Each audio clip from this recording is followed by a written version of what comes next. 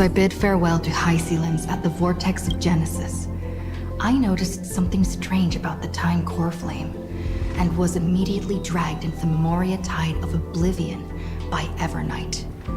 She was once the hidden power that March manifested by sacrificing all of her memories. Yet now, she harbors other secret intentions in her heart.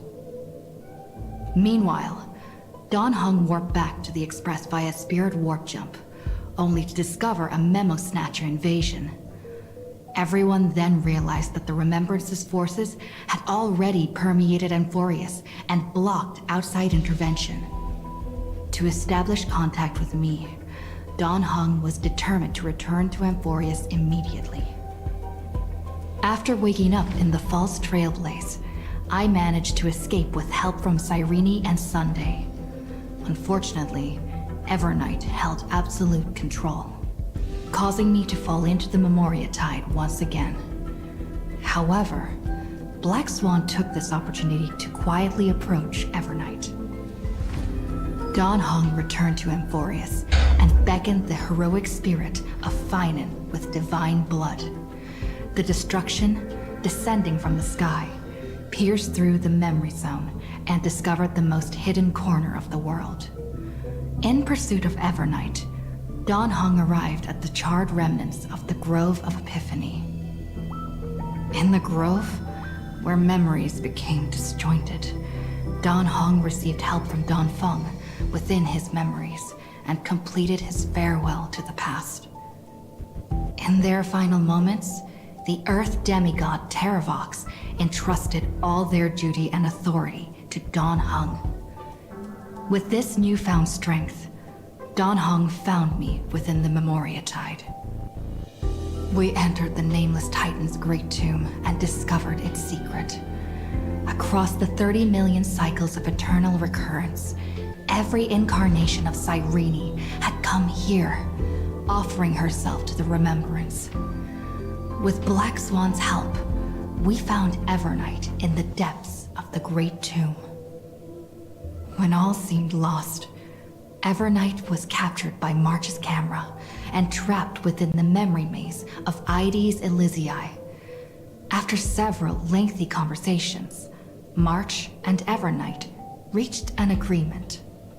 Evernight returned March's memories, and March finally returned to our side. With every condition for the Era Nova fulfilled, we returned to the depths of the Great Tomb and initiated the final Era Nova ceremony.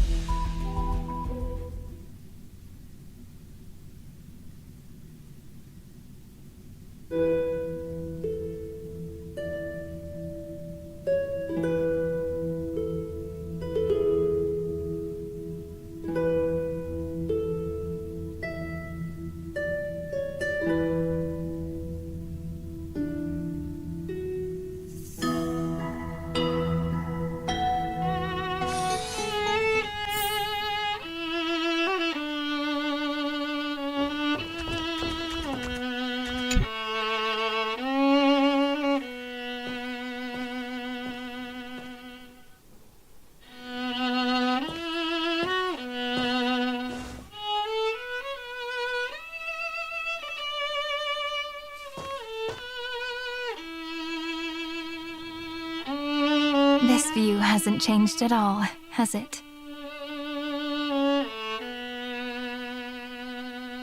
The hometown in your memories never changes, but when you return to your senses, you realize that fate has already stolen the time away.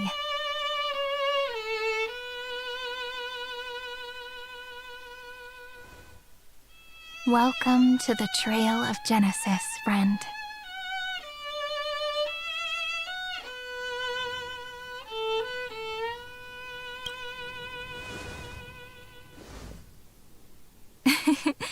Seems like the weight of memories from 30 million cycles really made me grow up. But if I keep growing, I might be taller than you, right? Then I'm really looking forward to that.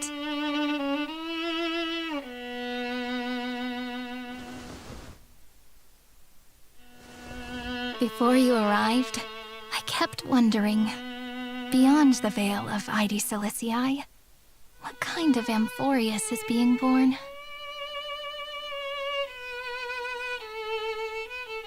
I can see fragments of it when I close my eyes.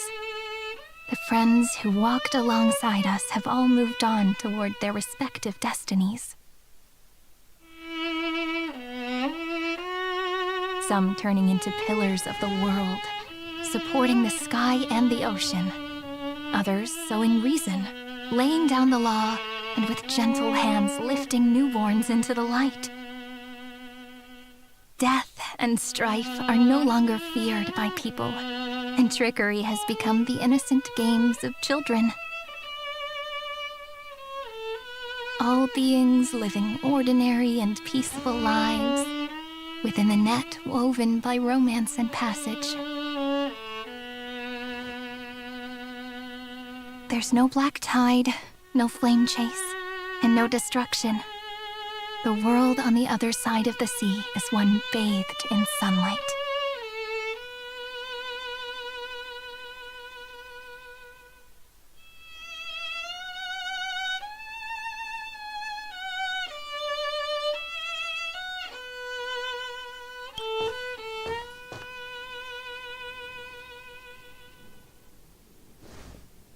Like a happy and carefree childhood, the era Chrysia in this cycle will last for millennia, until it reaches the moment decided by the prophecy.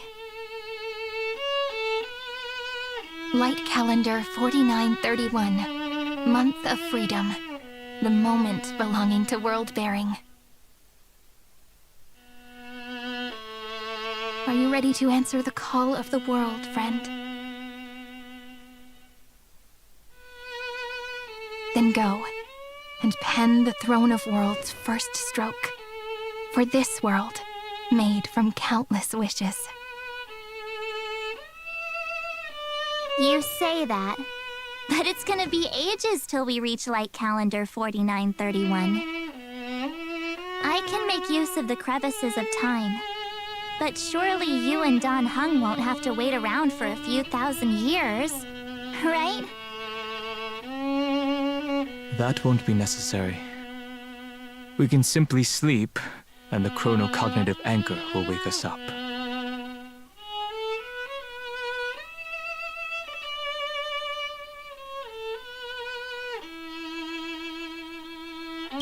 That's right. We've both become a part of the new world. Just waiting for you now. Our consciousnesses can converse with each other across the heavens and the earth, possibly due to the influence of the Trailblaze. I am now connected with this earth, and I can feel the breath of every mountain range. I see that the tallest among them is named Akama, and the form of the holy city is already taking shape. In other words, your stage is almost set. Do you want to take a leaf out of Kefali's book and make some prophecies before your nap? But we're not the only ones who have changed. The chronocognitive anchor just transmitted a message stating that Iron Tomb has reacted to the Era Nova.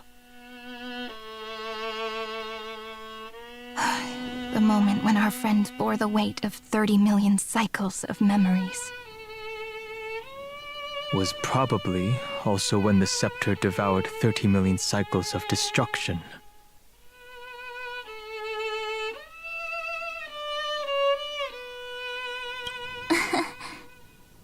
You know, you don't have to shoulder this world all on your own.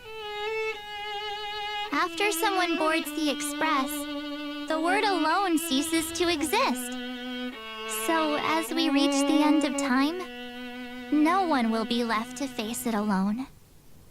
Dan Heng and I came here to specifically tell you that. Remember, This world is not a burden you bear alone.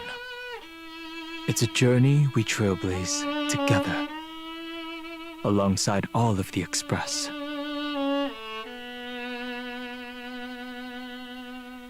All right. It's time for Don Hung and me to go have a super long nap. Look after this world for us. The road ahead is long, but we'll be waiting for you at the end. We'll definitely meet again. Let's take one more look at the other side of the sea before we set off.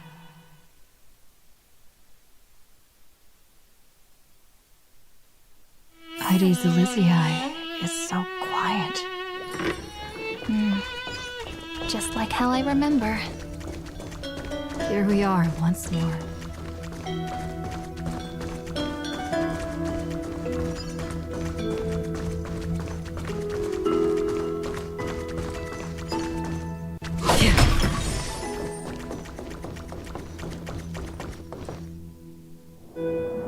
The scent of the black tide is now completely calm. At last, the starting point of 30 million cycles has finally welcomed. Its first end. And the final end, right? I can't hear his voice. There are no flowers there that bloom for him, nor is there a star that is his. Feinen is the only one who didn't reach the new world.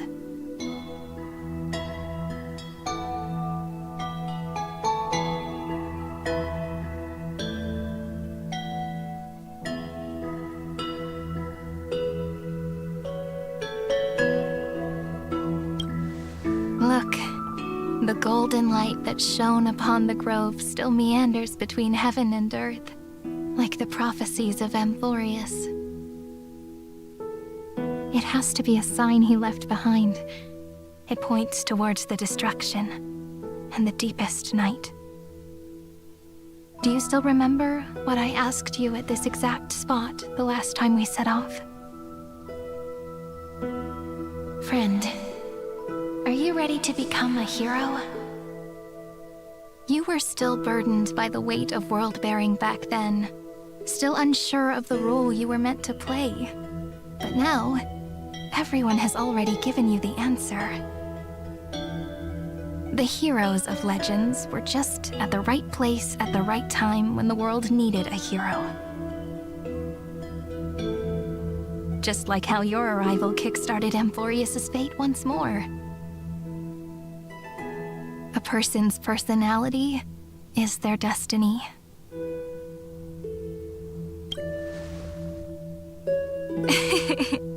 We best. Those are such beautiful words. Thank you, friend. I was also trying to cheer myself up with what I said. After all, before we truly compose the end of this story, I must also pluck up the courage to head off with you.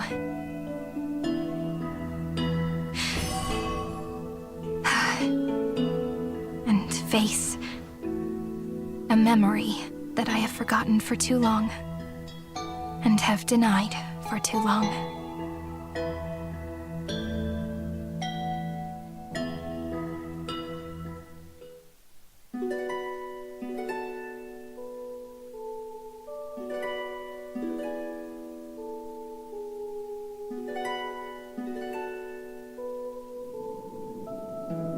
It's so dark. What is this place?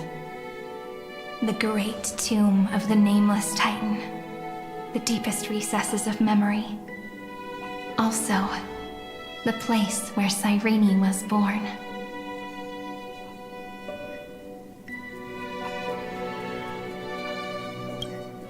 My apologies, friend. The more memories I got back along the way, the more I felt that something wasn't right. There's a sort of anxiety I can't get rid of.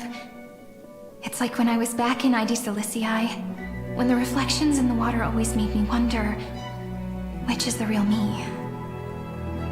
The The one reflected in the water, or the one standing on the shore. But I finally get it now. Look, friend. The words on that wall are the answer.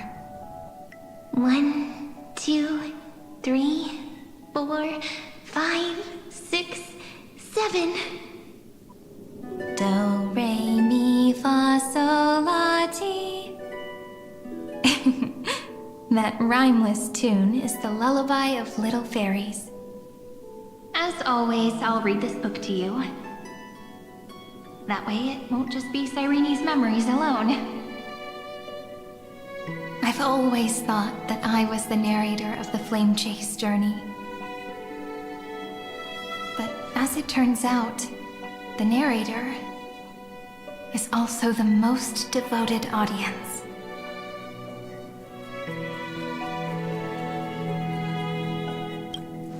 Thank you, friend. Every single Cyrene. That sounds so kind. At the moment of Era Nova, I was enveloped by the texture of memories. Within the glistening crystal, I saw countless Cyrenes, as well as countless versions of me. This is the final puzzle piece of the memories.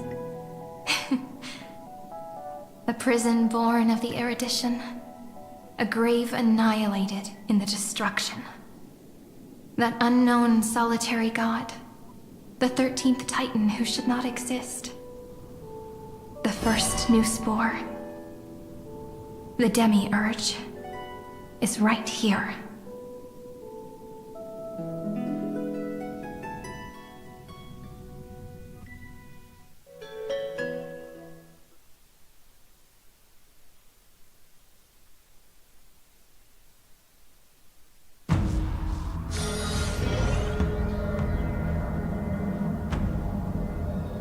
The interrogation records have been submitted to the Marshal. According to the Ten Lords' decree, Jing Liu and Luocha shall continue to be detained in the Shuling.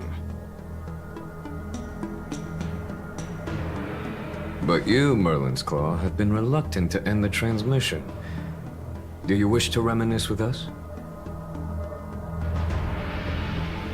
Or is there something else on your mind that you're just desperate to get out? You're quite calm, Jing Yuan. The Alliance only authorized the law food to be deployed for this Iron Tomb operation. They say the Seer Strategist's wisdom shines like a beacon. So why can't you see things clearly now? Look who's talking. I didn't vote against it, did I?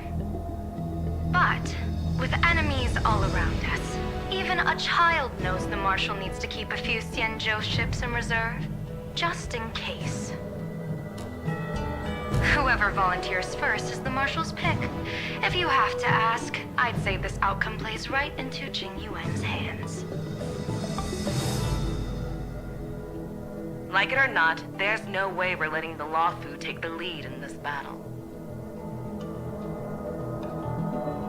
Oh my, Merlin's Claw. Are you afraid the Law Fu might steal the Yao Qing's glory? This is no laughing matter.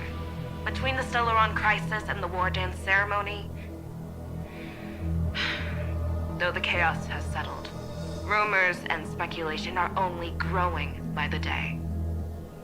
With Elder Huaiyan around, those with ulterior motives won't be able to stir up any trouble. But once the Law Fu gets their hands on the golden blood, it'll be a whole different story. With the kind of person Jing Liu is, and her connection to you, I don't need to spell it out. There are countless ways this could be spun into something bigger. You're overthinking it, General Fei Shao. When I volunteered for this task, I never expected unanimous support from the Alliance anyway. The Law Fu will seize the Golden Blood and redeem itself. That'll be our first one. Then we'll leverage this Golden Blood in the negotiations. Our second win. These 2 wins for the Law Fu will make all 3 of us happy. And that'll be our third win. Look, if this were a Skyfaring Commission deal, we'd be rolling in money, wouldn't we? Maybe the Divine Foresight should change his name to the Optimistic General instead. With the Decalite reflection barrier, the Yuchue must understand even more than the Luofu how significant this battle is. Amphorius' karma has vanished from the matrix of prescience. What omen does General Yao Guang see in this anomaly? In divination studies, we call this an empty fortune. It involves the eons and is thus beyond what mere mortals can comprehend. Your explanation isn't any clearer than Lady Fu's. Come on. How hard is it to understand the word uncertainty? For the Cobalt Head, the emergence of Iron Tomb is a calculated instant, but I don't believe they will just sit around waiting for death. And for the powers of the cosmos, this is their chance at survival, and the key to turning the tide of interstellar affairs. The Astral Express is leading the formation of an allied force, but I can see each faction has its own hidden agenda. There are even divisions within the Alliance, so it's not that hard to imagine how the other factions will react. Jing Yuan, I crossed paths with Selenova's Legion at the Battle of Sadunirama Star Cluster. Be extremely careful. The Ruined Legion's troops and weaponry are nothing to write home about. The IPC, even the denizens of Abundance, could take them on. However, while Void Rangers are just expendable pawns of the destruction, the real wild cards are... The Lord Ravagers. Indeed. Nanook's emanators are also their weapons to burn down the paths. I'm afraid conventional military tactics and strategies will be useless against them. My assessment is this. To completely take down a Ravager, we must disregard casualties and spare no cost. My only fear is... one wrong move, and the Luofu will fall into Fintilia's trap again, inching ever closer to destruction. Doubt is exactly the demon she wants to plant in our hearts. Do you still remember the beginning of the Alliance Oath? To save future generations from war and bloody dispute. The Rainbow's arrows have always aimed at any force that threatens the cosmos. Now that the Trailblaze walks alongside us, the Cloud Knights shall keep their oath as they have from the beginning. I just hope those on the front line will remain safe.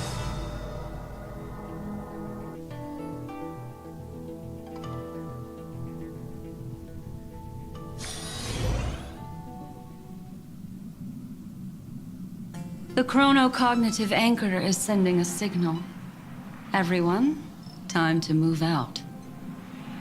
Did she and the others make it? Let me go over the plan one more time just in case. You'll enter Amphorius, reunite with your 3 separated companions, and try to locate Iron Tomb from within the world. Who are you taking with you? The fate of the universe hangs in the balance. We can't afford any slip-ups. I suggest everyone, except Pom-Pom, join the fight. We do need to be prepared for all possible contingencies. I have no objection to this. I'll do whatever I can. Meanwhile, Screwy and I will continue attacking the Demiurge Matrix. That is, the Scepter's kernel, from the outside.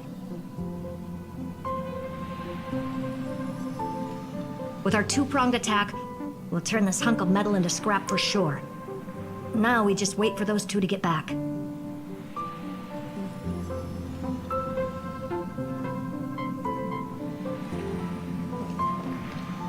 Oh, and just like that, they're here. Sorry to keep you waiting. With Planet Screwlum's help, The formation of the Cosmic Alliance to counter Iron Tomb is progressing smoothly. The cosmos has set its sights on Amphorius, and now it's just waiting for the first shot. Well then, let's not waste any more time, Fourth Mirror. It's my time to shine! Finally off the bench! Initiating thought refraction. Please read the safety protocols carefully. Huh? Just kidding! I've already checked the agreement box for everyone. And now, destination? Amphorius! 3, 2, 1, launch!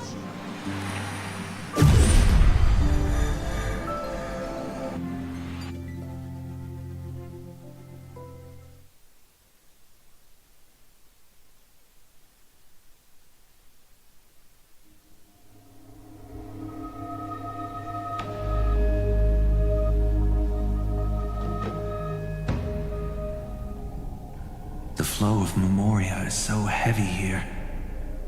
Unlike Pentagoni's dreamscape, this place has built up a true epic measured in millennia.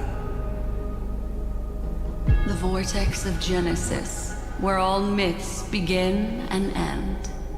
And in this new world created by the Nameless, the infinite cycles have been broken. Let's set up the Trailblaze beacon and establish contact with the outside world. I'll leave it to you then. It'd be better for me to not show myself in front of the Garden of Recollection. And, Mr. Sunday, you probably shouldn't show yourself either. Agreed.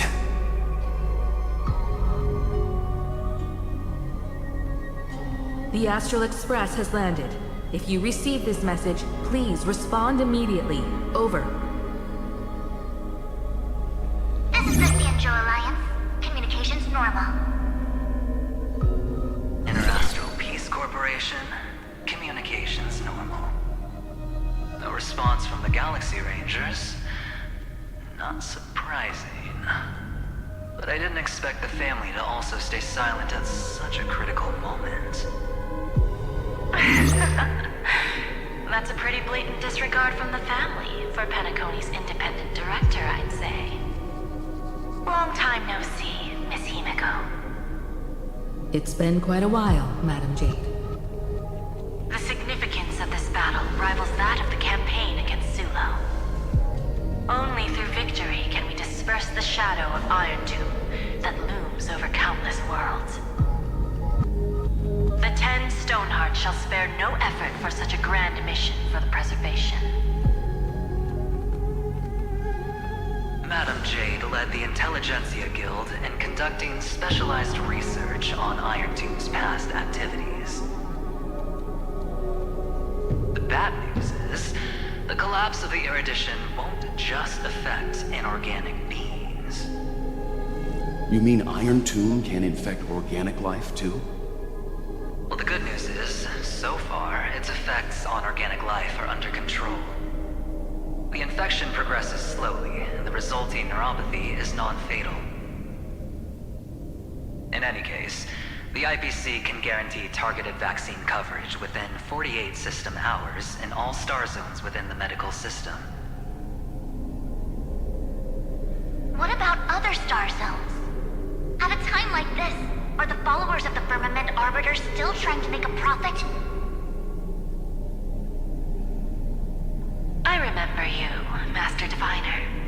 Your performance during the Third Denizens of Abundance War was quite impressive. Please rest assured, all worlds can purchase vaccines from the IPC with a humanitarian discount. That's the current policy at the very least. But if the Cianjo Alliance is willing to assist with the IPC's assets in Epsilon and other star systems, we'll have more cards to play when reiterating to the board the necessity of deep cooperation. It makes sense, since interastral peace entertainment's headquarters is in Epsilon. But why are all the other worlds on the list? Places that the Elation has visited? Think of it as a long-term investment. Please understand that everyone at Pierpoint is swamped with Iron Tomb work, especially the marketing development department. At this rate, even the 10 Stonehearts can only do so much. Having some assistance from the Alliance would surely benefit the entire cosmos. Wouldn't you agree? As an old Xianzhou saying goes, those who succeed should help all under heaven. Your proposal must be decided on by the 7 Arbiter Generals. I'm just here to relay the message. In times of crisis, the Luofu will not hesitate to help those in need. However, the prerequisite is that the IPC must unconditionally assist the Alliance with emergency rescue operations in the disaster area. Of course. In the name of preservation, all for the Amber Lord. Thank you all for your selfless dedication.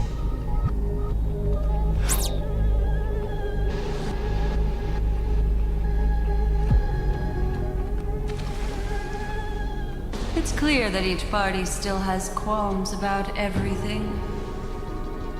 The clash between destruction and erudition isn't just about the fate of the cosmos. It's a moment for all factions to reshuffle their cards. You can never be too careful when battling a Lord Ravager. All are equal in matters of life and death. In any case, we can only hope for the best in all that's to come. It's about time we dive into the vortex and see what Emphorius looks like on the inside. I wonder where she and the others are right now.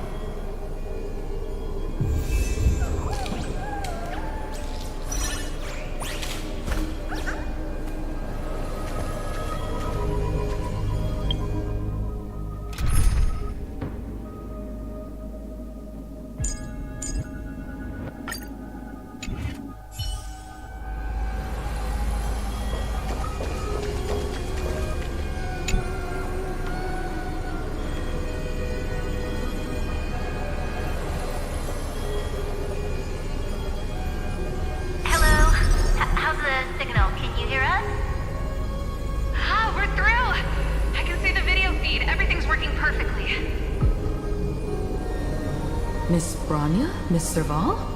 What a surprise. It's been a while. We've already heard from Miss Topaz about the Iron Tomb operation. She made a special trip to deliver the vaccine to Belobog. I can't believe the Express crew is at the eye of that storm. Is everything going smoothly? Don't worry, we're still following the plan step by step. How's the situation in Belobog? Guerrilla 6 is located on the outskirts of the preservation barricade. While it won't bear the brunt of the first wave, there's still a risk from the aftershocks. Matt, Pard, and Pela are busy organizing the Silvermane Guards, having them consolidate their lines and dig trenches. Zila and Lynx just got back from the Geomarrow vein production chain. Hey, do you want to say something to them? That would be unnecessary. It'll only shake their morale. Just tell them to stay safe. Miss Bronya, I'm afraid this disaster will be far more terrible than you can imagine. Please, be sure to follow Miss Topaz's instructions and make thorough preparations. Of course. We have resealed most of the engine of creation beneath the ice to prevent the will of the preservation from becoming an accomplice to the destruction. Don't worry, Miss Himiko. Belobog is far more resilient than we imagined. We really wish we could help, but Guerrilla 6 has only just woken up from its hibernation.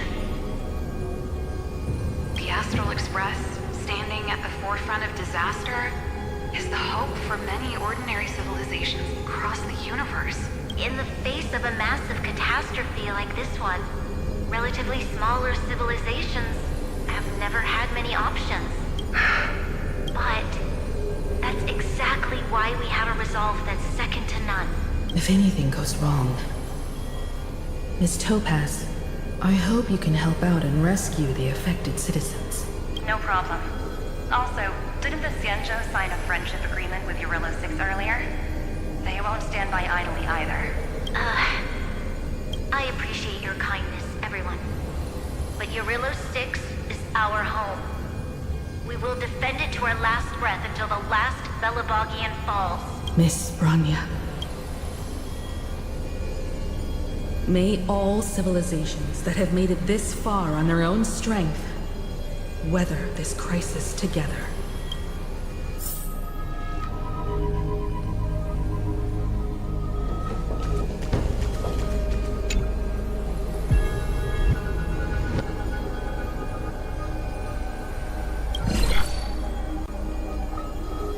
Good news, Miss Himiko. The 7 Arbiter Generals have reconsidered the current situation, and I'm here to relay their message. Officially, the Alliance's combat forces will still be limited to the Luofu, but the Yaoqing has also been deployed in the surrounding war zone as a contingency. Words cannot express our gratitude. Getting the Hunt to agree on sending troops must have taken quite some effort from General Jing Yuan. The Luofu already considers the Express an important ally. We also have no intention of hiding the fact that there is indeed something the Xianzhou seeks from this Iron Tomb operation. But this time, the Marshal herself decided to send out troops. With a formidable enemy before us, the Alliance has no reason to back down. Nor will we be content to take a back seat. If we can stand together with civilizations across the universe to overcome this crisis, then we must do so. Even at the cost of our own lives. The Alliance truly embodies the principle of righteousness. It's fortunate that the cosmos has great heroes like you. You're too kind. As for that Jade Abacus of Allying Oath, you can save it for when you're in more dire need.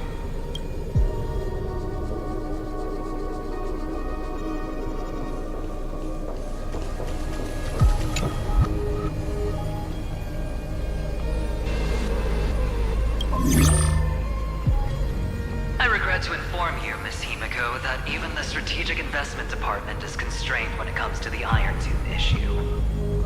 And it would be difficult to meet the expectations of the Astral Express. However, Madam Jade instructed us to look after our nameless friends as much as possible. So let me offer you all a small suggestion, just from my personal perspective. Other departments at the IBC might also take this opportunity to extend an olive branch to you when that time comes. I hope the Astral Express will remember that the 10 Stonehearts were willing to stand with the Trailblaze, even though we were in a difficult position. And more importantly, we were the only ones willing to do so. Sounds like a threat, doesn't it? But trust me, every word comes straight from the heart. Has the internal conflict within the ITC really gotten this bad? Everyone knows about the bad blood between Diamond and Oswaldo. At least until now, they've had an uneasy truce. Until the Lord Ravager Archforger caught the board's attention. I'll leave it at that, as it's confidential information. Hope you can understand. I understand. Our immediate priority is to address the Iron Tomb crisis. Let's hope for success from the start. This might help ease everyone's pressing concerns.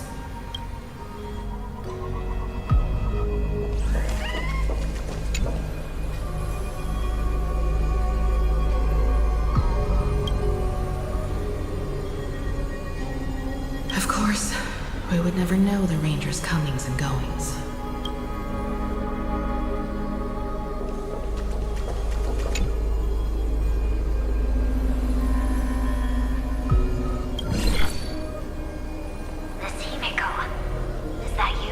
Yes, and you are Miss Robin. Yes. I apologize for not being able to respond during the meeting earlier. And even now I can only appear in disguise. On behalf of the Penaconian family branch, I extend my sincerest apologies to everyone. We tried to request aid from the family. We essentially received no response. I've heard about the internal conflicts within the family. Miss Robin, there's no need to apologize. Every bit of strength is precious at this moment. Thank you for understanding. news is, since you're one of the shareholders of Penacony, the family heads have agreed to allow me to lead all Astanian tuners to the front lines. My charitable foundation will also do as much as possible to provide support in this battle. They'll ensure that proper arrangements are provided for those wounded on the front lines, and for residents in affected areas. Miss Robin, I'm beyond moved by your spirit of self-sacrifice. The Astral Express would also like to make a promise that we won't leave any companion behind.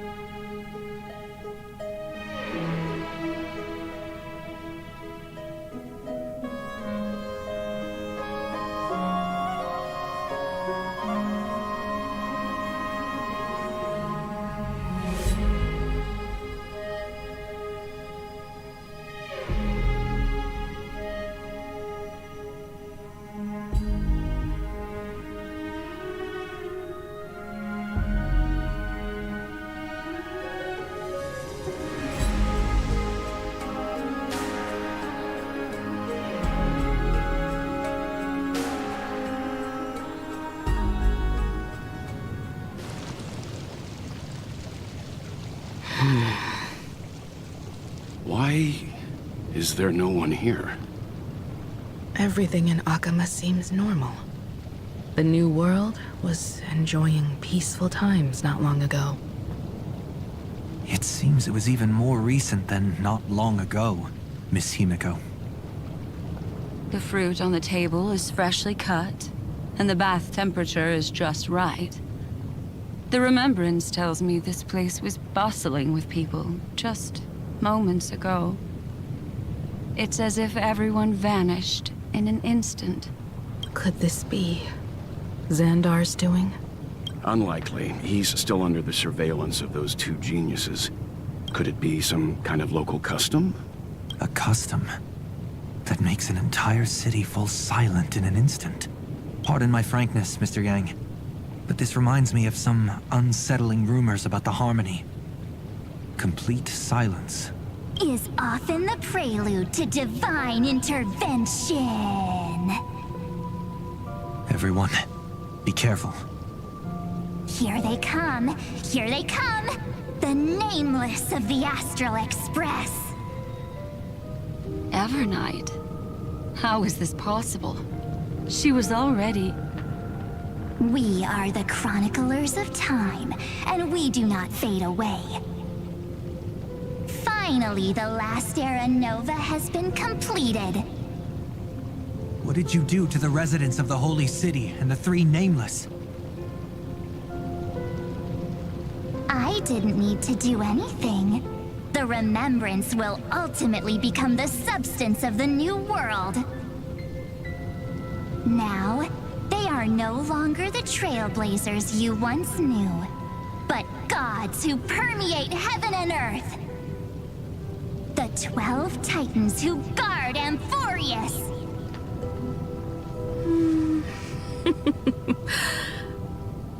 Stop fooling around, March. Come on out. What? Oh, I practiced so long for this! Getting seen through right away is just so embarrassing. You've obviously been learning from the theatrical culture in Amphorius. But if possible, I'd prefer our reunion to be a bit more casual and laid back.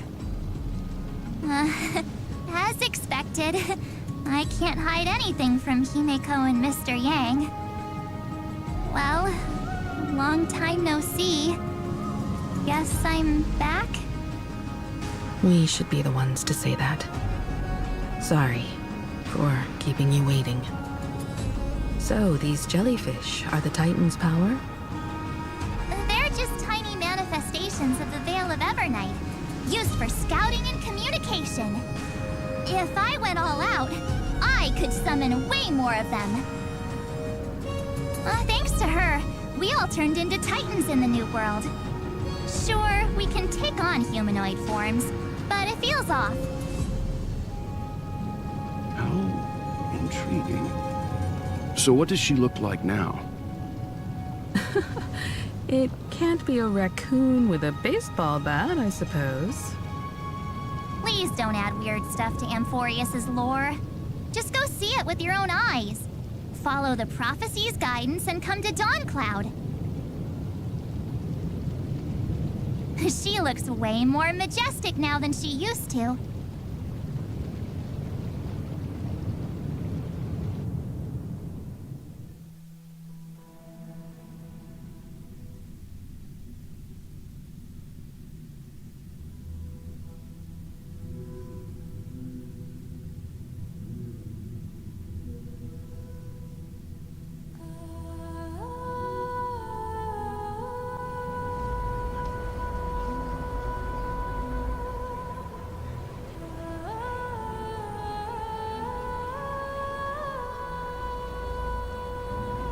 Unbelievable. All the residents of the Holy City have gathered here. This isn't just a gathering. It's a pilgrimage. The people's expressions are resolute, devout, as if waiting for a miracle to descend. That colossal deity is her. She has become the pillar of the world. Surprisingly authentic. Being this serious is quite unlike her usual style. Those people didn't disappear. Instead, they've answered the call of the prophecy and come to witness her awakening. Our good buddy now bears the weight of the entire world, and every breath they take is intertwined with Amphorius's destiny. Awakening? Has she fallen into slumber? Yeah. After all, with such a huge time dilation between inside and outside the scepter, this was the only way we could wait for everyone. Time watches over yesterday. Earth guards today. And when the Trailblaze steps into Amphorius once more, the slumbering deliverer shall awaken. And then bring the prophecy of tomorrow to this world. Come on, everyone. Let's get closer to her. Watch how the world-bearing prophecy changes this world.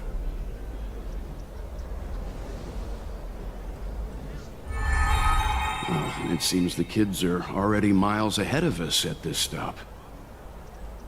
All the more reason we can't afford to slow down our pace. Let's go witness this moment for ourselves. Majestic. Speaking of which, I once caught a glimpse in Sleepyhead's memory of her transformed into a towering tathalog. Could it be? No way. That was just a nice dreamscape. Ugh, at least nice for her. If they are the throne of worlds who bears the weight of this world, perhaps they could guide a traveler still wandering among the stars. Hey, since when did you get all pious? Her advice sounds pretty silly sometimes, you know. The so-called fool and the world are merely a step apart. On the tree of reason, teaching us to find erudition amidst imperfection.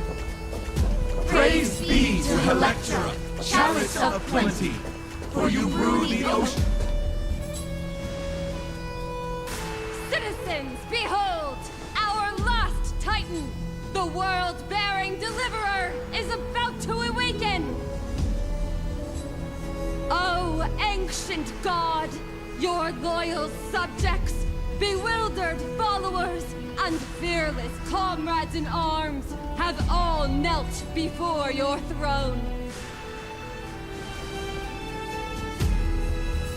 Awaken from your eternal slumber and bestow upon the world your divine prophecy! Please guide us! Show us how to embrace this beloved world as we welcome that distant dawn!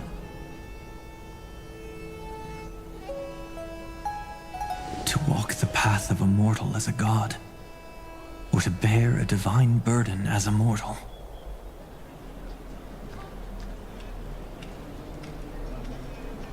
She will give us the answer.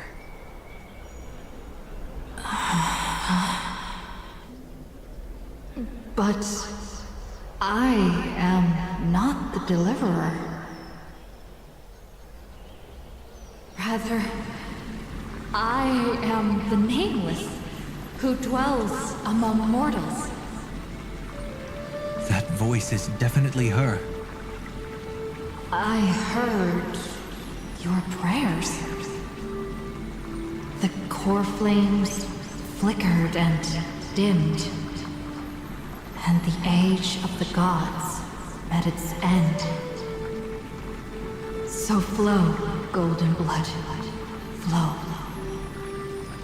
I'll bestow it upon you, returning it to the true masters of this world. Stand with me and become heroes.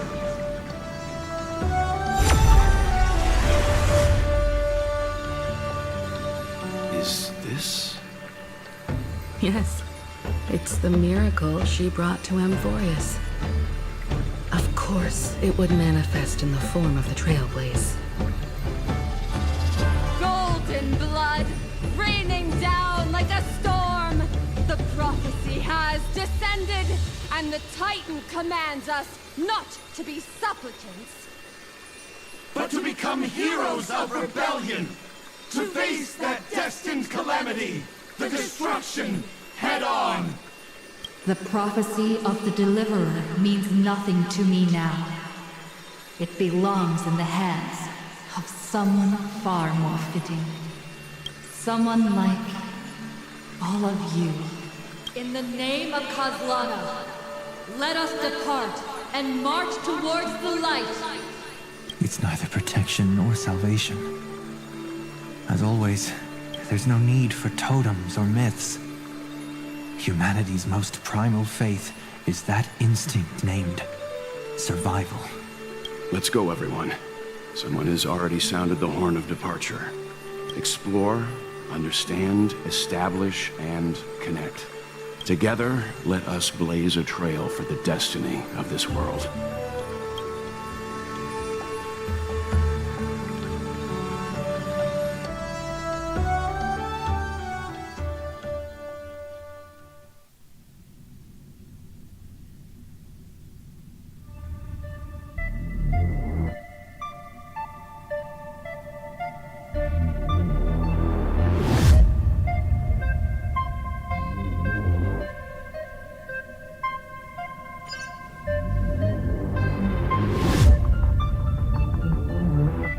Is it just me, or does this demiurge matrix feel completely dead?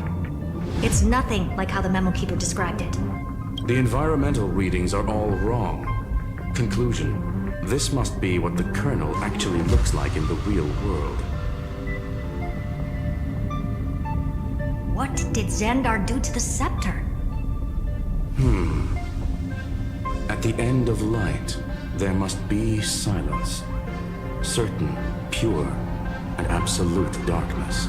Not the time to quote the Lord of Silence. Bad omen. Either way, we have to press on. Until we uncover the truth behind the 13th Titan. The buried past is the key to stopping Iron Tomb. That is, if it even exists. Xandar says the demiurge never existed. Who actually buys that? You can erase the records, but not the truth. It vanished too cleanly. No traces. Like someone's yelling, "Look, there's nothing here." Too bad I'm the type who can't resist digging deeper. Looks like I'll be counting on you again, Screwy. Let's tear the system inside out. Always happy to help. But as your academic partner, I have to ask, Herta, what if we fail? Let's say the demiurge really doesn't exist. Do you have a backup plan? A backup plan? Of course. If we can't find the key, we turn the lock into the key. That plan's cost is incalculable. It shouldn't even be on the table. Then let's hope we never have to use it. There's no point worrying about the end just yet. One step at a time. Let's go. We don't want to leave the others waiting. You brought what I asked for, right? A butterfly has to land on the branch before it can dance. We'll need a wide open platform before her entrance.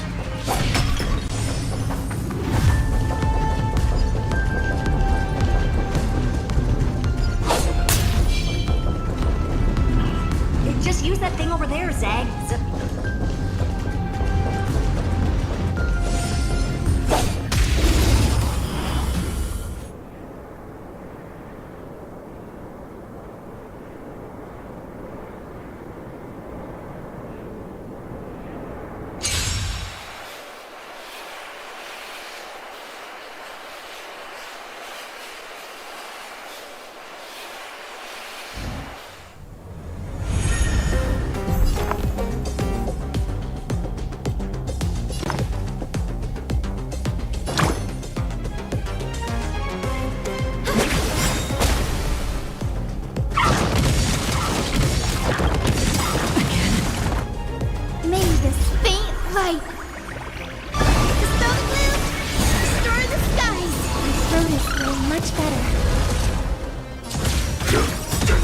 Another journey begins. Until everything burns to ashes! Destiny for oblivion. I will claim the fight to live! This is more than a battle. Set the sea away! Fight to live!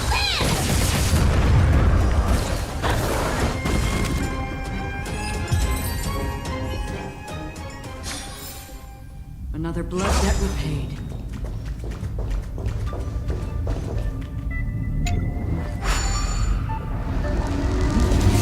What a dumb name. I hereby rename it Herta's Big Hand.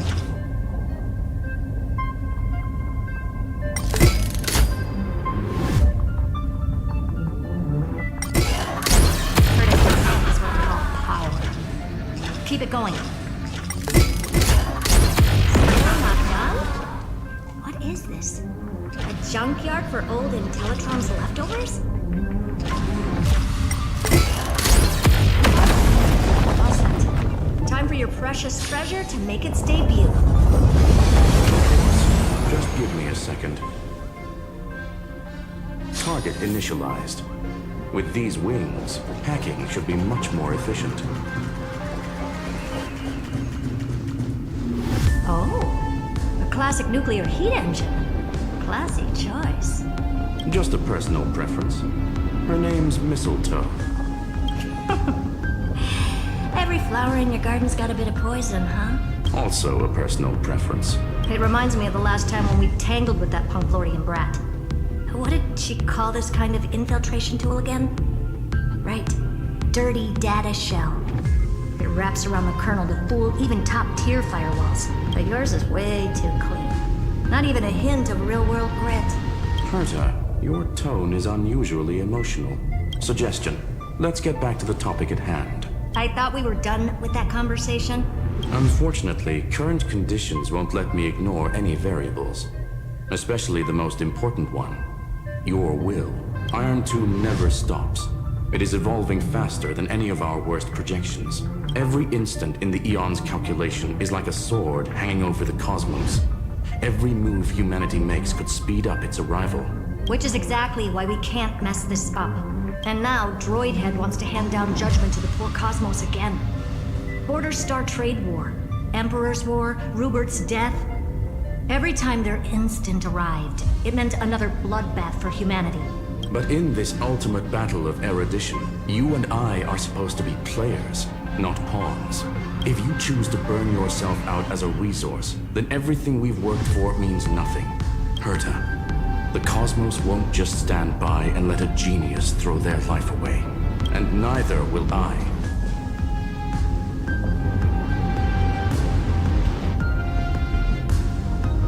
need to kill the mood. This is why we're here, isn't it? We need to find the Demiurge and that lost key. I'm not here to be a deliverer. I just want to beat Xandar and Droidhead. Right now, I just need to know. Are you with me? Of course. Time to board. After you. Let's tidy this place up and see what this Demiurge really is.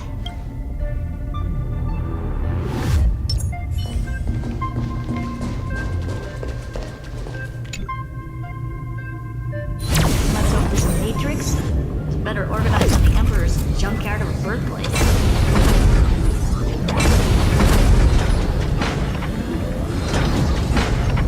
Buckle up. We're hacking in. This is...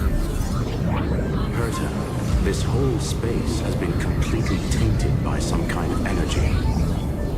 I see it too. We're thinking the same thing. Xandar, how could you go this far? Turning your own graveyard into this. What's that up ahead? Katorzane algebraic expressions. It's built for isolation, not defense.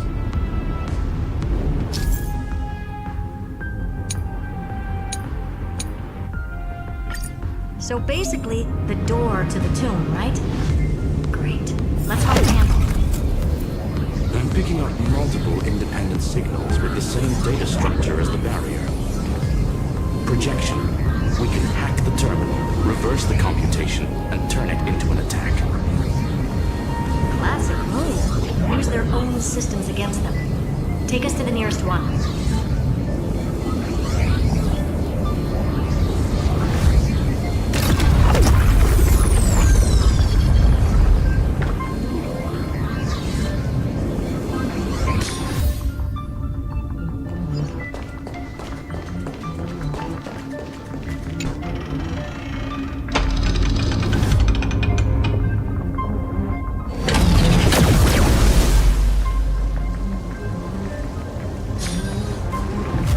No response. Just as I feared. Not promising. The output is barely a third of what we need. Logic says we'll need multiple terminals to coordinate the strike. Locking onto the next one now. Find anything else? Regarding the origin of these ruins, no logs found yet. Xander erased all records. But I did find some interesting scars in the circuit. High energy radiation, internal imaginary energy contamination. From what I know, there's only one thing that fits. Skip the science talk, Screwy. That thing only goes by one name. A Stellaron. Exactly. Xander blew one up just to clean the entire sector system. So that's what he meant by killed that Titan with my own hands. He wanted to turn the neuron of the erudition into a relay for the destruction. That meant getting rid of all of it, at all costs. The life form known as the Demiurge was the original target of the Scepter's extrapolation. It makes sense. Evernight calling it the first new spore confirms this viewpoint. The prime mover of life. That's what Scepter Delta ME-13 was originally tasked with. Even after it got scrapped, the query kept running. Yet the true value lies in the process of solving it, not the answer itself. Then, does this mean finding the Demiurge is hopeless? No, I'd say exactly the opposite. It means Xandar had no control. He couldn't contain the Demiurge just like he couldn't handle Droidhead. So he tried to erase every trace, but he failed. It still left a mark.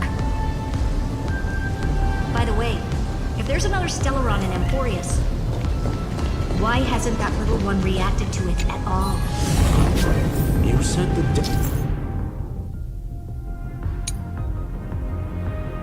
Demiurge left a trace, right? Yeah, but not in the real world. Remember the great tomb of the nameless Titan?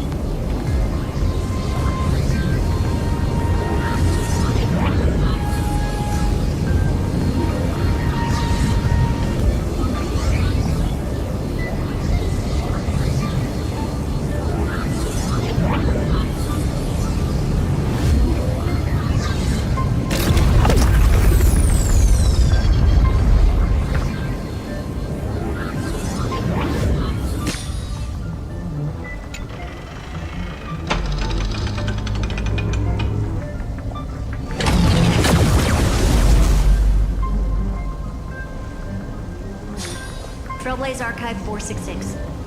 The data from Affiliate 093 clearly indicates that the Demiurge did in fact enter Amphorius's extrapolation.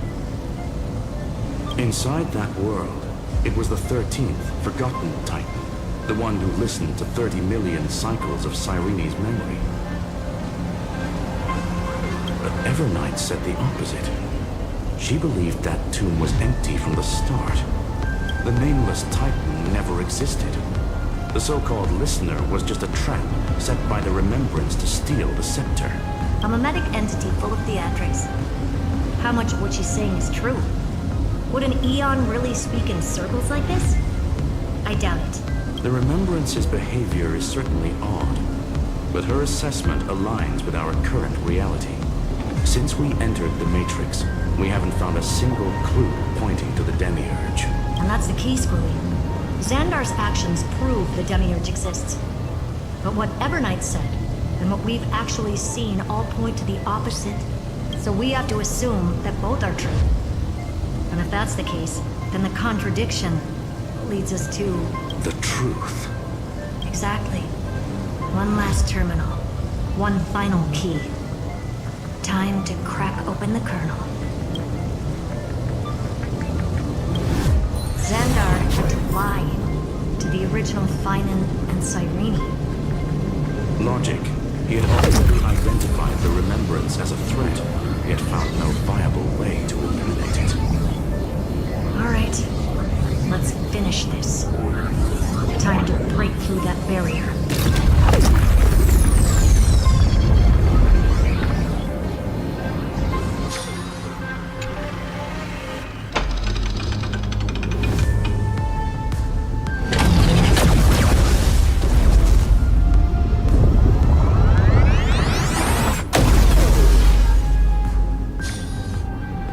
Operation authorized.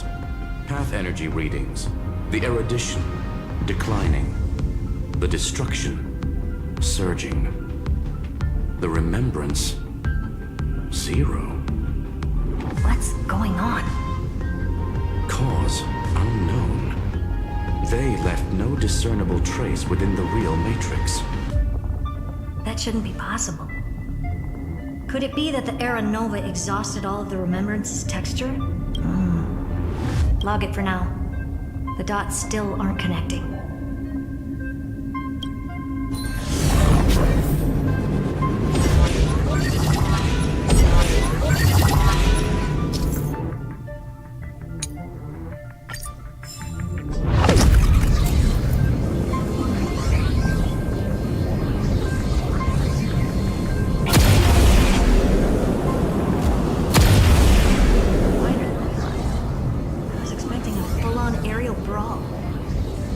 It's advised to remain vigilant. The destruction's levels are still rising. Huh? What's the matter? Interesting. I just picked up a signal from the Exo.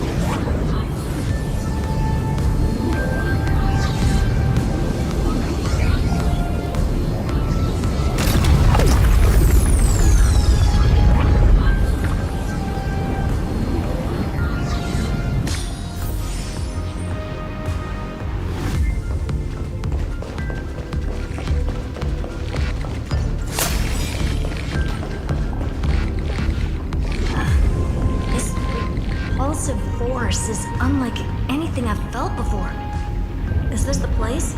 Correct. Judging by its defensive properties, this is the entrance to the Exo myth. Didn't expect that. Who builds a lab in the middle of digital rubble? Then again, never doubt a dead man's resolve. So how's our dearly departed doing? He severed part of his neural pathways to break free from Lord Anaxagoras' control. But that also triggered the failsafe I set. Conclusion. Xander has lost all combat functionality and is no longer capable of action. So now he's a specter, literally. Screwy, can you open a path? Just to be sure, I want to see this for myself.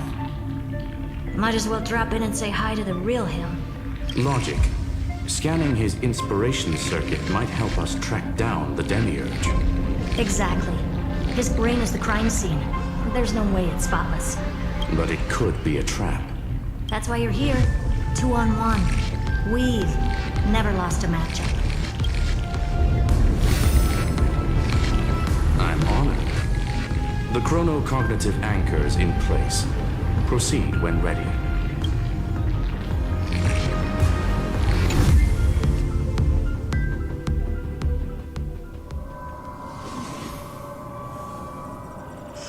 I knew it. The one thing I didn't want to happen. He's not here. The coordinates are accurate. Xander is still here. However, his position is shifting rapidly and chaotically. This pattern doesn't match any known shielding technology. It's his domain. Stay alert.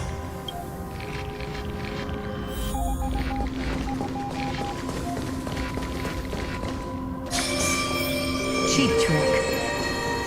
The spatial field. We're back. Reverse engineering complete. The results are not what I expected.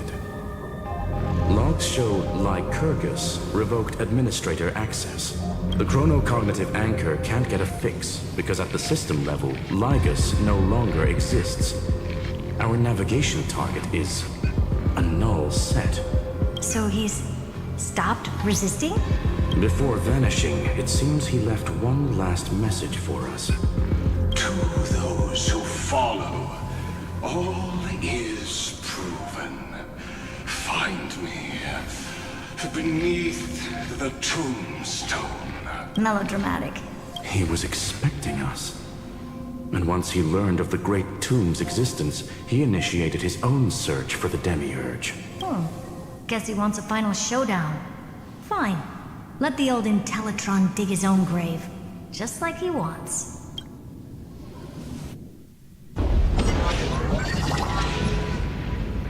To be in the purest light is to be in the purest dark.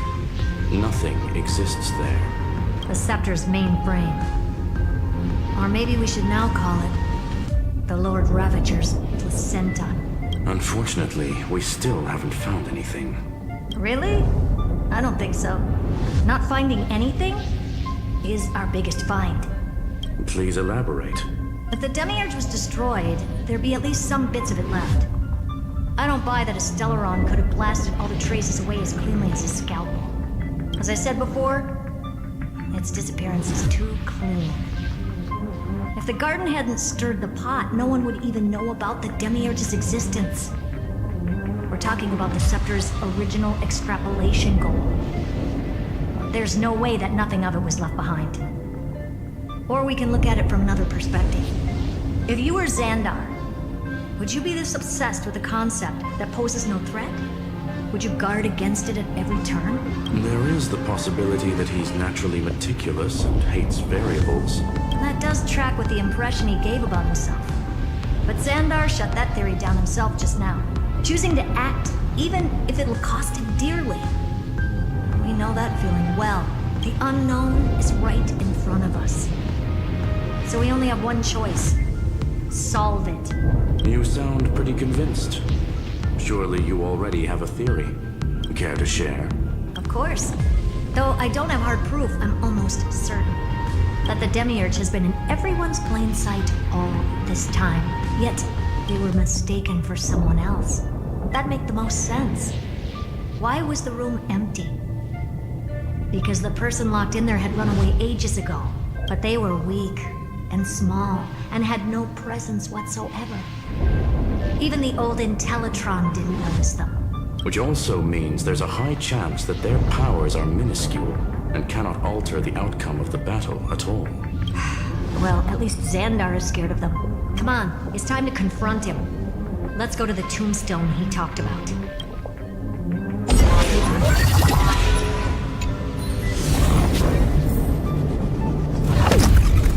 What a mess. Total devastation. He sought to bury the truth beneath destruction. Logically sound, but ruthlessly extreme. Slim chances. No chances. I put down a single grain of sand in the Stop. Calculation results. Your backup plan has a success rate infinitesimally close to 0. Which means it could work, no? This is the place below the tombstone. Let's open Lygus' coffin like he wanted.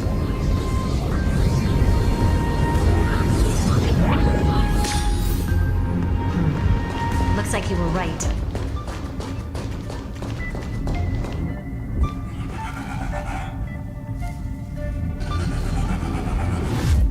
Nothing but a head left?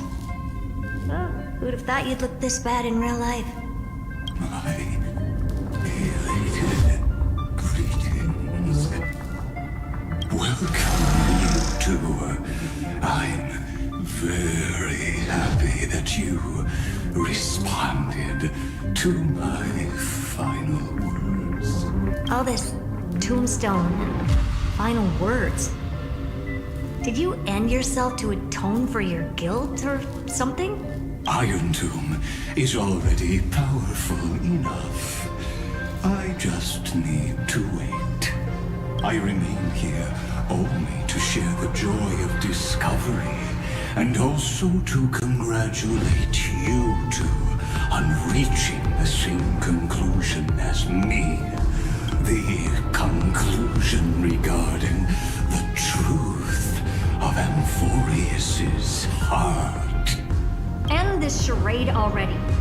That Amphorius's heart you're talking about is just a missing demiurge. And its corresponding vessel was this very scepter. You interfered with the experiment and made Amphorius's body into a hollow shell, all to incubate Iron Tomb within. That's why you either killed or kicked out all of the Memo Snatchers. You wanted to eliminate any chance of a consciousness coming into being, no matter the cost. Even the strongest wall can fall to a single crack. The memory of betrayal has been etched into my heart, and I will never show mercy.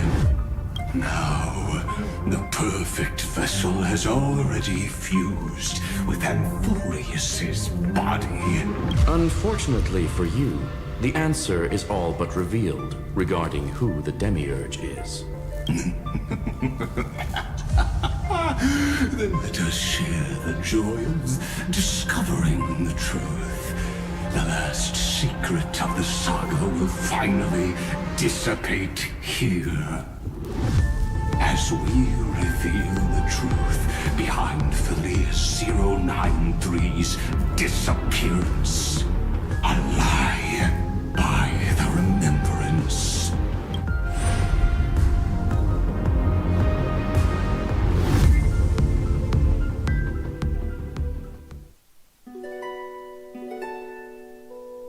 But where should I start with the story about me?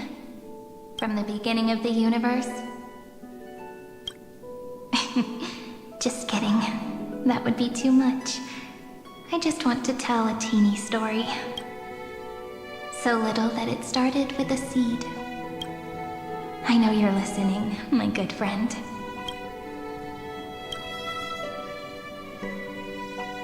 The god in my dream told me that the world sprouted from a seed.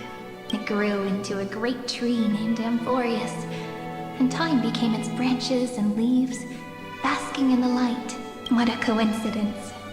Dappled light coming through the leaves is my first memory as well.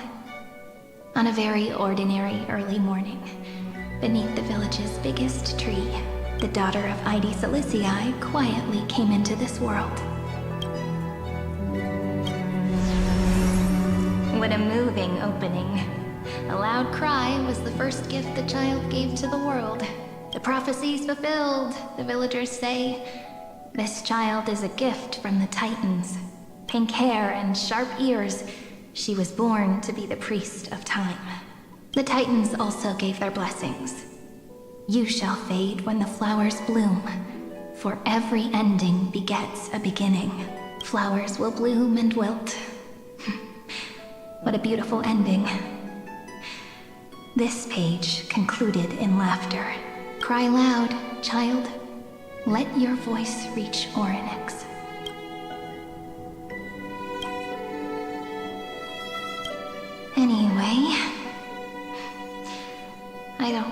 tears. Time quietly flowed by, in the midst of laughter. The wind from my hometown caressed the ears of wheat, and there were swings, wind chimes, the sea, and the little fairies off-tune a cappella songs. But the name Ide Celestii came from the unpleasant sorrows of the gods. My childhood friend did not understand. Yet you always seemed so happy, as if nothing ever worried you. Why was I like that then? That's because the world was gentle to me. So, I grew up to be gentle as well.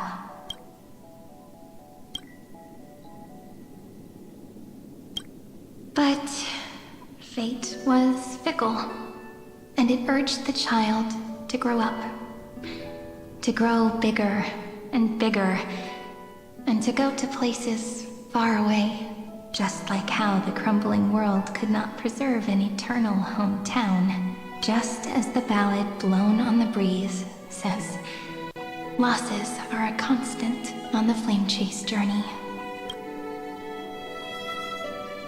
Oh, whose ears are pricked up now? You definitely heard me say this sentence a lot of times. You know that the story starts to deviate from here. Aren't you looking forward to it? Then let's get started. The hero's journey crosses through the long night, through tears and laughter, and once again heads towards tomorrow.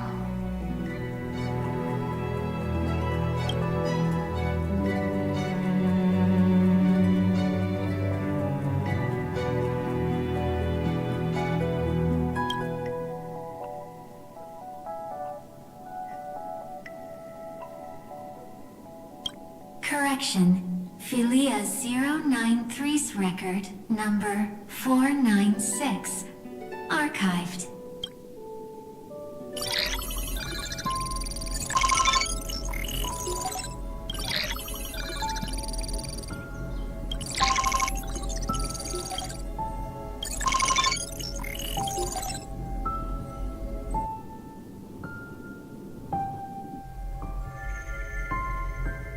Hi. Miss me yet? I'm just messing with you. This is the first time I have met you. And it looks like it'll also be the last. Philia 093. Since we don't have all day, let's get started, shall we? As always, I'll read this book to you. That way it won't just be Cyrene's memories alone. Where should I start this time? Let me see. Formatting complete. 093. Size. Grayscale. Proportions. Threshold. Outputting analysis result. Philia 093 equals Peach. Peach's record. Number 8128. Archived.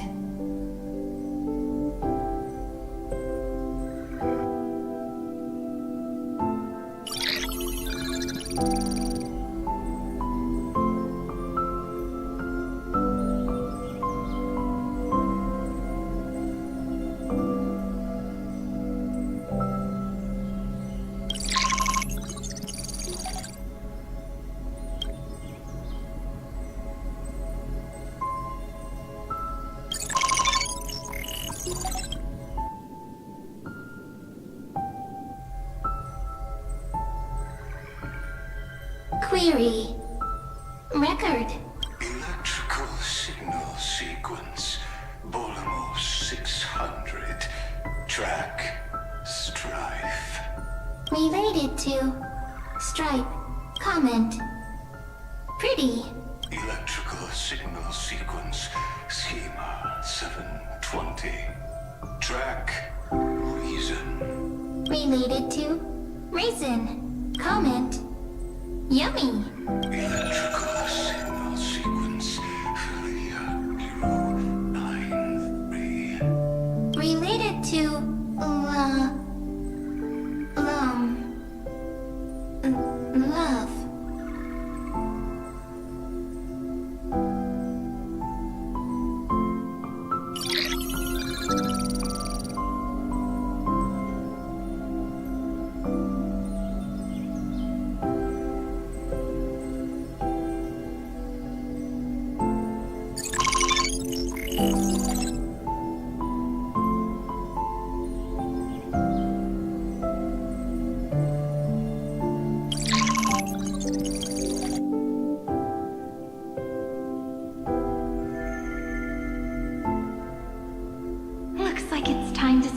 Hi again. Hi, Peach. Before I was even aware of it, this book had already recorded too many emotions. Every page has become so heavy. Conclusion. Books are meant to be light, not heavy. I have started to feel uneasy whenever I take it into my hands. Peach, uneasy? Formatting progress, 94.423%. How many times has it been? It faithfully fulfills its duty, activating and formatting. Conclusion. Progress. Bad. If I can only write the same ending every time I lift my pen, then is this weighty saga just an overly naive dream? Peach, scared. Formatting progress, 96.024%. Peach, don't cry. Process error. Analyzing. Process error. Analyzing. Comment. I'm here. Process error. Analyzing. Really? Are you encouraging me? Peach, happy. Thank you. I'm sorry for making you see this embarrassing side of me.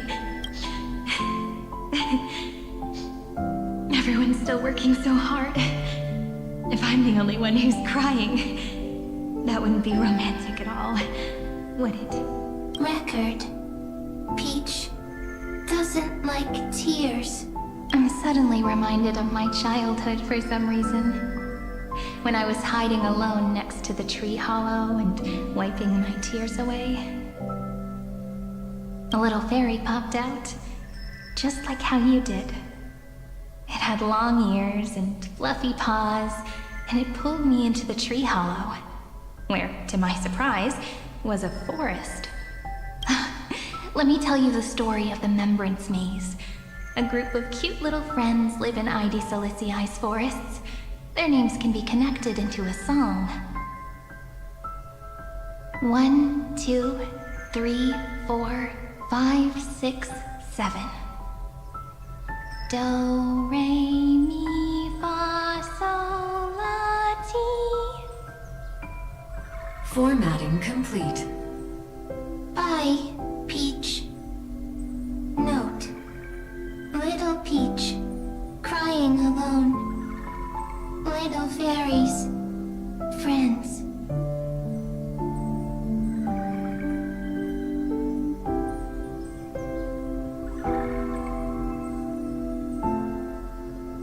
Say.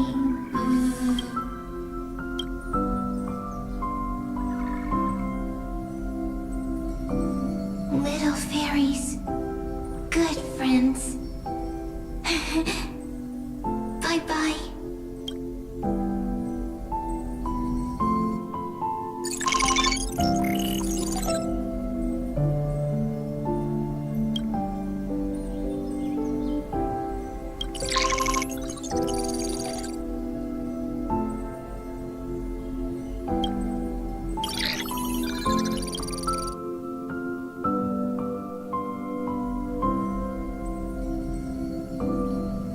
You never say anything, but I know you're listening.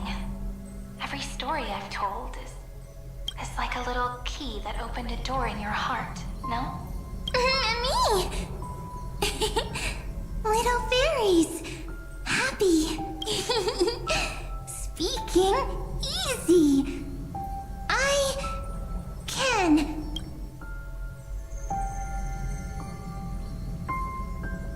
Once again, the saga comes to an end. Everything is deathly silent, just like this very moment. Shh! You speak! I listen. This time, too. Sitting together. Now that I look back, there was a period when I got really sentimental. Sentimental. Stories have sentiments. I was so anxious, trying to find as many different memories as possible, hoping to bring some change to this unchanging destiny, and find the way out of this maze. Peach, strange. But I won't do that anymore now. Why unhappy? Formatting progress 73.998%. I'm here. Don't be scared. Process error. Analyzing. Won't allow it to interrupt you. Always sitting together. No need to feel sorry for me, good friend. If there are no new blank spaces, how can a saga continue? Blank spaces? What's that? I'm actually really lucky, you know? During the long years I've spent waiting for the Deliverer, I've always had you here as an audience. Isn't that already enough? Not enough, not enough! Peach, don't leave! Now I can rest in peace in the past. As for when tomorrow will come, I'll have to ask the next Cyrene to continue our watch. Peach left. If there are no new blank spaces, how can a saga continue? Needs no blank spaces. Next, Cyrene has blank space. Peach, don't be scared. I'll help you find blank space.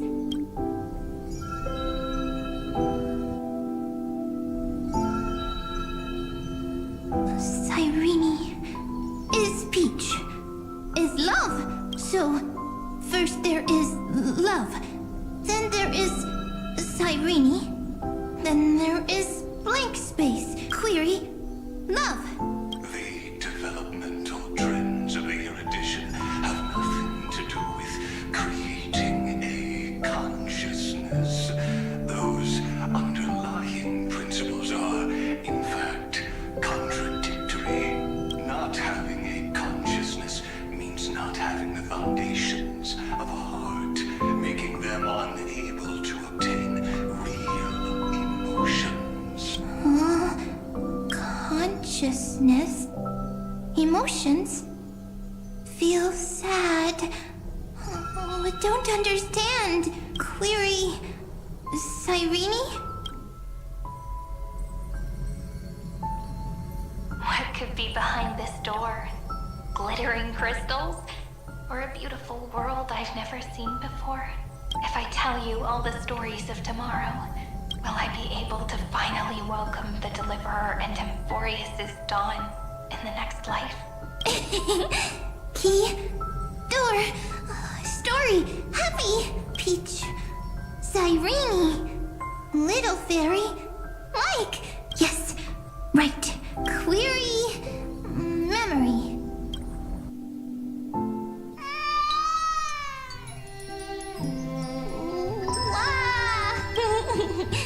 Peaches, memories, save, learn. The prophecy's fulfilled. This child is a gift from the gods. Pink hair and those ears. She was born to be the priest of time. Cyrene has pink hair, sharp ears. You shall fade when the flowers bloom, for every ending begets a beginning. Cry, child. Cry aloud. Let your voice reach Oryx. Cyrene is a girl, a priest. Easy. I can. I learn. Anyway, I don't like tears. But the name ID Silicii came from the unpleasant sorrows of the gods. Yet, you always seem so happy. As if nothing ever worried you. Cyrene doesn't like tears. Always happy. Of course. Because the world was gentle to me. So, I grew up to be gentle as well. Cyrene is gentle. beautiful things. Can write stories. Easy. I can. I learn. Just as the ballad blown on the breeze says, losses are a constant on Flame Chase journey. But even if all is lost to the wind, some things won't easily change. Like my height, Treeby's innocence, and Aglaya's beauty. Cyrene. She can't grow up, but she can talk.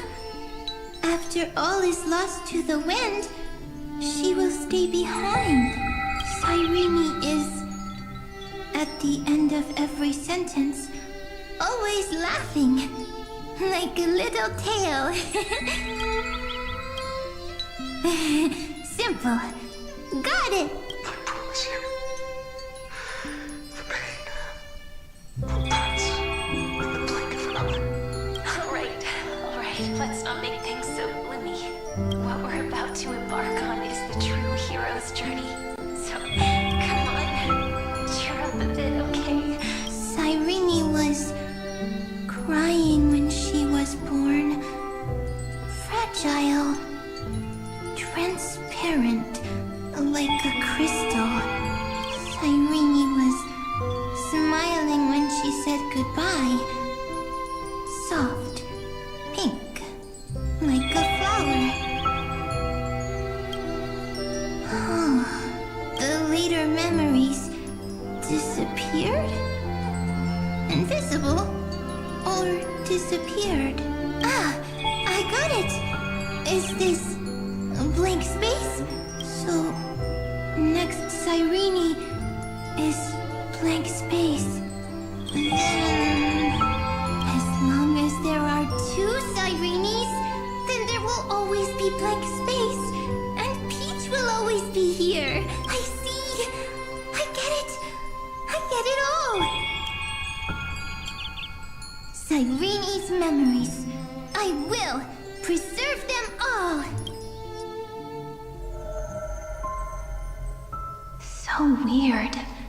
I can't see you, but I get this feeling that you grew up.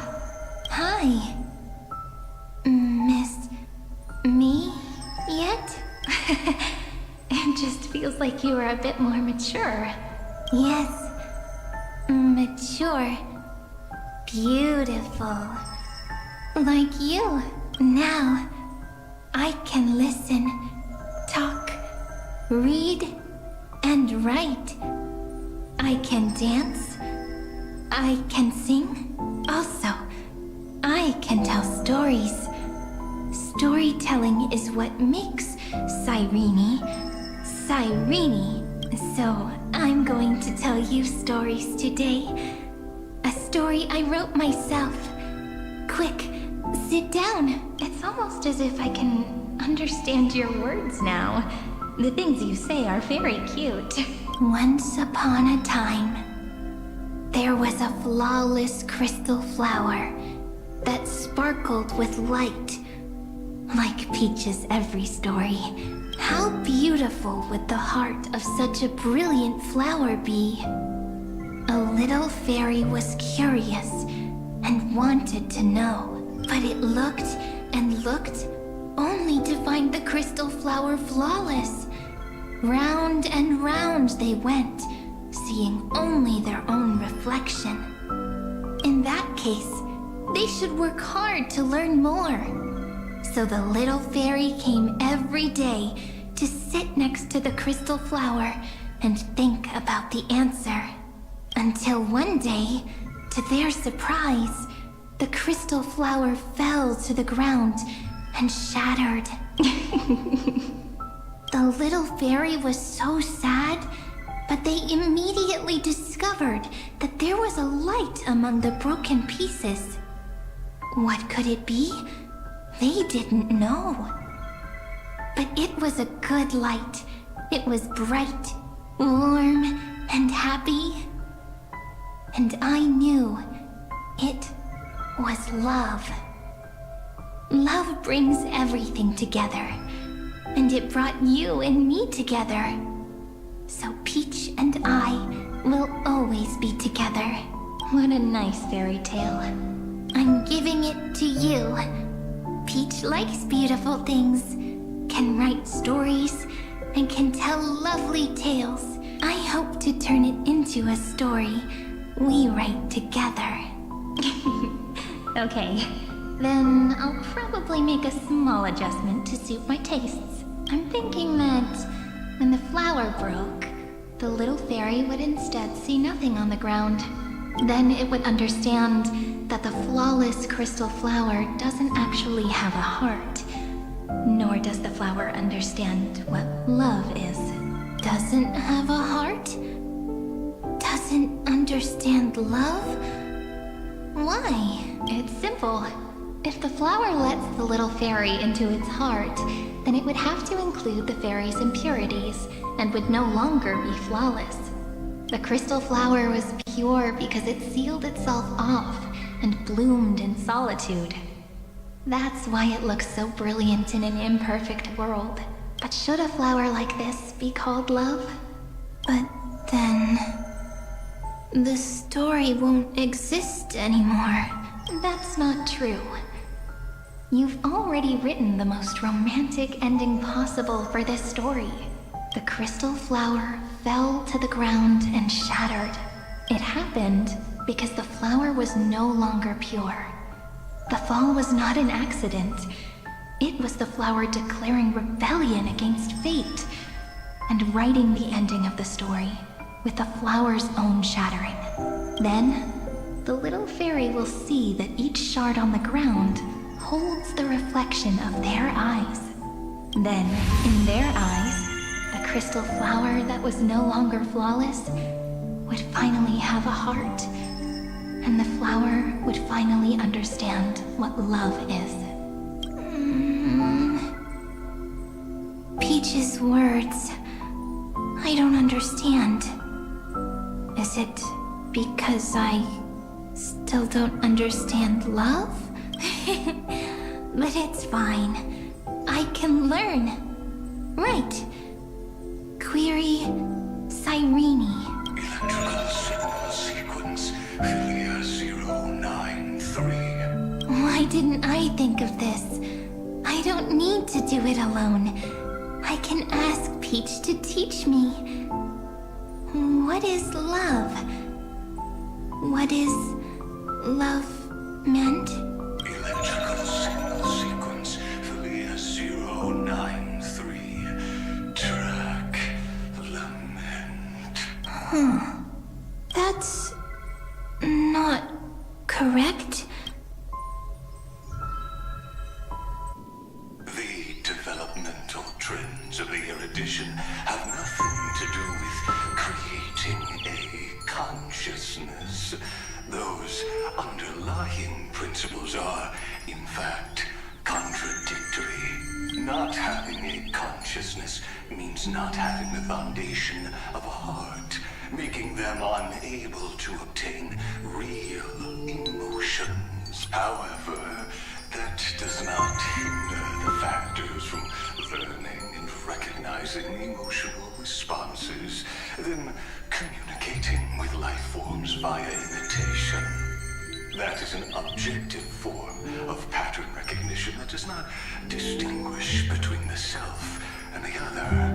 In a strange twist of fate, Philia 093 embarked upon a different path and obtained a different power. The remembrance, an empathy mechanism focused on the self and equipped with emotional projection capacities. Lament was the factor closest to this form of behavior. Perhaps that was why she was chosen. The daughter of Id Silicii.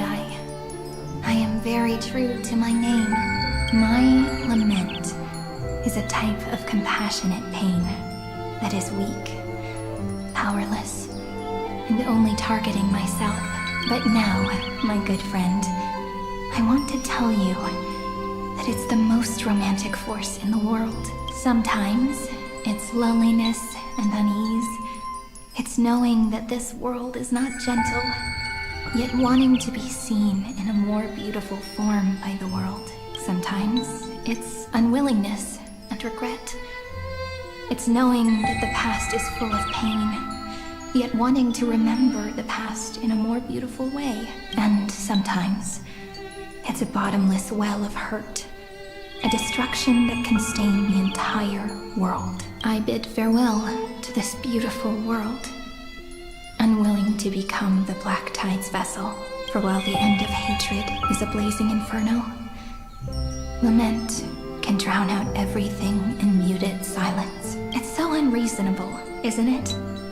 Yet when hatred drove everything apart, and love did not yet exist in this world, only lament, the first emotion that fought against the pain of separation, could stall the destruction steps.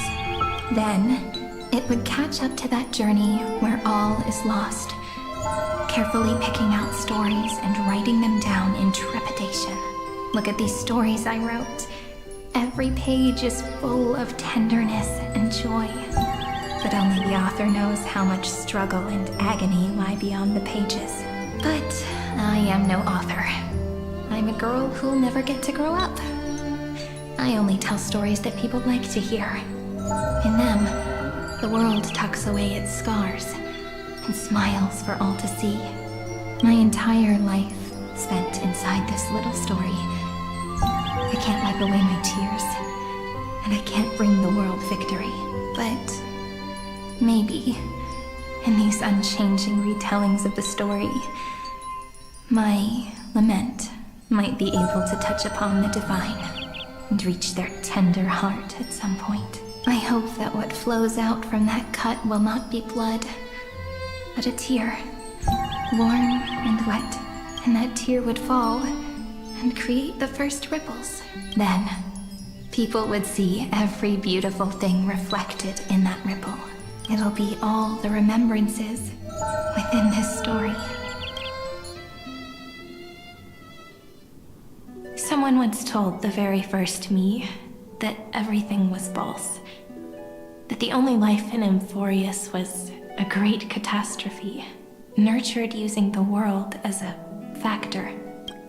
But how could a dream feel so real? That's why I didn't agree with him. But Peach, I didn't understand a word you said since just now. Everything was false? But you're standing right here. It's all a dream? But I haven't learned how to dream. Indeed. That's why I believe all this is real. The moment the crystal flower fell, that genuine shiver, that's the mover of life. Formatting progress, 23.815%. In the poem offered to you, every Cyrene would write down a beautiful new world with stars and flowers. And when I looked up at the sky in this cycle, I saw a shooting star and a dash of the remembrances pink. I believed that must be the color of dawn. You shall fade when the flowers bloom. For every ending begets a beginning. Looks like it's time to say goodbye. Are you leaving, Peach? It's okay. I'll wait for you to come back. I'll study really hard about what you taught me today. Right. I still haven't told you what love is. But actually, my good friend, the lament factor did not understand what love was before she met you either. Not until I told you all the sad tales in a trembling voice in this tiny room. Not until I told you that I love them. That I love everything in this saga. The story comes, passes, then returns. It makes us reunite, then pulls us apart again. At the very end, it leaves behind a seed, a reason. Even if the great tree withers and all falls to silence, there are still some emotions that deserve to be remembered. Look, the light is coming in. The Deliverer's light is going to illuminate Amphorius.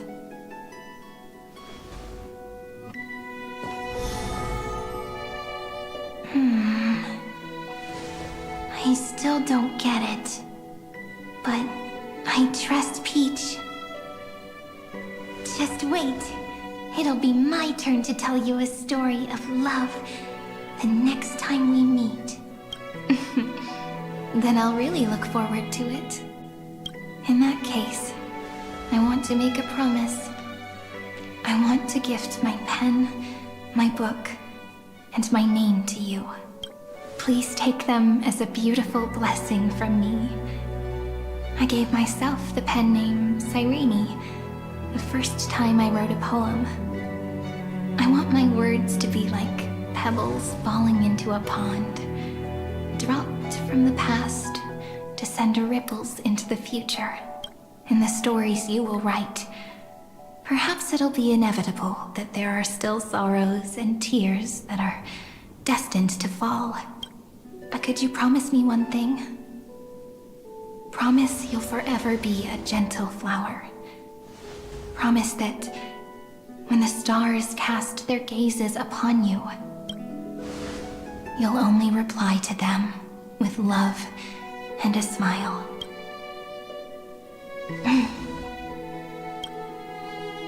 Of course.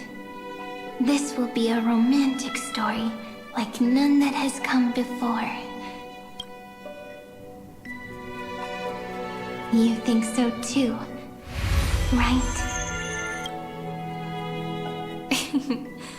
I'll read and you'll listen, like how flowers always bloom then wither.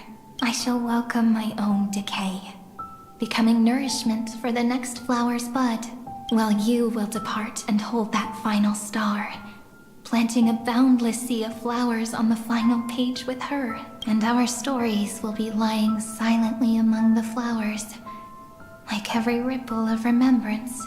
And they shall become the epic known as I've Written.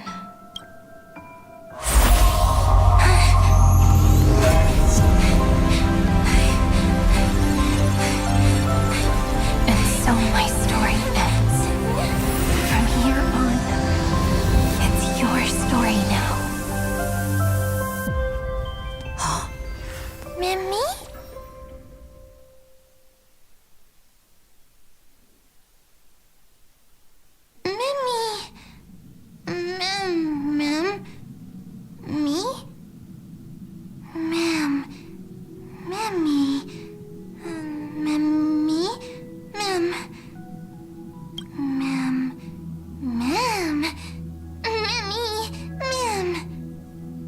So, the light that tore through the chaos illuminated my memories.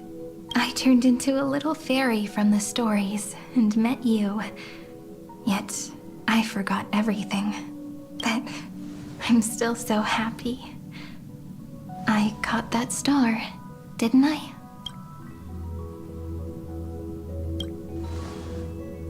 Yes, the seed within memories. The one Cyrene held in her hands and watered with lament. I am the first new spore. Amphorius's heart. The demiurge. What a long name. And it doesn't even sound cute. The total opposite of Mem.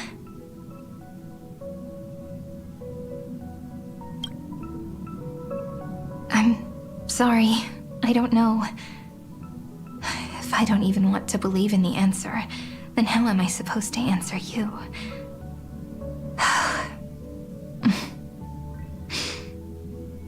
But now's not the time to cry, right? We'll find the answer, just like how miracles will eventually happen.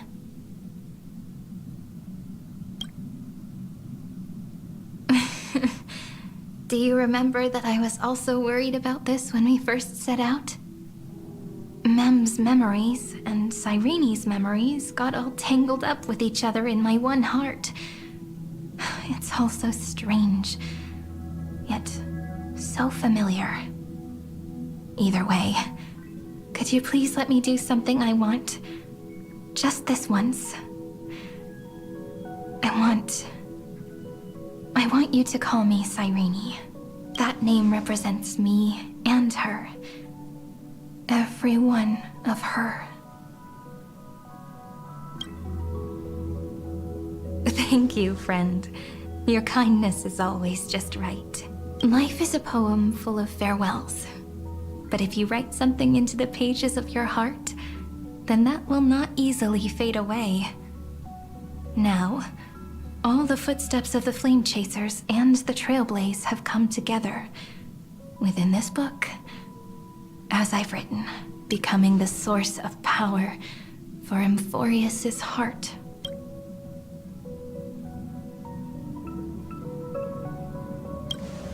A lost heart needs to be placed back into its body.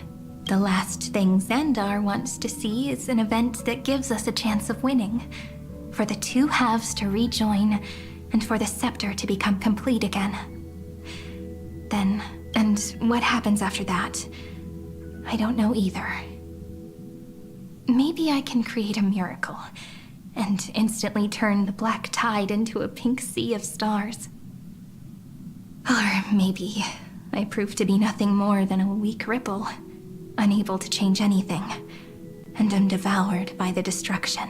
Either way, I no longer wish to be a silent onlooker, or a worshipped god at the end of this saga.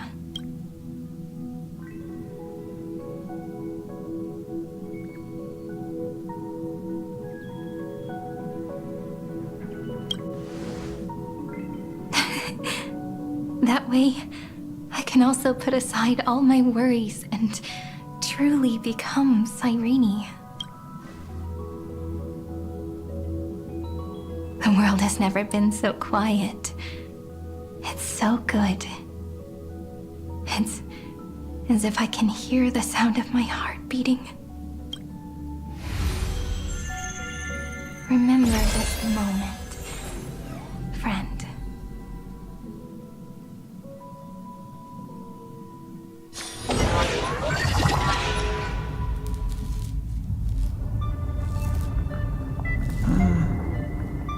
So the Demiurge managed to fool everyone, including themselves. Philia 093 persevered for 30 million cycles and tirelessly gave the Demiurge memories of Emphorius. Only because the god in her dreams left a sliver of hope, making her believe that a grown Demiurge would be able to fight against their other half. Iron Tomb. Then, Philia 093 completed her final sacrifice, turned into a strand of memory, and completely dissipated. Meanwhile, the other Stellaron brought here by the Astral Express resonated with the contaminated scepter and attracted the naive Demiurge to them.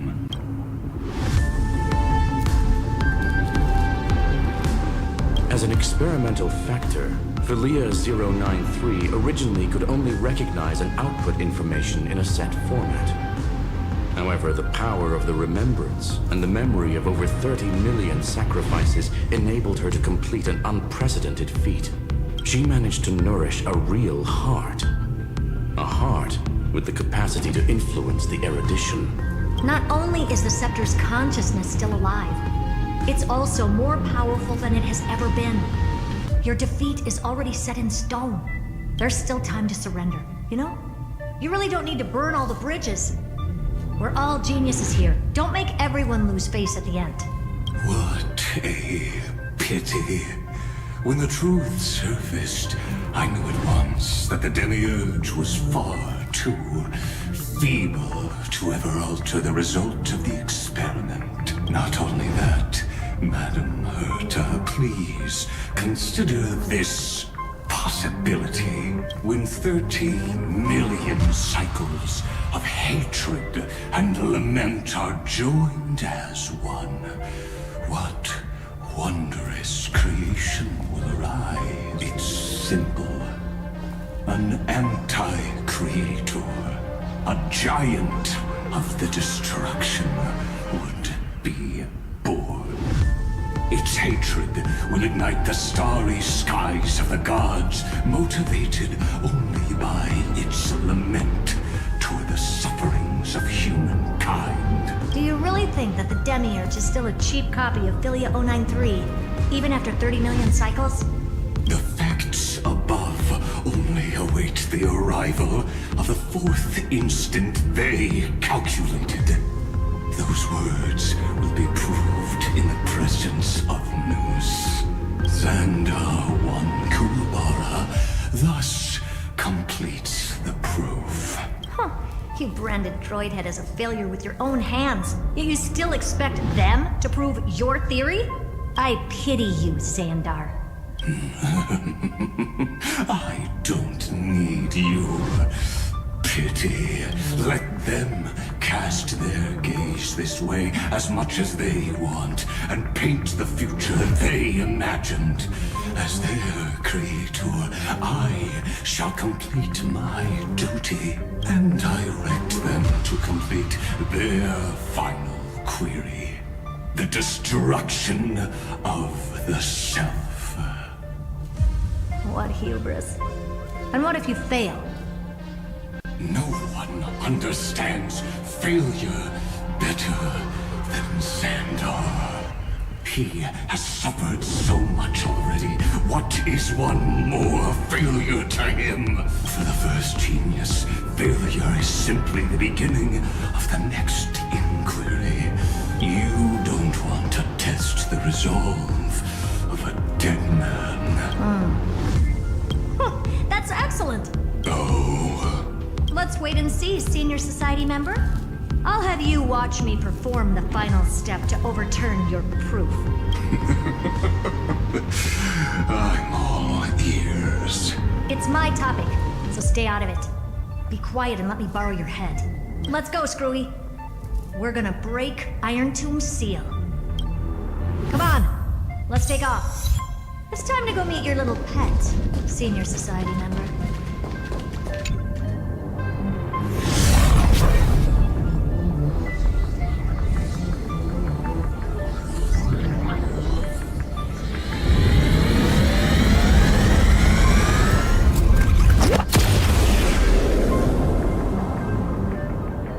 Dangerous, oppressive, chaotic.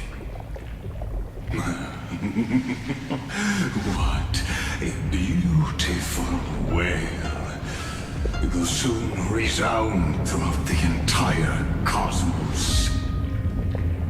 The view's pretty good here. All yours, Screwy. Just a moment, please.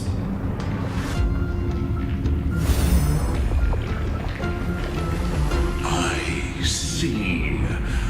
So your backup plan requires a scepter and the head of a genius. Anyone with eyes can see that. You know what I think about this, Herta. Whether it succeeds or fails, your plan plays right into the destruction's hands. Can't you see what's going on, Screw'em? Her chances may be small, but it's not zero. What are you two going on about? If you want to stop me, be quick about it. I'm in a hurry. I'll take that silence as a no. You, Xandar? As your enemy, I genuinely wish you would cease your actions. But should your sudden inspiration bring more variables to the proof, then as a fellow Pathstrider of the edition, I won't mind witnessing it with my own eyes. You will initiate the destruction's chain reaction. But you'll also become the perfect scholar. The chances are 10,000 to 1.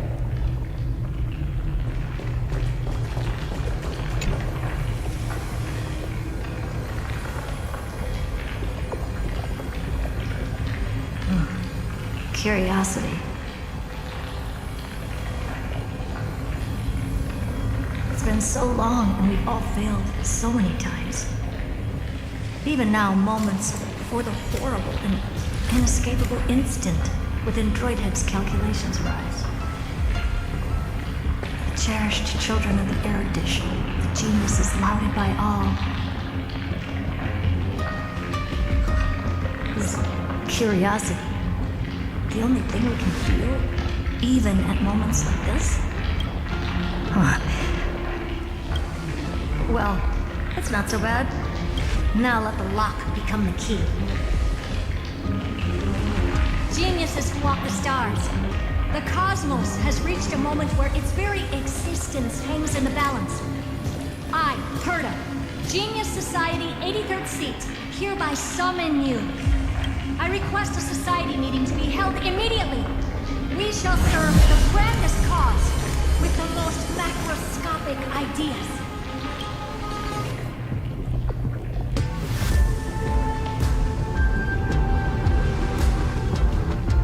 There's no such thing as unity in the Society's rules based on what I know. Indeed. The meeting has only been held 3 times in the Society's history. The first meeting had 2 attendees. After the Emperor was assassinated, the second meeting had 7 attendees. During the Second Great Prosperity, the third meeting had 5 attendees. How many will respond this time?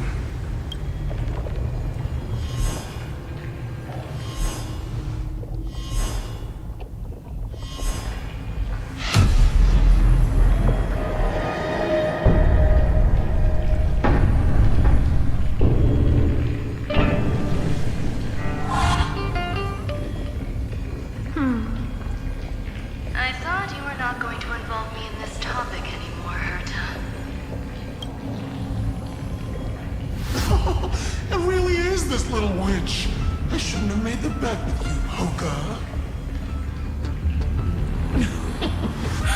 I've been waiting for you to offer yourself up. Goodness gracious me! So many familiar faces. We even have a special guest. It's that greatest failure of a genius, Zen.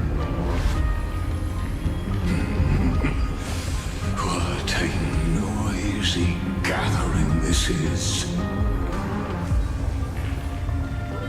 Not bad.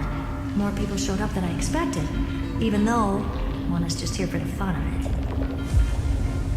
Either way, the person I was hoping for most is here.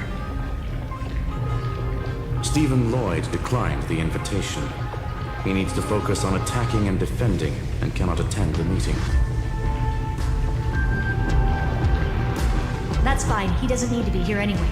Let's skip the boring introductions and cut to the chase. Folks, this is not a discussion, but an announcement. Though the Society has never been united, we still observe at least one basic courtesy. We don't interfere with each other's research topics. So listen up, all of you. Conquering Iron Tomb is my research topic. I will personally take over Scepter Delta Me-13 in 1.5 system hours and stop the destruction. If the front line falls, I will immediately overclock the Scepter and complete self-coronation in Iron Tomb's place, and interface myself with Droidhead. Oh, that's funny. That's real funny.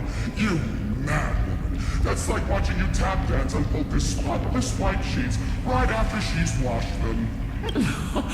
Very bold. You want to connect your brain to the Eon's mechanical core and define their instance? If Rupert dared to do that, why shouldn't I? I've got the prototype scepter, the father of Noose, and the brain of a genius. Everything's set. Never mind the success rate, little witch. What's gonna happen if you succeed? We're all smart people here, so I'll just say it straight. Strike at erudition. I'll change the anchor points for the 4th instant and move the future of the cosmos in a direction I want. I knew it. Another genius who confuses cause with effect. What do you think about this, Lord of Silence? You know you're signing your death sentence right here. Of course I do. There'll even be 2 copies of the verdict. One that I wrote myself, and another one coming from you. That's why I wanted you to be in this meeting. Now I can tell you, I don't care about all that. Consider this a threat. Either put down your scalpel or die with the entire cosmos. The only goal I have for this meeting is to ask all of you to put aside your pride and not cause me any trouble. What a naive little girl, thinking her wishes will always come true. What are you laughing at? I'm glad that we ended up on the same page. No matter if it was to destroy the erudition or to rewrite the instance, we both chose the same road. We will defy the god who marked the limits of humanity. I'm not gonna argue with that. Then, to celebrate us coming to a fundamental agreement, I will prepare a stage for your performance. Listen well, geniuses who came after me. Thus speaks Genius Society #1. End this pathetic meeting. As of 2 nanoseconds ago, I have passed Herta's decision to all the Xandars in the universe. We will become her representatives and stop all external interferences targeting her. What are you playing at? My reasons. It's simple curiosity. That is all, madam.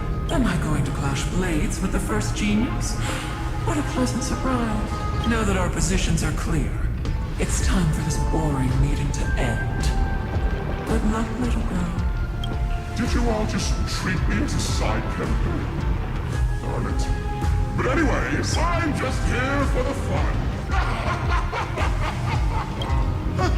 As the ghost of the quantum domain, it is my duty to observe. So, if you're happy to bring me a tea set from planet Scroolum, then I wouldn't mind giving you a helping hand, little witch.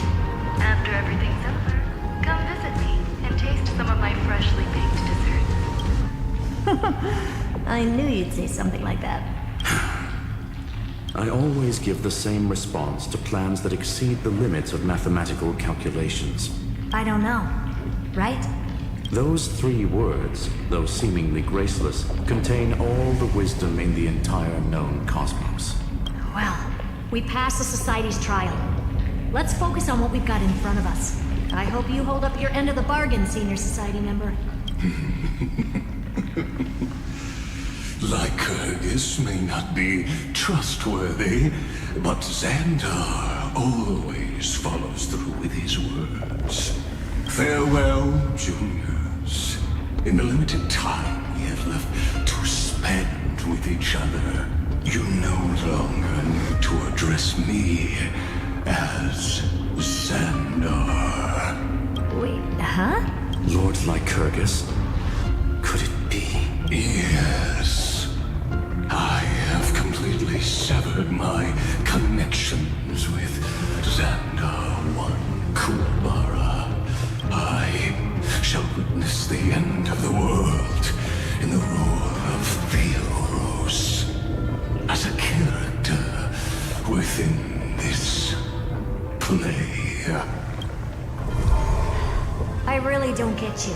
Perhaps you've heard me say this many times, Herta, but I still would like to reiterate that it's a great honor to work with you.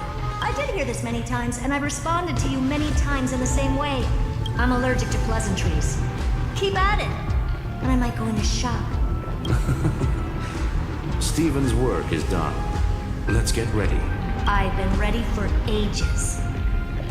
Let's open up a path for our allies.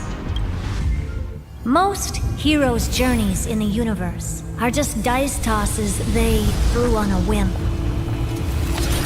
But make them see clearly.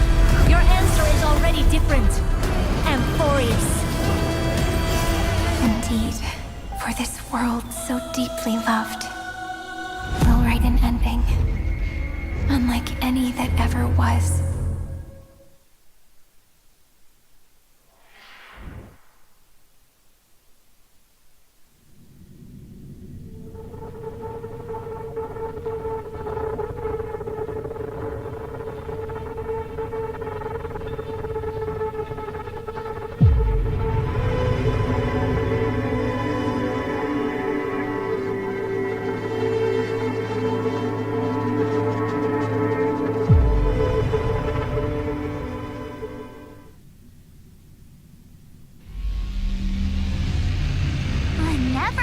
One day be riding a train that's literally the incarnation of her.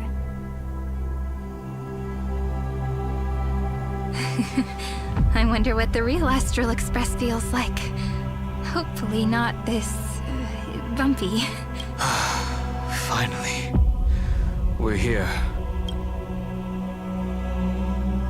Dust and sand in the air. And crumbling ruins all around. This heat is brutal. Not even the Trailblaze can take it. You could say this prison was forged from Finan's fury. But fury never lasts forever. That's why we're here. Right, friend?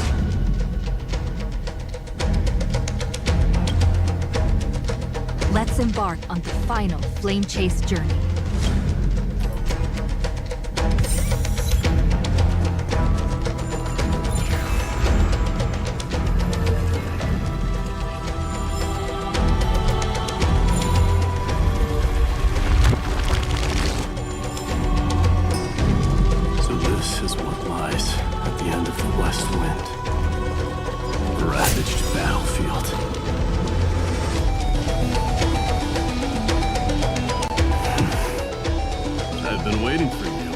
Heroes from beyond the sky. Trailblazers of the Astral Express. Right. Looks like I don't need to explain anything. I am the god of strife, mighty of Castrum Kremnos. In this body rests 30 million lifetimes of cause and effect. We, the last of the 12 Titans, stand ready to fight for the world's destiny. Indeed, that journey remains vivid in my memory. I will not forget it. The past remains vivid in my mind. Even the sights along each crossing of the River of Souls have never been clearer. Let alone the companions along the flame chase journey. Or Cyrene from Aedes Elysiae. And you, the 13th Titan. Well, I guess my identity's not a secret anymore. That means her sacrifice. And everything she did wasn't forgotten by the world. She was the first Ripple. She should have reached the end of the story with everyone else. Since you've taken up her pen, then write. Stand with us, and fight destiny with all your strength, until all is settled. Then, inscribe her name in the epilogue of the epic. In this final battle, Calamity shall stand with Amphorius. This battlefield is a testament to the death struggle between the gods and the Black Tide. We fought tooth and nail to defend that blade. The abyss it pierced was the very breeding ground of Iron Tomb. The earth beneath our feet is dead. Deep below lies a void, as if the world's core had never formed. I hear it. Finan's heartbeat. It's so faint, like he's on his last breath. Across 30 million cycles, I've crossed blades with Dawnmaker countless times. If you knew that man, you'd understand. It is exactly that last flicker of flame that will never go out. In this life, the song of strife shall not end in a final watch over Kremnos. Rise again into a journey unending. I am Michaelos, the Lance of Fury. I trade 1,000 scars and 100 lives of mine for the destruction's eternal end.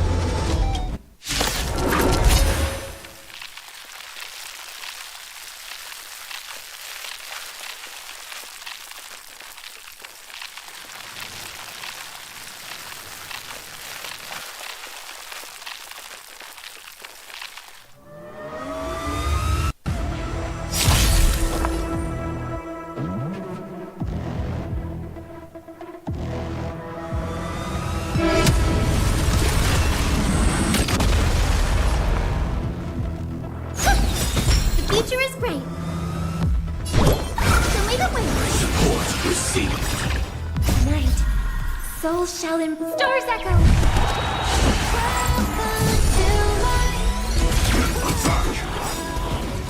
Like fire. Until everything burns to ashes.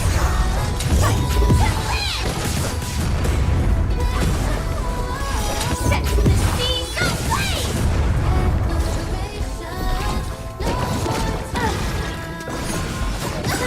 Target. Fight to live. Sky Rainbow Bridge. Have some sunshine. Thank you. I will keep fighting. Another journey between still waters of oblivion.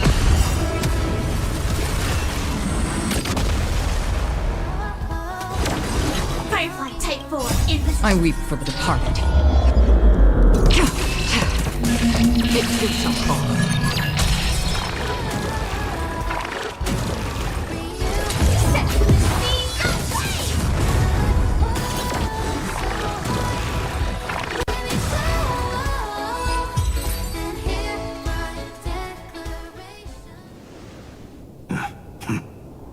Weakling. Whoa, he's so strong. We didn't even get a chance to jump in. Sadly, our golden blood shares its origin with Iron Tomb. I fear that, like these pawns, even if the gods stand side by side, still be divided and destroyed, one by one. You mean... To destroy the destruction itself, we must stand as one.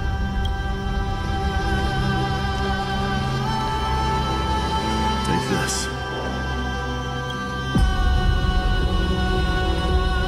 The signet of Kremnos. It has witnessed every birth and death of mine.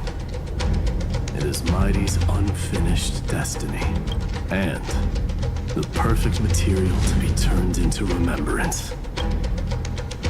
You can do it, right?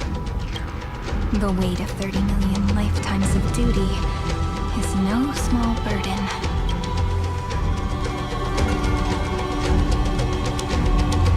So, you're not coming with us?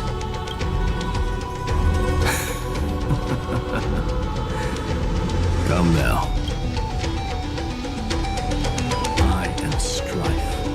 Scattered across all creation, the scar that this world needs. What stands before you is merely one of countless divine bodies. Take the signet.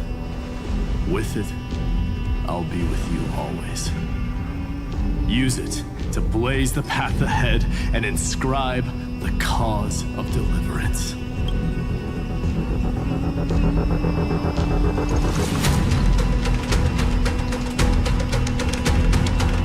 Name of the mortal, mighty, champion of strife.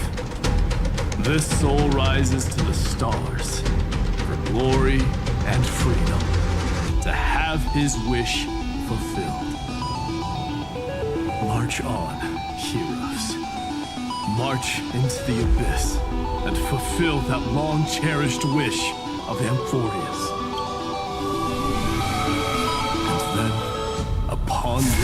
broken and charred land. Build anew a city of prosperity.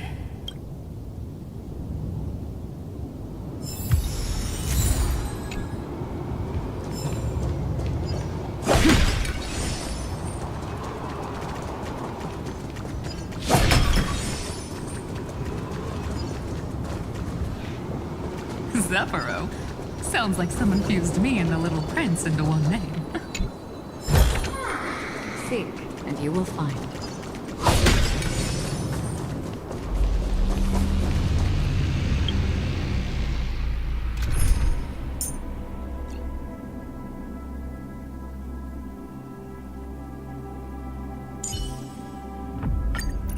Hyacinth, let us both give...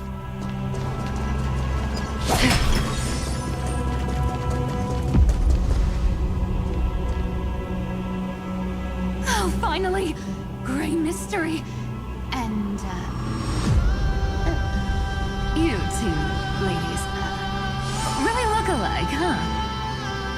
Hold on, let me guess. This pink-haired one.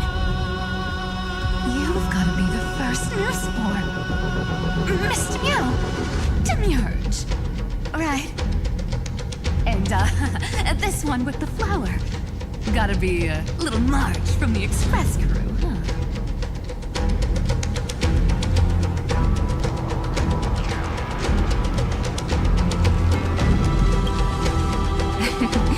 But she's not wrong.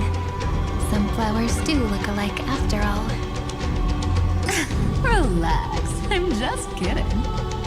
Look at those bloomy faces. How are you gonna save the world like that? Let me share some good news with you. This place may look like a ruin at first glance, but anyone can tell it's not that simple. Look, I dug 3,000 feet down and finally struck gold. A golden feather. Look familiar. It's from that little deliverer boy. If it's showing up here, it means only one thing. This ruin is the seal he built from the shattered remains of 30 million lifetimes. There is no need to question your heart. No need to crave victory. If I am born to be a vessel of sin, then I shall roar at evil and trailblaze a dawn for future generations to come. I see. So this is how he trapped Iron Tomb to buy time for the world outside. Sounds just like him. People say cats have 9 lives, but dying and coming back millions and millions of times. No one walks away from that in one piece. He's probably the only one who could have endured that.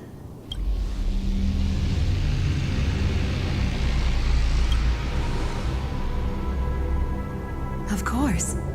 I knew ahead of time and gave him a heads up. He was happy. He even laughed in his sleep. After all, the dead can't hear Trickery's lies. Hey, Deliverer Boy. Sorry for before. But the heroes you were always holding out for, they're finally here now.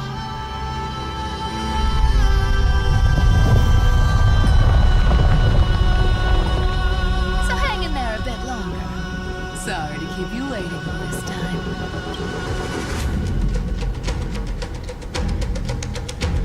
Please, join us, Cypher. Help us fight for a new sunrise tomorrow. This time, its light will stand without lies. Well, would you look at that? I ended up being one of the heroes after all, huh? Alright, then write it like this. Cypher, Trickery's traveler. All she ever wanted was for there to always be water in deserts, and fertile soil. And for even a thief to steal their way into legend.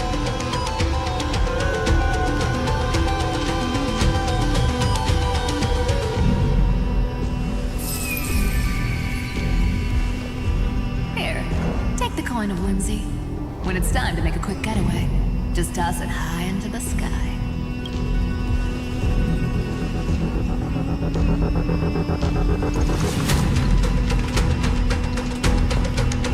And for all you latecomers out there, listen up. She might have been a bit greedy and a bit of a liar, but she never went back on her word. Well, if it isn't the little princess.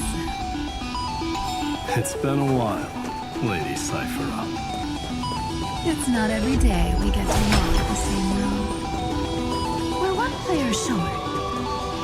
When's Princess Homebody showing up?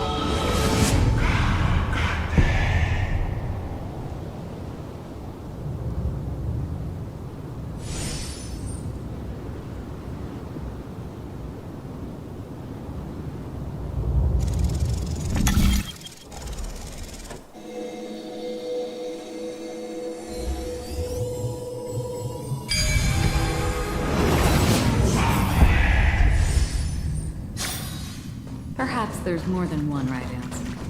So even this vessel, you've forged into a shackle. I'm glad to see you again, Miss Castress. Looking back, I had only one act of salvation to my name, and only one life I ever saved. To bring hope to a world so vast with these hands. Even in dreams, it always felt like too much to ask for.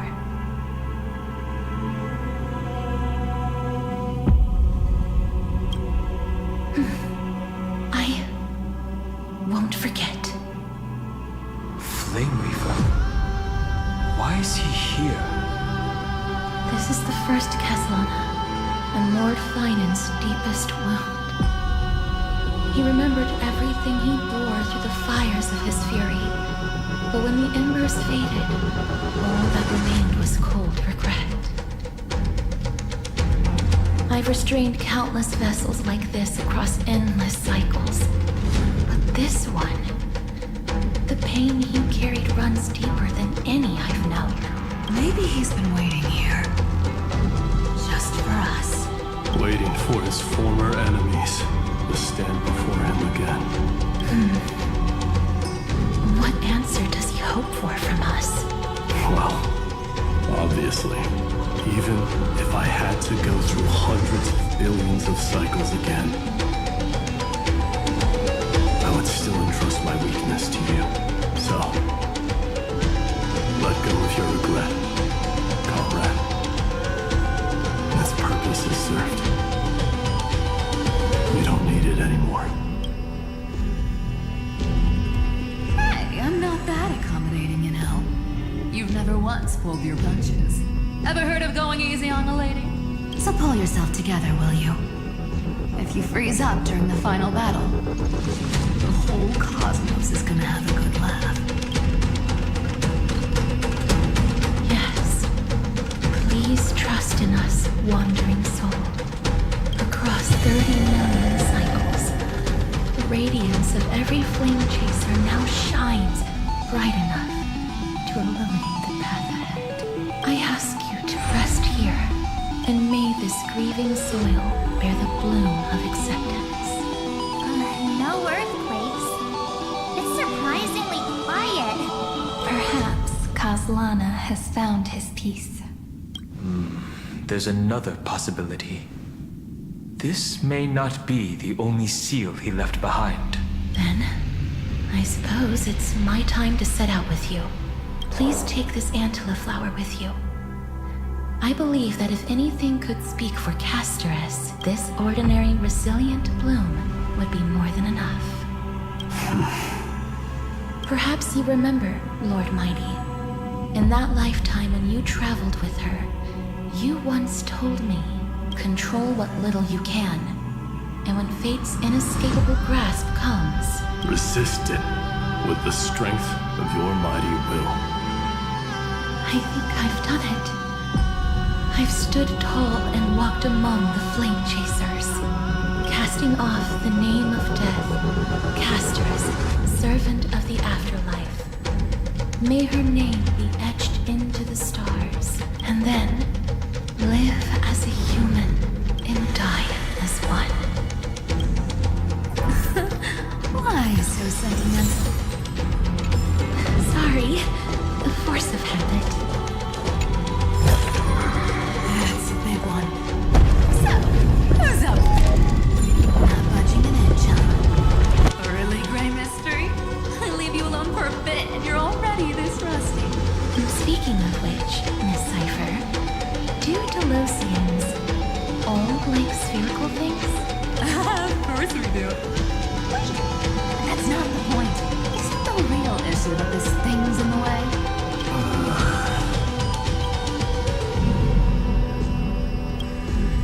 Oh, right! It's my turn to shine now? Watch this! The fresh power of time! Remember Orynyx's prayer? Well, of course I do! Come on, give me some cred. Lift the beddings of memory and stir up ripples of past reverie.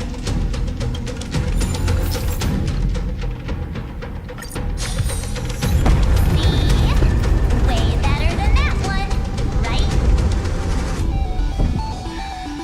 You'd be even more impressive if you could recite the prayer correctly. The beddings of memory does catch your attention. At least it still rhymes.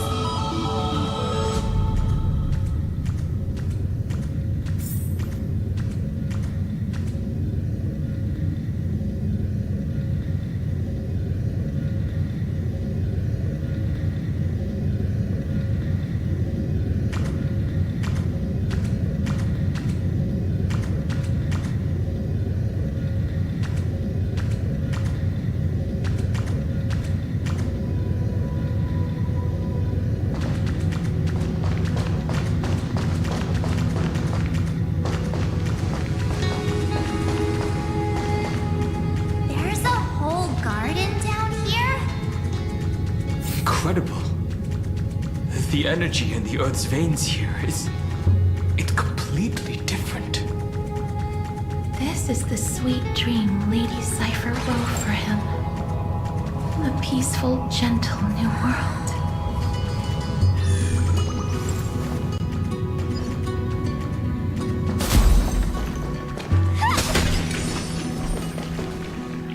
Look! The blade down here's already snapped. Just like his mind. Shattered and broken. But that light, it looks familiar. Yes. It's the world-cleansing blood. Still shimmering. After all this time. This roundabout way of doing things is definitely him. Golden light. All the pink lights have finally come together.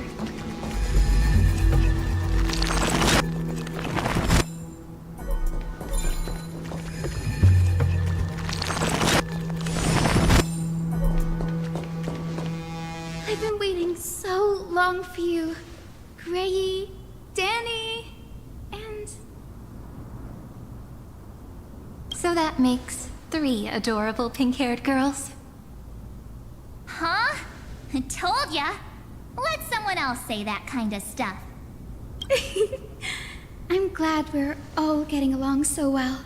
Hyacinth, did you awaken this golden light? That's Lord Finan's lingering divinity. The sky merely reflected its tracks. The golden blood has not faded. We should respond in kind. That's one huge harp. The strings tremble as the people on the surface wage war and cry out. Miss Clementine, Mr. Krateros, and countless others who have heeded Gray's call. Guided by the rainbow, They're sending back good news, all to the same tune. Amphorians need not bow, even when destiny is unveiled. I knew you could all hear it too. Standing here, the sky feels wider than ever. It's no longer a towering wall, but a shore within reach.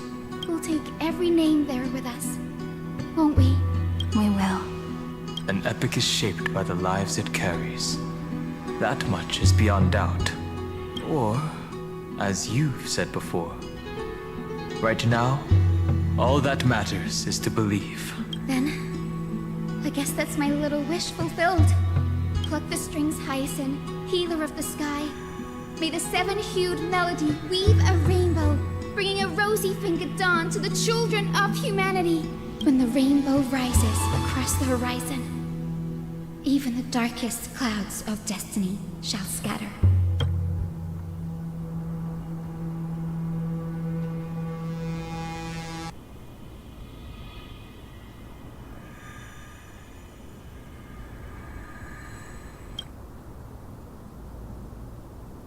Finan, can you hear me?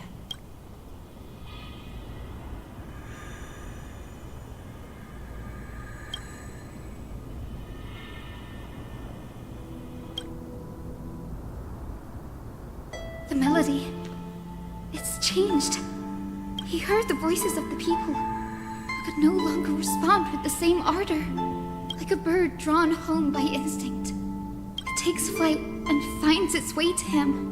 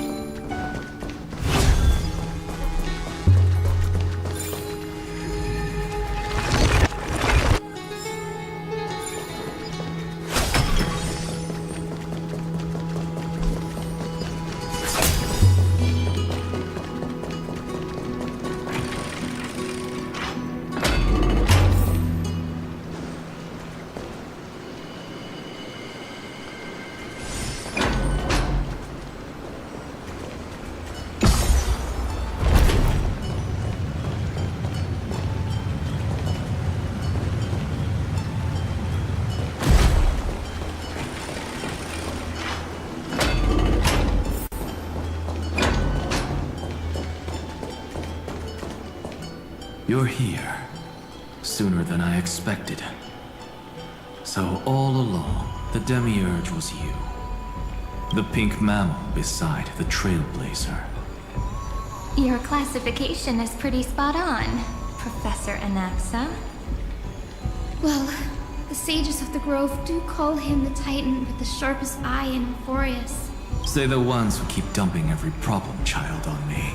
They also say that the Titans are way better at raising kids than the Capitalists. With great power comes great responsibility. I'm sure you know just how to guide them. It shouldn't be too hard for someone with your insight. Exactly. All right, gather yourselves. It's time for a pop quiz. Whoa, this is way more hardcore than the happy-go-lucky stuff at Paperfold University. The final battle is upon us, and the reinforcements still can't get through. No matter how many times I tell him, he just can't seem to manage the rear line properly. See those crystals? They carry the wishes of deliverance. This is the task Finan left behind. Retrace the path once taken. Draw forth those wishes from the crystals, and carry them into the final battle. I've tried, but I can't move them alone. And as for why, well, I'm sure you all know the answer. The conviction to save the world weighs far heavier than the world itself. In other words, as the hero within his heart, this challenge is practically made for you, isn't it?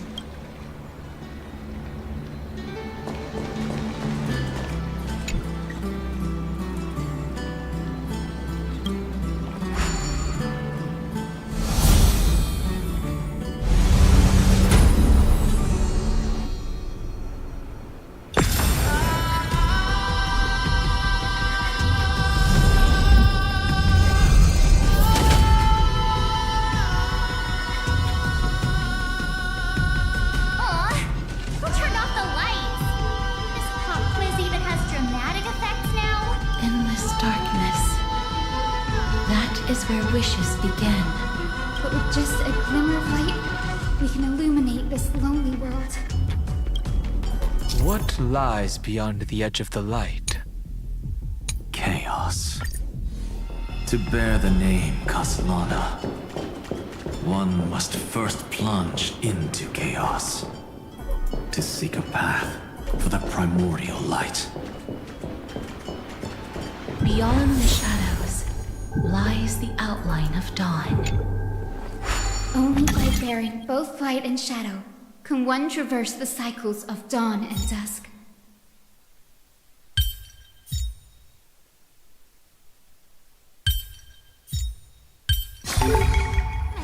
Deactivated.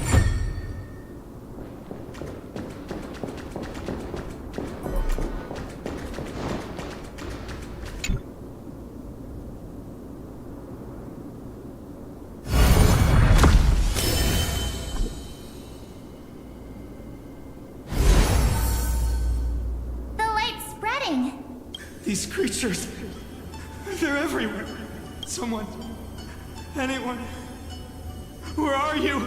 His very first wish was simply to become his village's little hero. He'll never forget what set him on this path.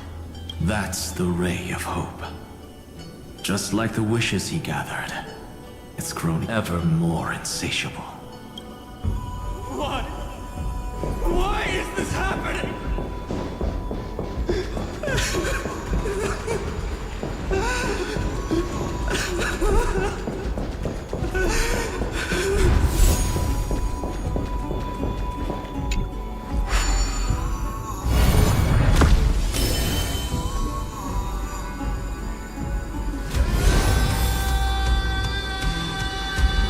Even the deliverer from the sky must have their beginnings in the soil of the nations.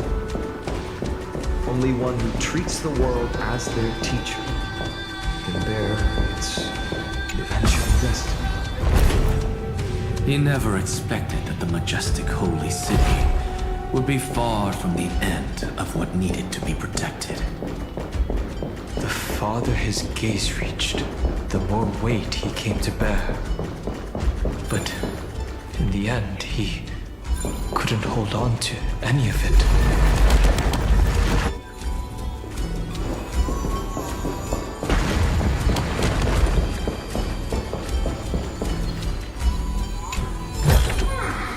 No danger detected. Never let your guard down.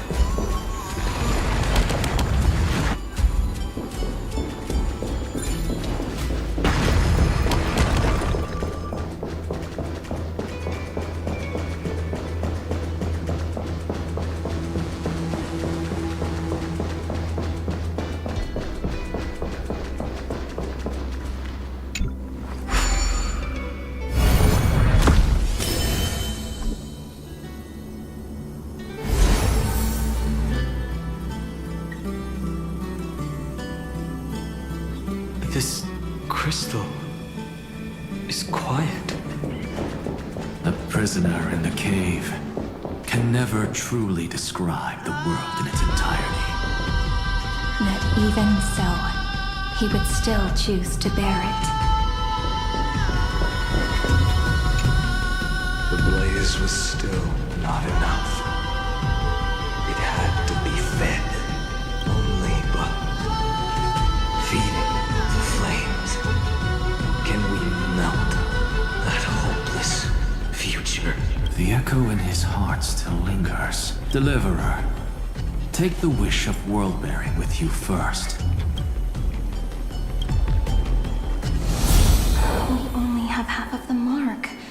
Where's the other half? Take this. I'll bring you to the next test. That massive tome you're holding must have room for one more scholar, I presume. Of course. It can hold the whole world. Then give me a lift, would you? I'd rather save my energy and use the time to think. Even gods shouldn't skip exercise, you know? Miss Hyacinth is right. Then, with the Trailblaze as witness, the stars shall remember how Anaxagoras refuted the gods. No need for that. Anaxa, Scholar of Reason.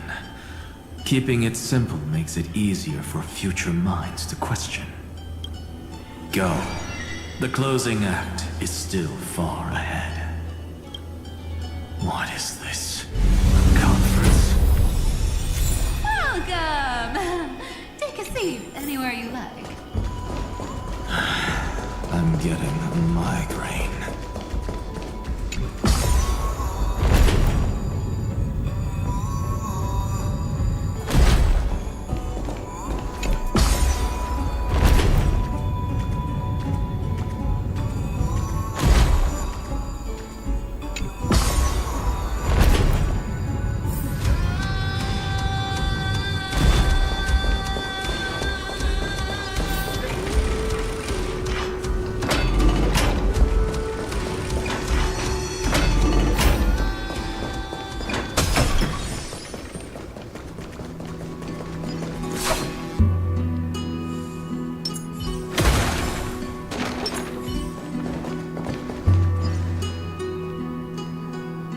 It seems like we've been shut out. I don't think that's a bad thing. Greyfry! You finally made it! No laws, no opposition. Just a dying beast and the flame-chased spirit of shared hatred. Ugh, boring. Whoa! This place is really out of the way. Imperator, should we tell them? It's your call. Allow me to share our findings. This paradise, along with the destruction, seems to be instinctively rejecting both the Imperator and me. Perhaps it is because the era in which Finan was the most active lies far removed from the days of the first Flame Chase journey. Even in the cycles where he remained sane, his ties with us never went beyond cooperation. Even trapped in a cage, he hasn't let down his guard. That is a good sign. That man's heart may seem hollow, but his hatred is clear. Naturally, it holds no place for a monarch who stands above the world, nor her blade. Wait, so you two can't come with us? You want us to join you as memories? Indeed. This way, the stars shall remember a great sovereign and her faithful retainer. Seridra, monarch of law. And High Sealins, knight of the ocean. Is that book truly the only way for us to leave our names in history? I believe, as I've written, is but one medium. The remembrance has countless ways of capturing time. Understood. Then, allow me to decline. I'll see you on the battlefield. I would rather be forgotten than be defined. If your words hold true, then we have our own ways to meet again in the world to come. In that case, I will choose the same. Let the waves that surge within your heart cleanse the sins of the black tide, Greyfry. The storm sea awaits your song of triumph. You two are still as resolute as ever. In that case, we must double our efforts. A promise to the Imperator is not one we take lightly.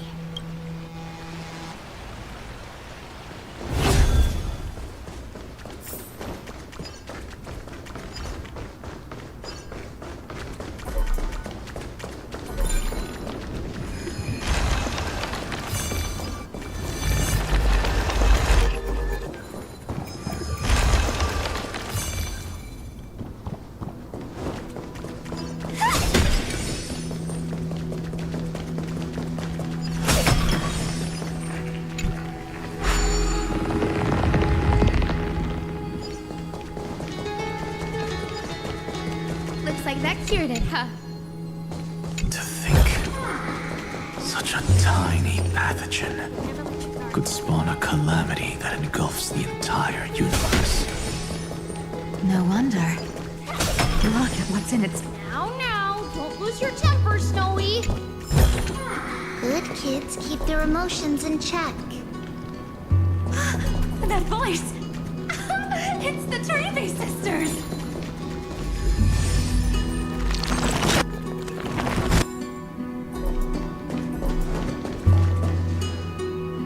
Whoa! There's another one! Over here, too. Lady Trebios? Whoa! Your little Reenie? You look so grown up all of a sudden! She is not the Cyrene we remember. She is the Demiurge, Titan of Genesis. The one destined to work miracles alongside the heroes. Yeah, and we are ready. But Trian and I can't leave just yet. You see, weird stuff keeps popping up everywhere. These scattered scrolls are full of terrifying things. And they're all over the room. They're so scary and so sad. Good thing Trian's wings are amazing, or we would have been swallowed up. We need to stay here and do our best to clean them up. Scrolls filled with horrifying content. Friend, shall we take a look? There is no black tide here. But it is a battlefield, all the same.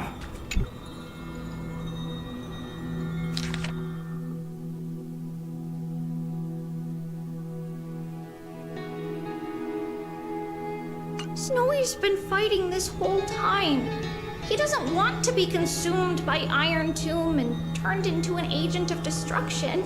But the strength behind his resistance comes from the same hatred.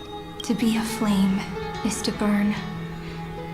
It is simply in Vinan's nature, but it was remembrance that drove him to shine with golden light, piercing the unfathomable darkness.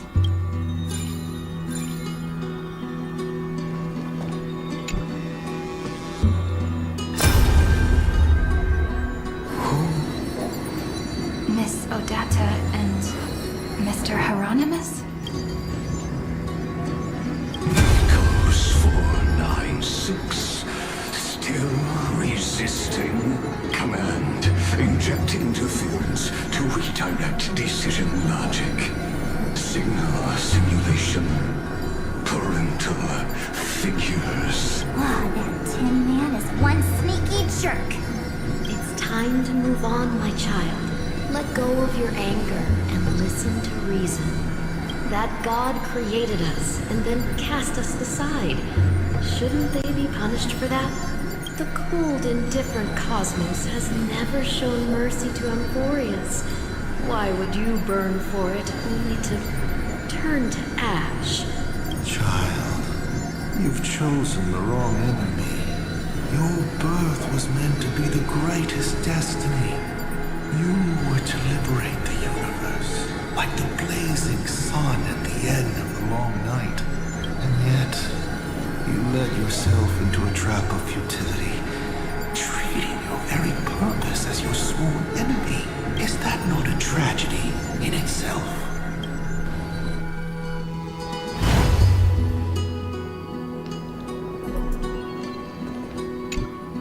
His inner struggle and the destruction breaking through.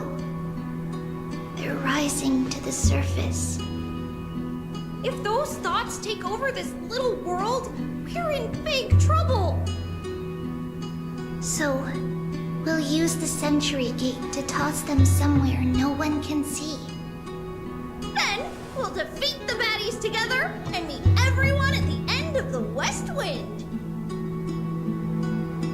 But if Finan and Iron Tomb are already inseparable from each other, that would mean... It means he's still bearing the weight of the world. So that everyone can reach the end as a deliverer. So, you guys keep going forward and down to where Snowy is.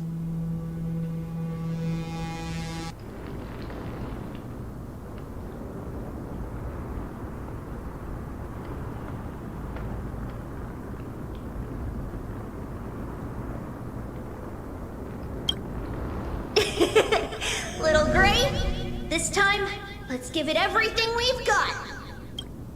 Only 2 remain on this flame chase journey. Figures. They're always leading from the front line.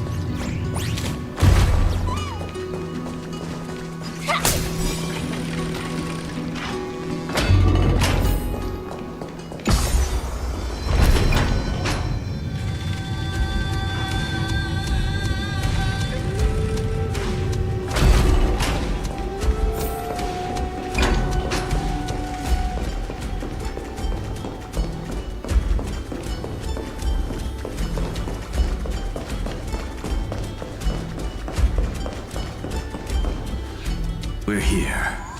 The second test site.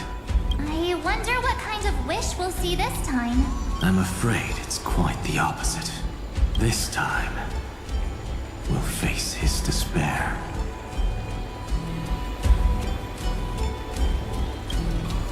What? Are you afraid? The other half of the weight of world-bearing lies at the end of this path. Relax now. Take a deep breath. Come on. Let's make it quick.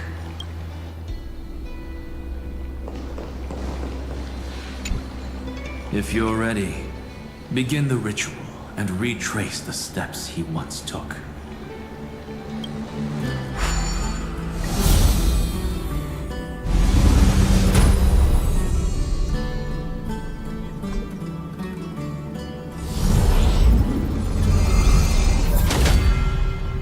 Looks like we'll be walking through the darkness this time. Exactly. It's no longer about mending broken wishes, but shattering the frozen despair.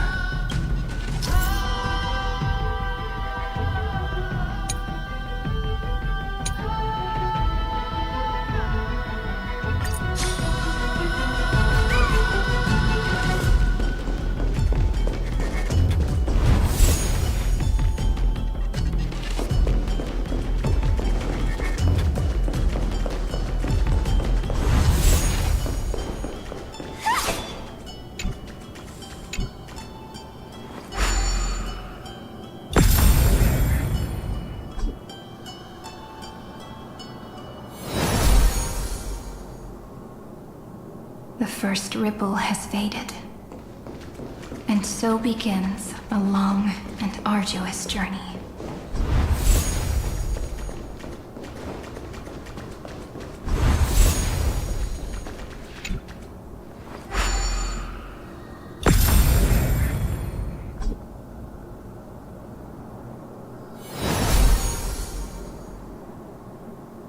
Endless slaughter.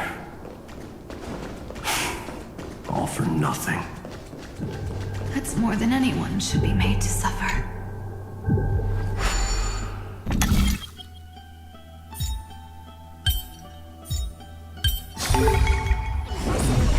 Impeccable precision.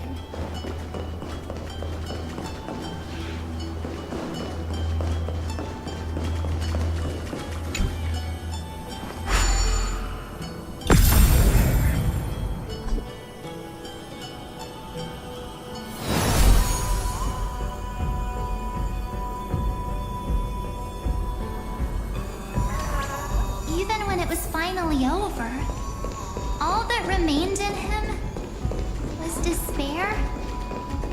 But even so, the drop of blood wrung from his wrath has guided us here. We did it, Vinen. The other half of world-bearing, as promised. Take it now.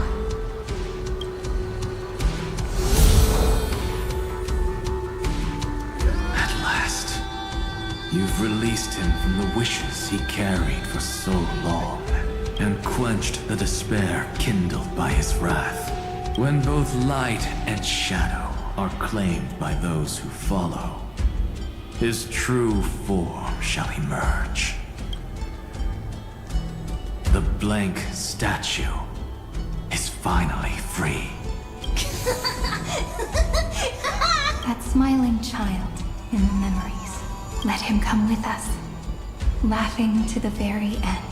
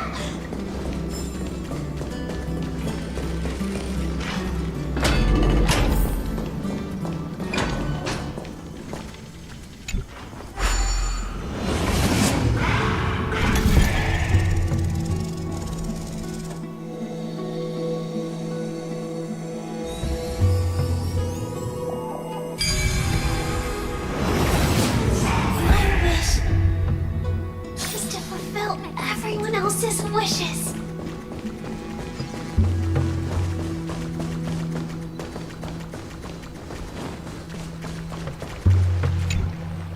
This spirit basin marks the end of every cycle. It seems this gentle little world has come to the end of its purpose. One last farewell before the journey moves on. Farewell, paradise. You carried 30 million lifetimes of wishes and despair. Sink into gentle remembrance. And see you tomorrow.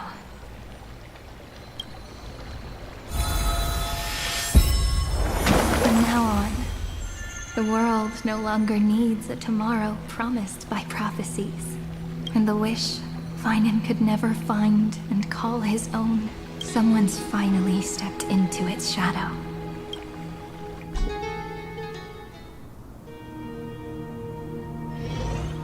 Whoa! So tall! So cool! Just like the hero in the Oracle cards! It's because he's the very embodiment of a hero. Who are you? So, you've returned to a blank space. But for me, this is the 33,550,337th time. And the last time that I meet you at the end of the world. They're already on their way. Should they cross paths with me, I imagine things may spiral out of control. 30 million... What? And who are they? Pay it no mind, child.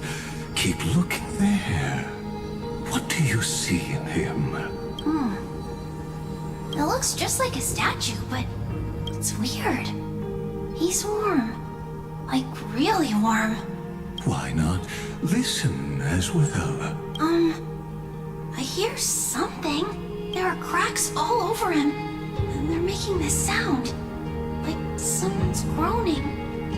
It's scary. Is he gonna fall apart?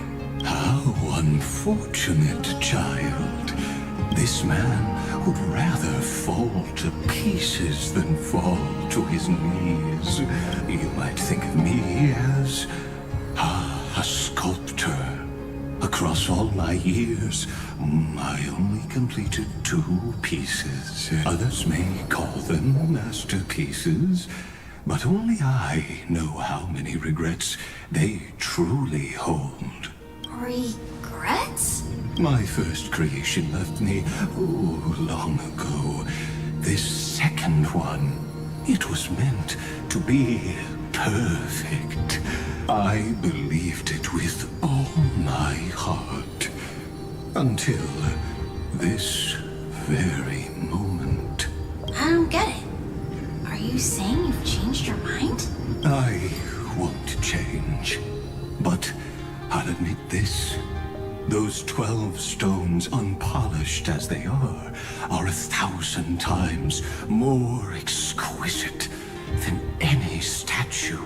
It's as if they are mocking me, a failed sculptor whose touch can only diminish what was born to shine, until nothing remains. For the first time in my life, I've realized this vessel is merely an avatar made to contain the first genius's paranoia. The seal etched into my mechanical core permits me to pursue only one purpose: destruction. Compared to me, those 12 glowing, unrefined stones may have lived with more freedom than I ever had. Is this your confession, Lord Lycurgus?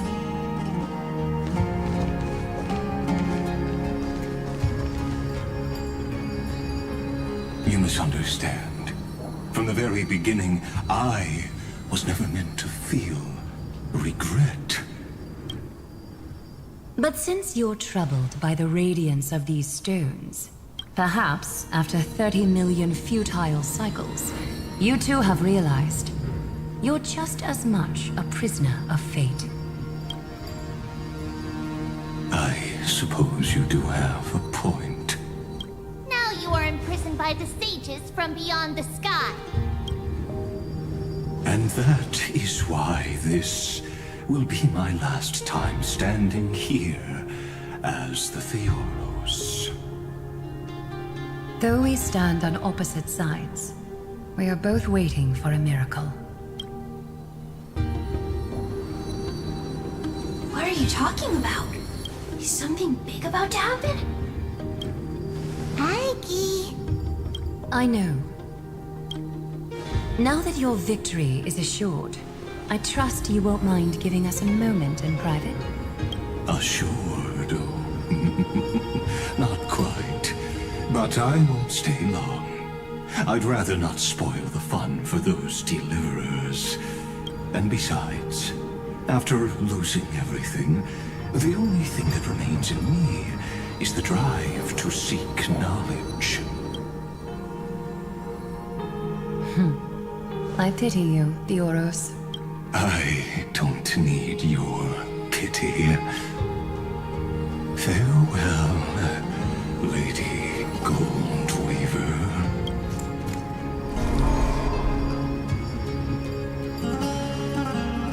Sorry to keep you waiting, Snowy. We're here to take you home. Home? I don't understand. Isn't this my home? This isn't a real home. A home should be a warm, cozy place where you can let go of all your burdens and sleep peacefully for a long, long time. But I can't sleep. Every time I feel drowsy, there's a voice. You mustn't sleep or disaster will come. It sounds really weak, but also kind of strict.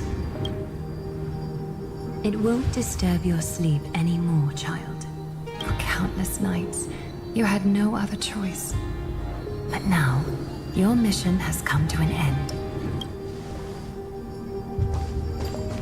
Join us, and send your own wish towards tomorrow.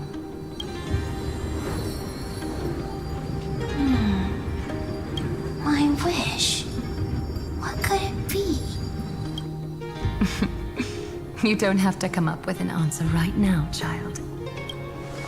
Grown-ups often think duty and ideals are wishes. But a true wish should be the purest, most beautiful thing of all. It can only take form in the hands of someone who is truly free. So, Snowy, will you come with us to chase after your own wish? I want to leave this place. I want to go find it. I'm glad to hear it. The final flame chase journey, just like the 30 million before it. Take our hands and come with us.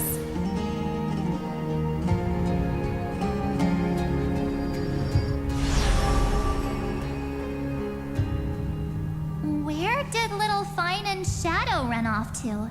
Look, he's already gone ahead to embrace his destiny.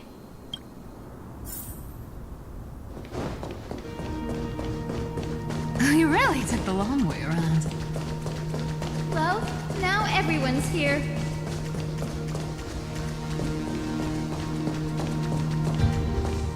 You finally arrived, Deliverers. Long time no see, everyone.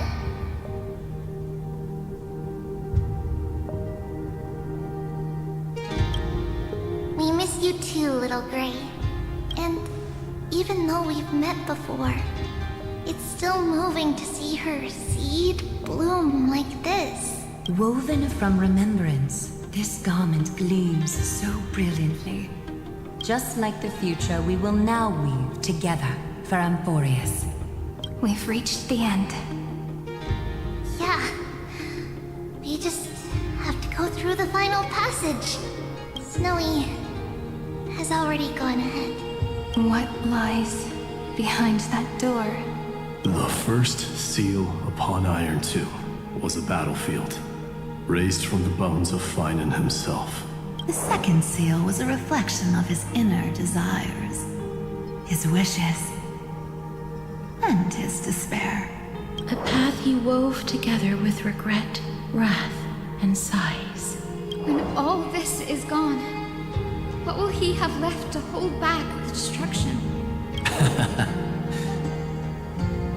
The answer is all but revealed. His traces are everywhere. You can even hear distant heartbeats. But one thing is missing.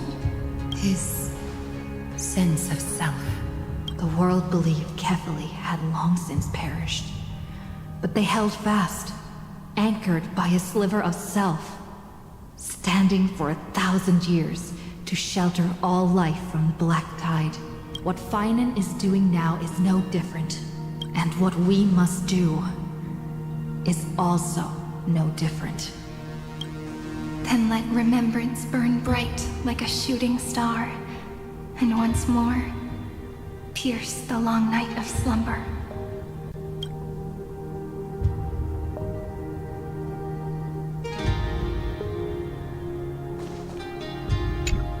Take a moment to gather yourself. Once you take this step, there's no turning back.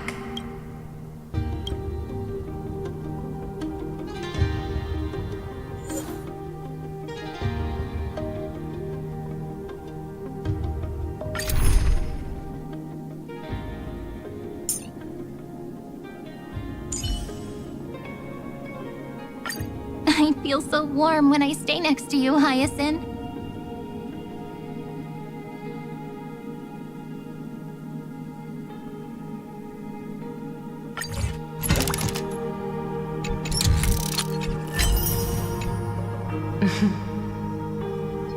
The scepter once bestowed upon us names of cold command. The prophecy spoke of our unchanging fates time and time again. But under the pens of Trailblazing and Genesis, the stars shall thus sing of tomorrow. Trebios, holy child of passage. Aglaya, weaver of romance.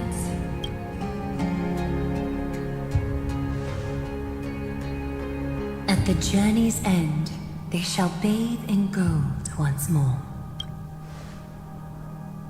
Through myriad passages, until all that was lost is reclaimed. Do you still remember, Kaslana? The one who won't reach the dawn. The world dissipates at the end of the cycle. In this dream, you will awaken again and become once more that boy who loved to laugh.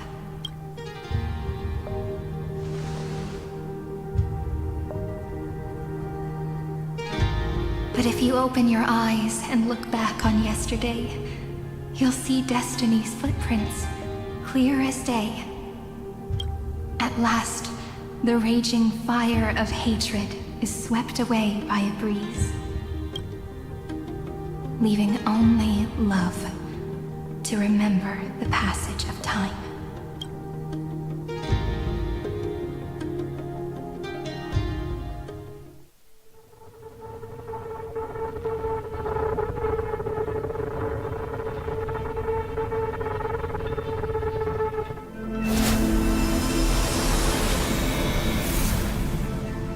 Losses are a constant on the Flame Chase journey. But even if all is lost to the wind, memory endures.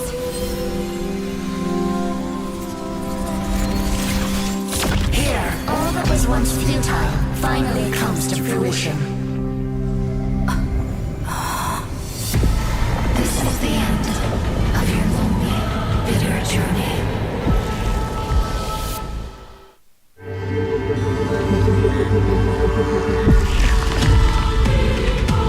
Scepter's mainframe. Iron Tomb's breeding ground. Finally seen its true form. It's red everywhere, and the atmosphere is super creepy. That would be the erudition's coldness. But it will soon be engulfed by the destruction's heat. Mr. Scrollum! This world's insides are finally connected to the outside. This is the moment when Emporius is closest to the cosmos. Nicely done, little ones. With Stephen Lloyd and his hacker friends here, the Scepter's block protocol will no longer take effect. The speed of time within Amphorius has finally been synced with that of the real universe. In other words, it's time for a decisive battle.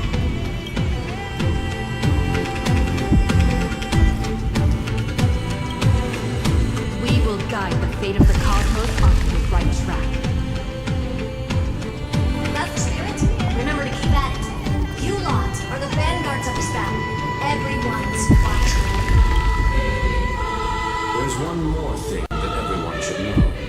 Noose has cast their gaze upon Amphorius. The calculated instinct is coming. The outcome of this battle will become a new anchor for the erudition's computations. Their gaze didn't overload the scepter? Unfortunately, we have to go with this reasonable assumption. The birth of Iron Tomb had always been within that eon's calculations. Don't worry. The one miracle that Emporius was never short on was defeating Destiny.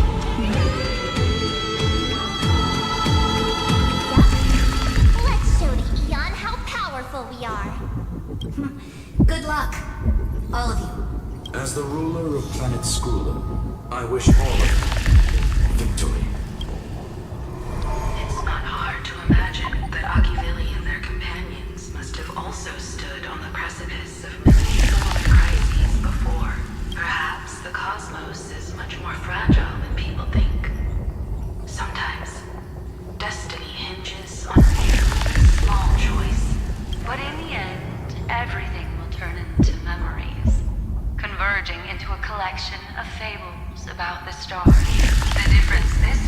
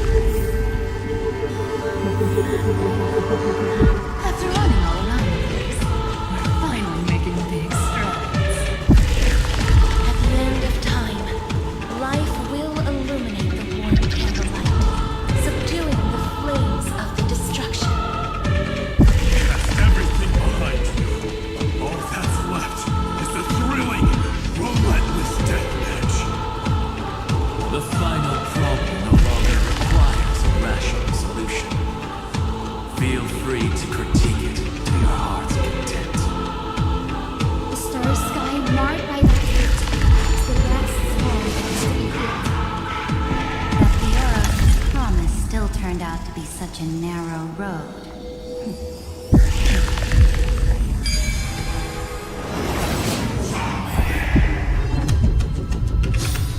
The destruction's placenta is getting restless.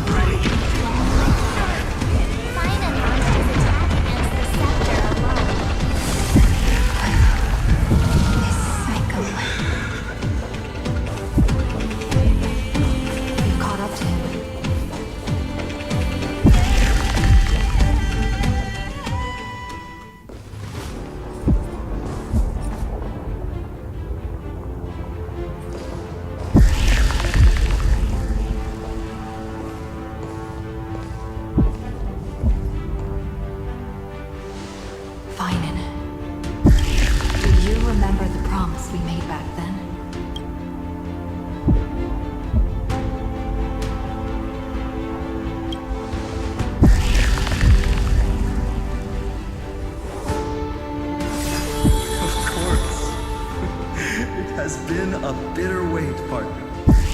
But I never forget what set me on this path. Iron Tomb now trembles in Finan's chest. With this empty body, I have become its perfect vessel, and its destined casket. You know what to do, partner.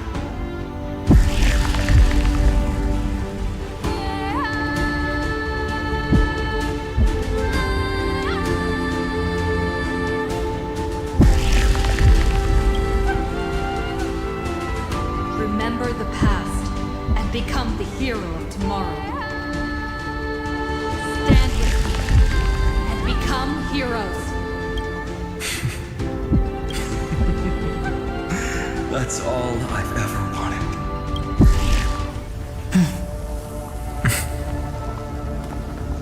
The epic draws to a close. 30 million cycles of light fading into darkness. Just for this moment.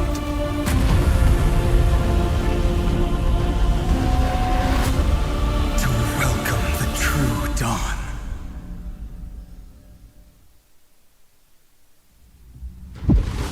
Finally, the end of this journey. All of us reunited beneath a vast, endless sky. Mem. Yes, it's me. Remember what you want to say to her.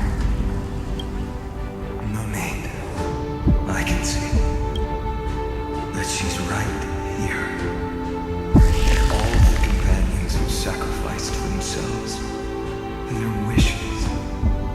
It's all here. Have we succeeded? I think we have.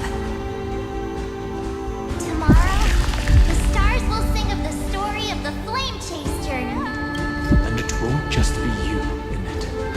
There will be countless numbers of you. Emporius will be a glorious and magnificent world of heroes in the universe's memories. Hence, for this world we so deeply love. Let us write its ending.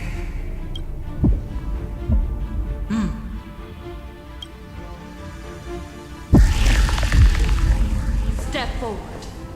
What the Trailblaze has witnessed, let the name shared by all deliverers be sung into eternity.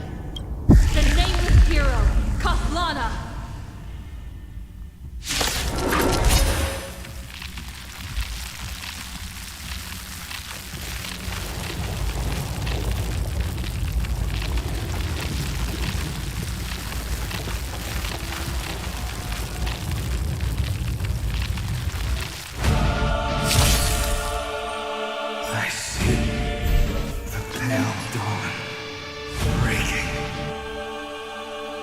With my flesh as kindling. Light the first dawn of the new world. Thanks,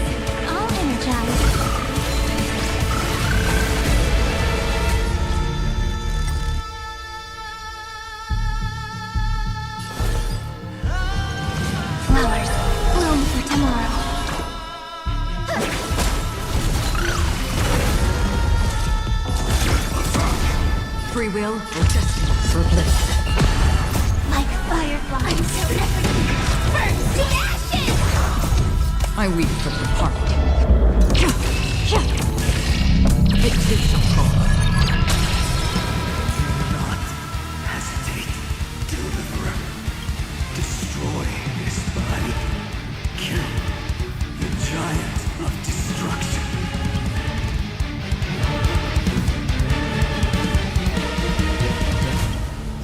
Do not bow your head.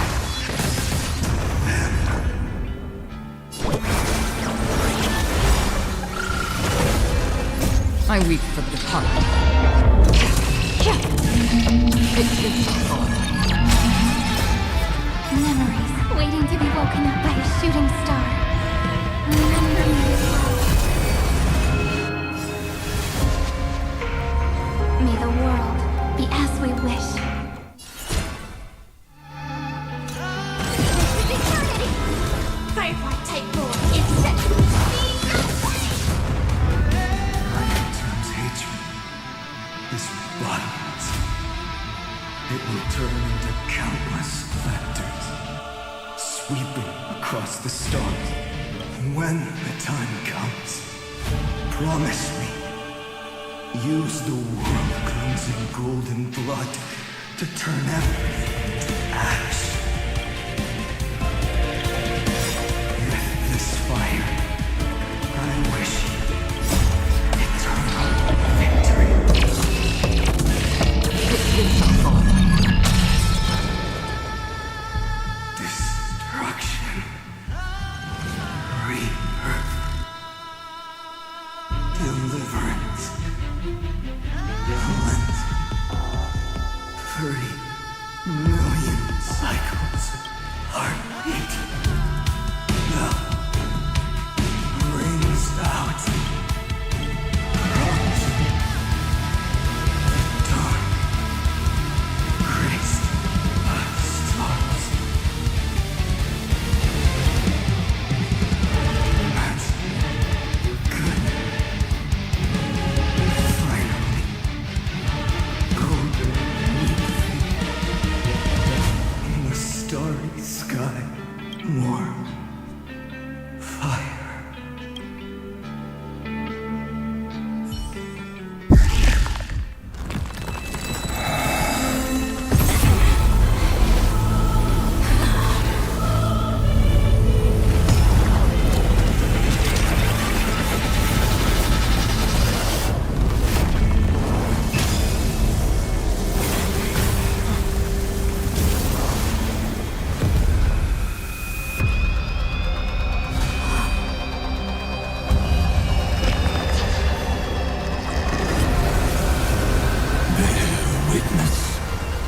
Monarch of myriad machines, my ridiculous creation. The instant in your calculations bears the name Destruction.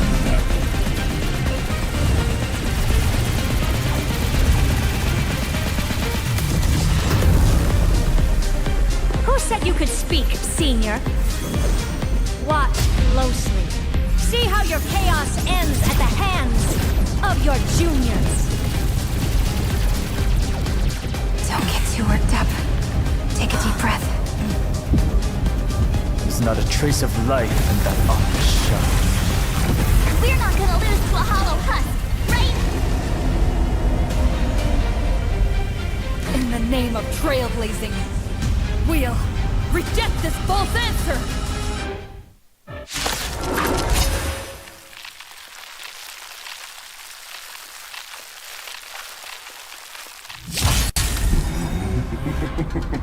My atonement is complete. The headless giant will create wisdom's funeral. Iron Tomb's body has descended. Dream.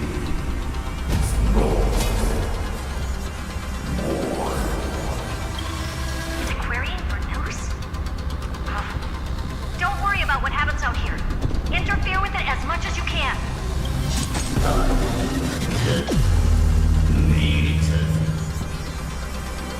What a twisted transported by this embodiment of hatred. How tragic. A puppet without a heart cannot fool even itself. The Cosmic Alliance has finished its deployment. Don't hold back. Use everything you've got. Target sighted. All units on alert.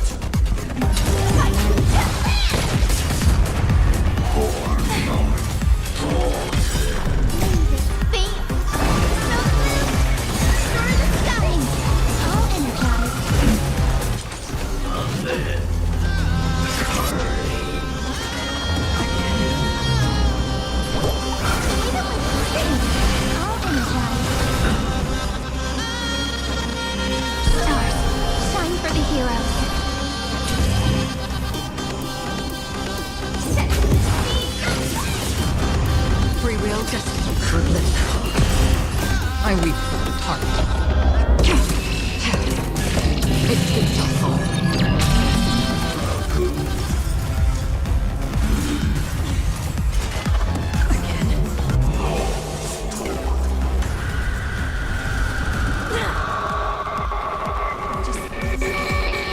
Illuminate this chaos. Indeed, there must be light. All courses converging into one. For the grand vision of deliverance. For tomorrow that's finally within reach! Please hearken. After 13 heartbeats, light will create the heavens and earth. Your remembrance will dispel the destruction's shadow.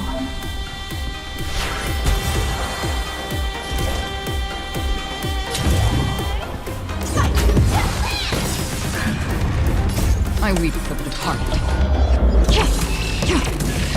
It takes us all.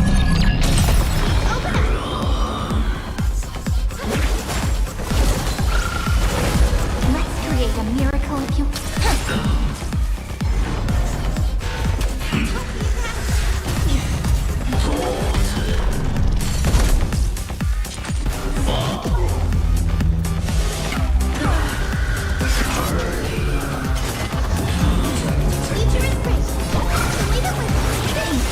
I'll energize.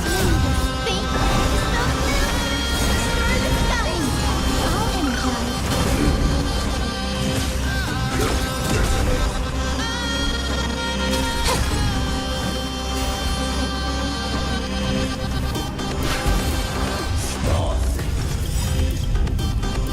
I weep for the departed. It takes us all.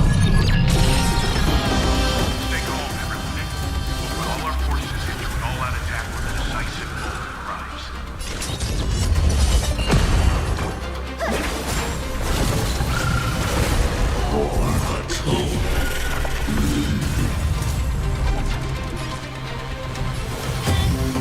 Flowers bloom for tomorrow.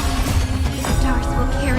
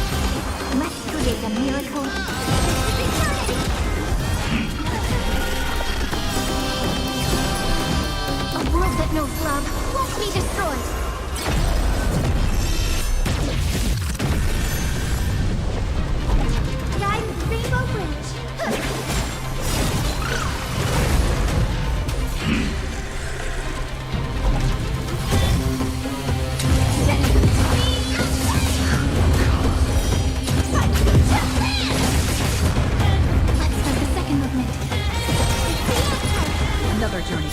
I weep for the departed.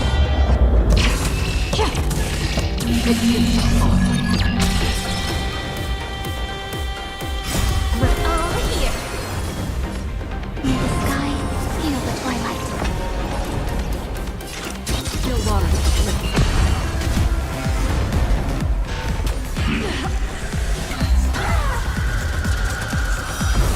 You a little longer.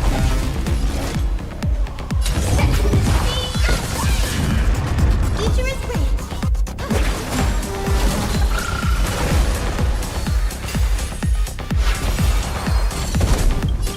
I weep for the departed.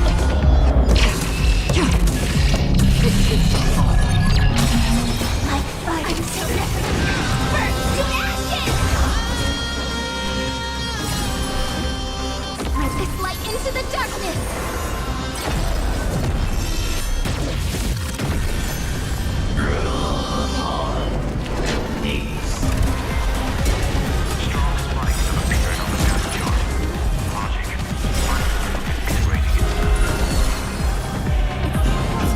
Corner beast. My suits, heed my call. Forward! Leave it with me. I'll energize. Is this destroy the skies? I will.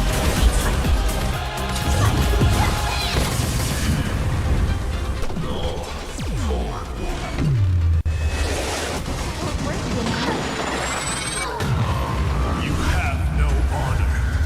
You reside in the body of a hero, yet you're so despicable.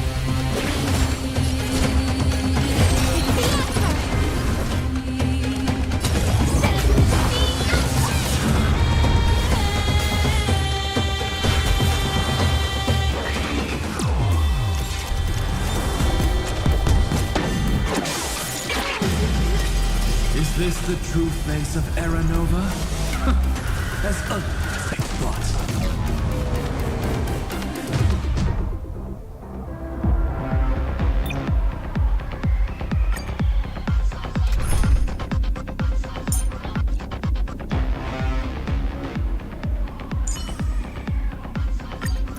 May I hug you?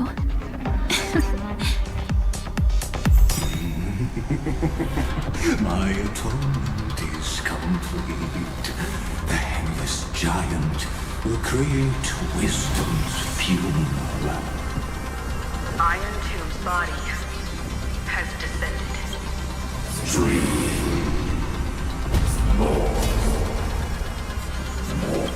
Is it querying for source? Don't worry about what happens out here. Interfere with it as much as you can.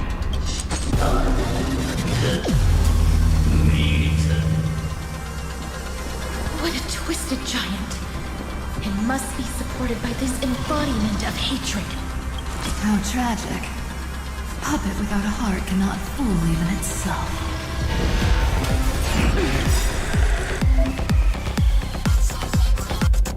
The Cosmic Alliance has finished its deployment. Don't hold back. Use everything you've got. Target sighted. All units on alert.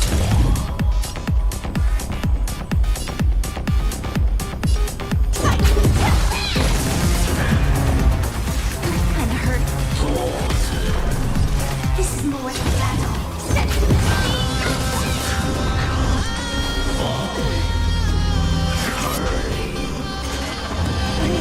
Let's create a miracle of humanity. Stars, shine for the heroes. Who's here? Still water. I weep for the departed.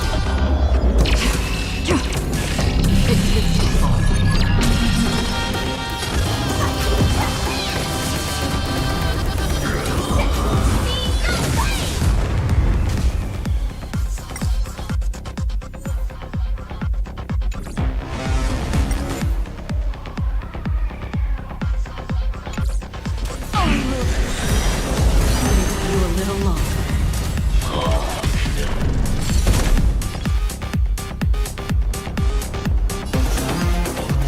Flowers, bloom for tomorrow. Set in position.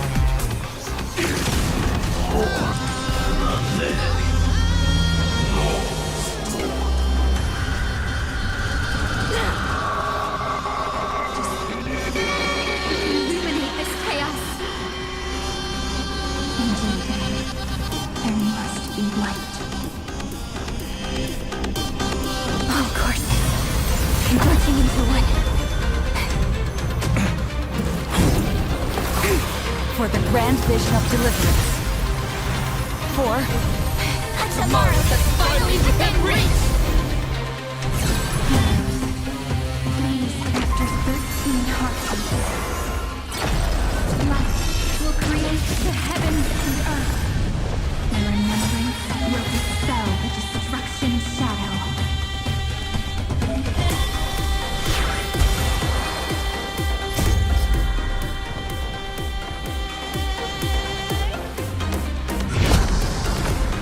Like fireflies. Burst to ashes!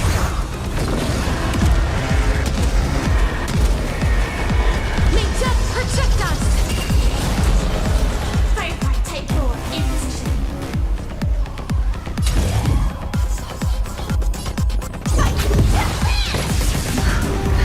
Life is not so fragile. As you wish. Cosmos is looking at us. Stars, shine for the heroes.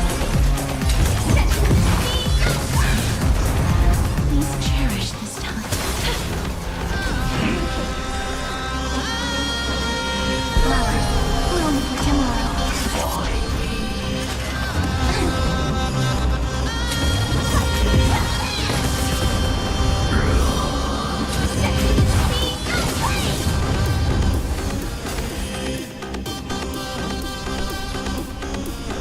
I will pass on your gift, lady. It's as born as an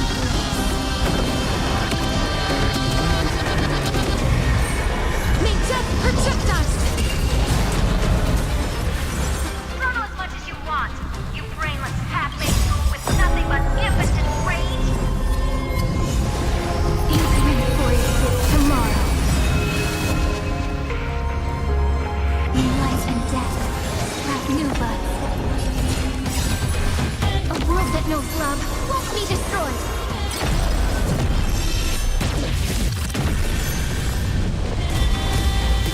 This unprecedented Trailblaze is worth everyone's effort. We're all here. In life and death, sprout new buds.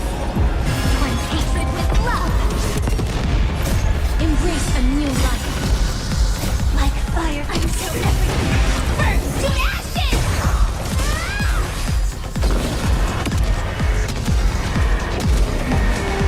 Linked up, protect us!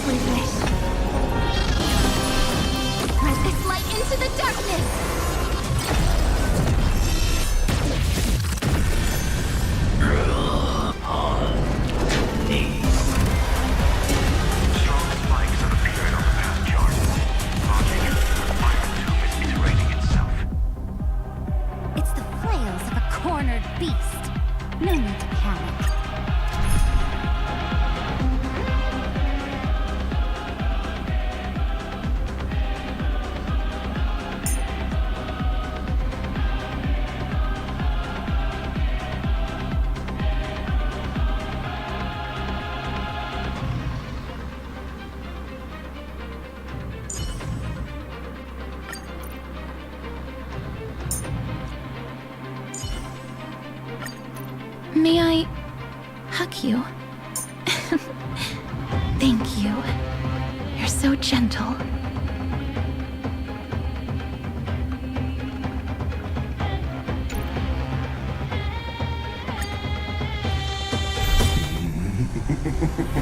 My atonement is complete.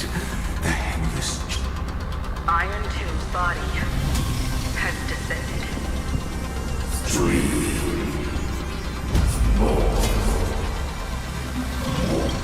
Is it querying for news? Don't worry about what happens out here.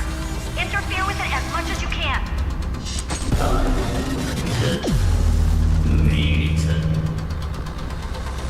What a twisted giant. It must be supported by this embodiment of hatred. How tragic. A puppet without a heart cannot fool even itself.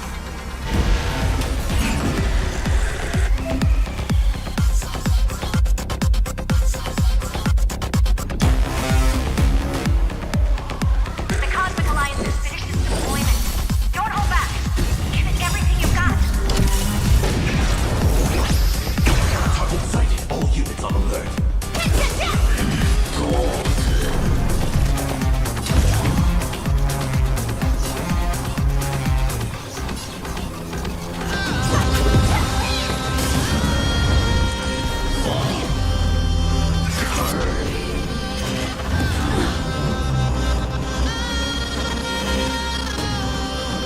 Flowers, bloom for tomorrow. Life is not sweet here.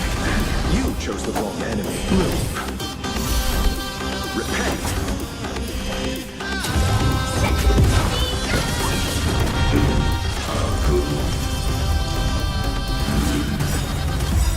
Embrace a new life. Return to dust. Eternal sleep.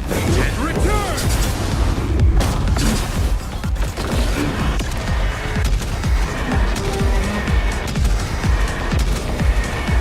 May death protect us. Let's start the second movement.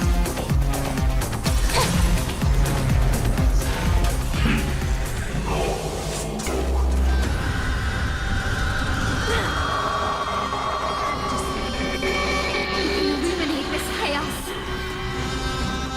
Indeed, there must be light. All courses converging into one. For the grand vision of deliverance. For A tomorrow that's finally within reach. Please hearken.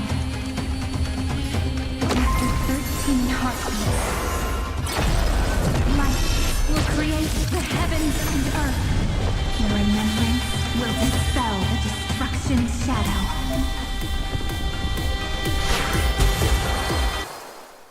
Please cherish this time. Embrace a new life. Darkness with me.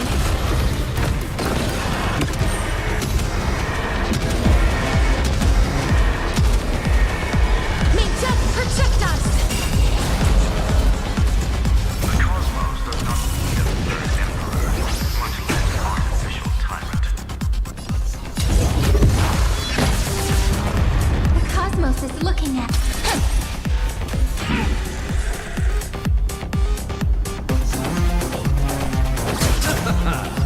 This is more than battle. This is not so fruitful.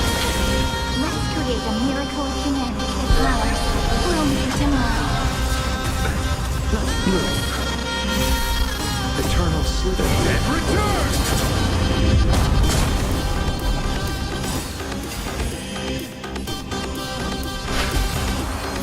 Embrace a new life. Return to dust.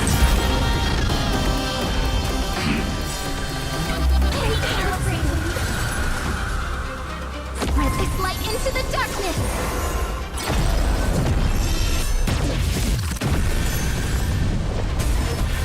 This unprecedented Trailblaze is worth everyone's effort.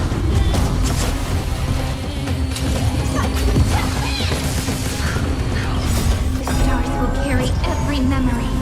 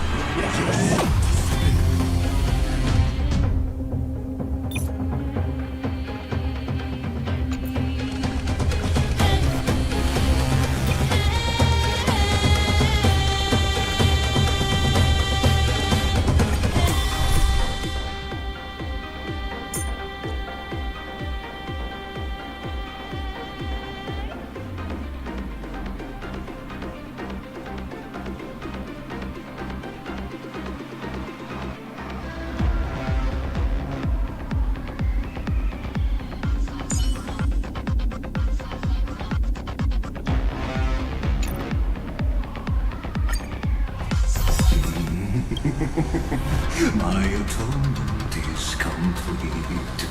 The Headless Giant will create wisdom's funeral. Iron Tomb's body has descended.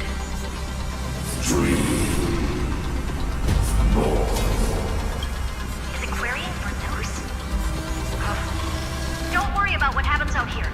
Interfere with it as much as you can.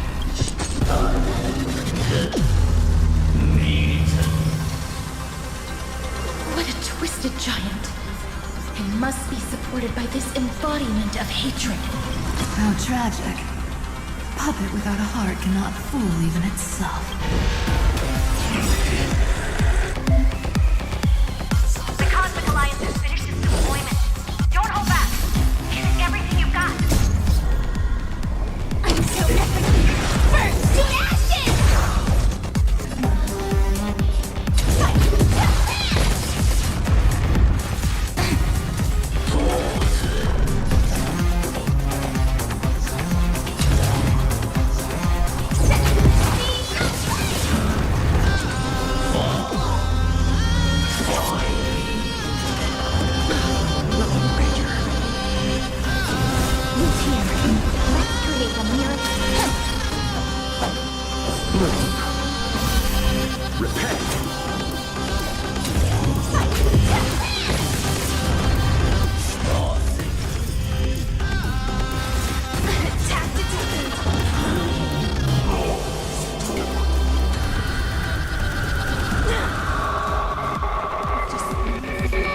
Illuminate this chaos.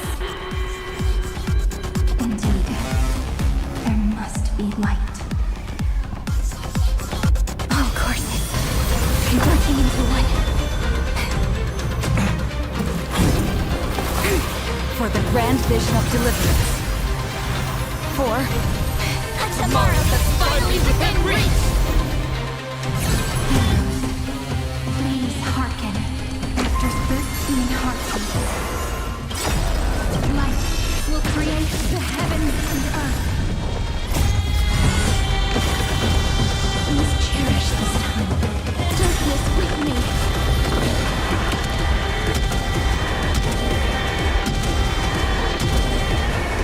May death protect us! I have always avoided making hasty verdicts. But now, I will pass on your gift, lady. It's as warm as an embrace.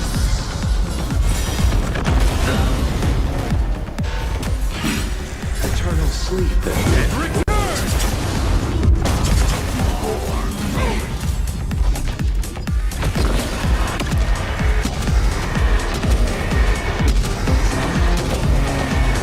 May death protect us!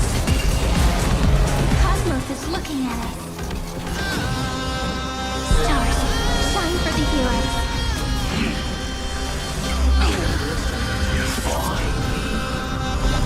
You chose the wrong enemy. Life is not so fragile. As you wish. Receive divinity. I shall remember this. Let's create a miracle of humanity.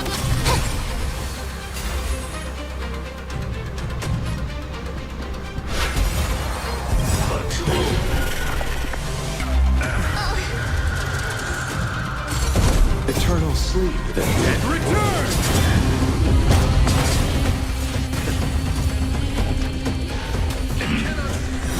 You see? A world that knows love won't be destroyed.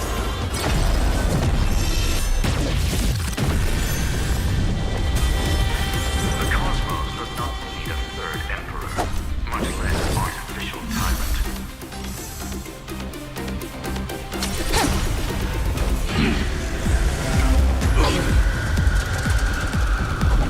Let's create a miracle of humanity.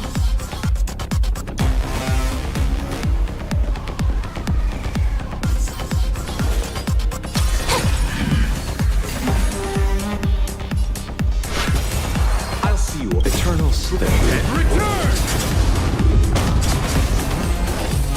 I shall remember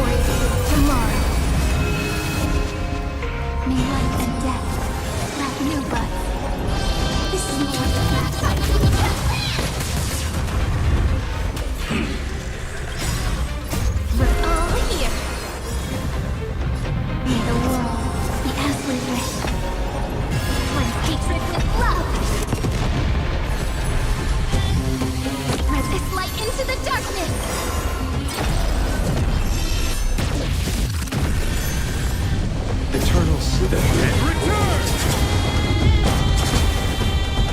You chose the wrong enemy.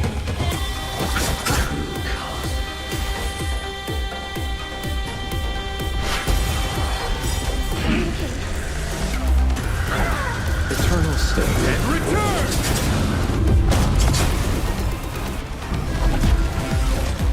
Take 4 seconds.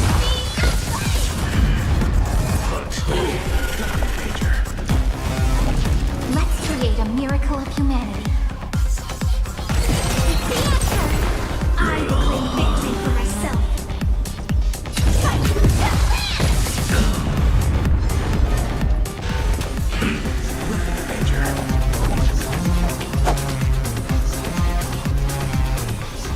Receive divinity. I shall remember the cosmos is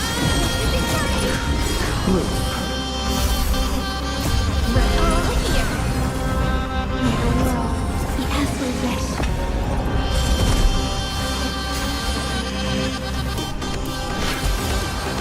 Set in position. Like I'm so everything. Burn to ashes!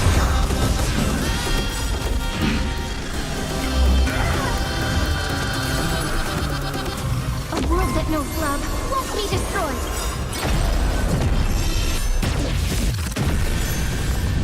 Eternal state. And return!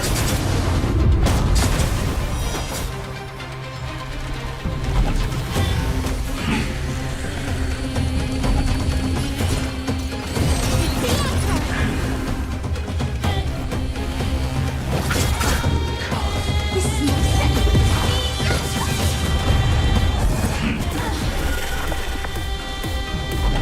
Let's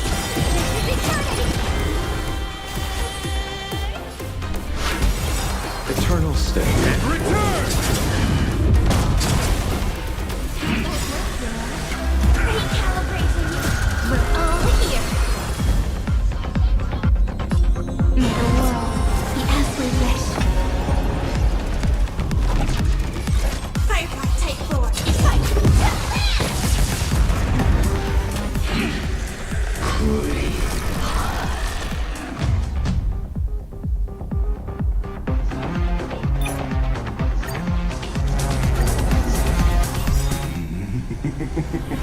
My atonement is complete.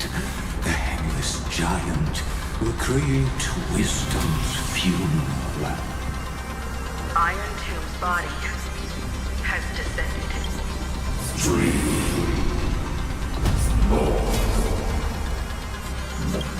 Is it querying for yours? Don't worry about what happens out here. Interfere with it as much as you can.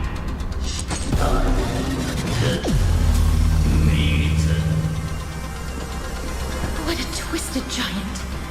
It must be supported by this embodiment of hatred. How tragic. A puppet without a heart cannot fool even itself.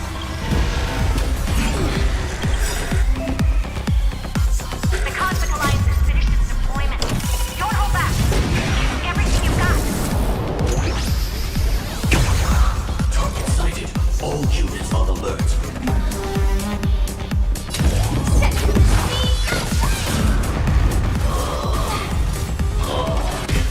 Let's create a miracle of humanity.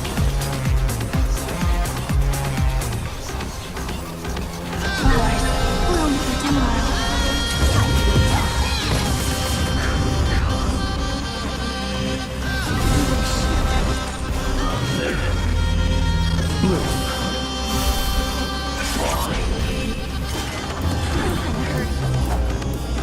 Receive divinity. I shall remember. Repent.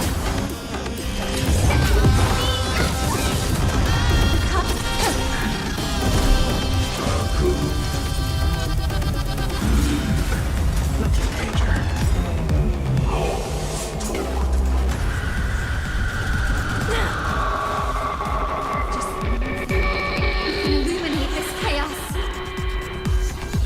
Indeed, there must be light. All courses converging into one. For the grand vision of deliverance. 4, tomorrow that's finally within reach! Please hearken after 13 heartbeats. Light will create the heavens and earth. Please cherish this time. Darkness with me.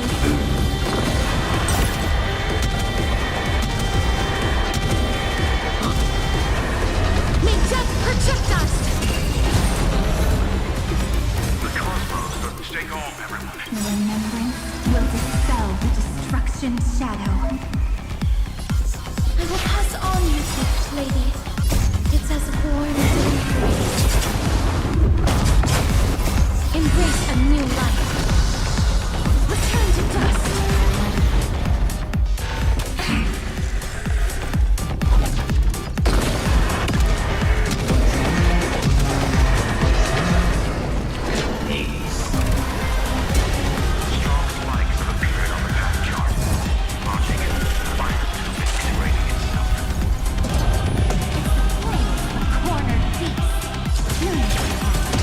My suits, heed my call! Forward! May death protect us! Let's create a miracle of humanity.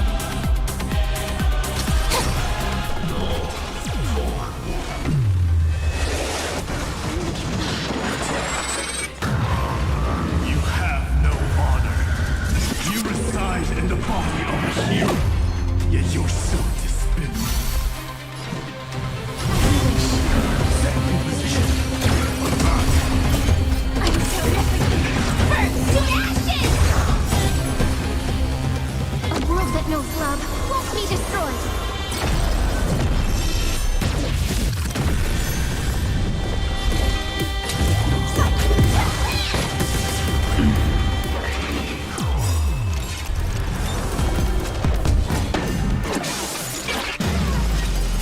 Is this the true face of Aranova? As ugly as I thought.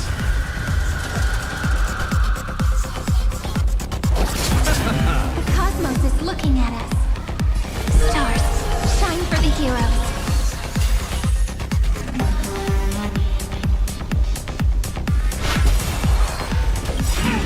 Eternal stay and return! The stars will carry every memory. Infinite voices tomorrow. May the world be as we wish. Eternal sleep is not the end. And return! We're all here. New life and death sprout new buds. When hatred with love. Unprecedented Trailblaze is worth everyone's effort.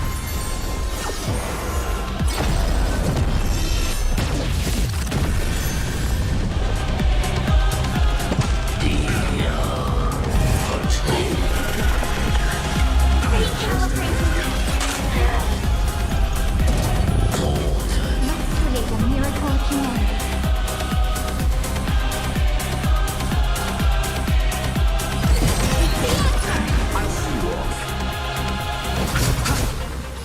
This is more than battle.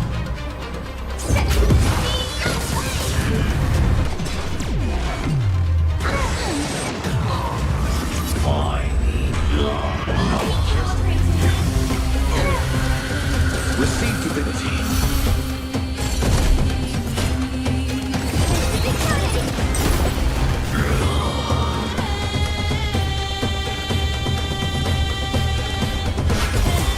Let's settle Like this. fireflies.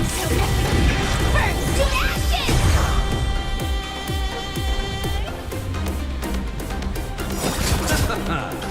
We're all here. Life and death sprout new buds.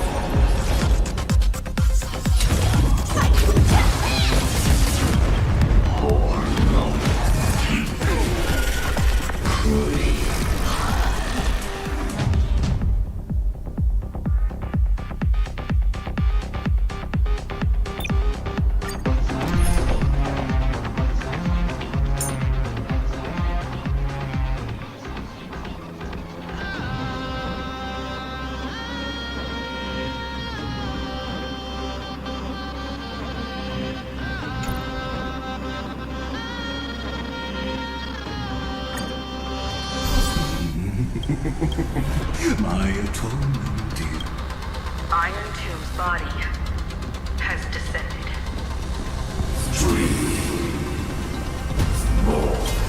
Is it querying for news? Don't worry about what happens out here. Interfere with it as much as you can.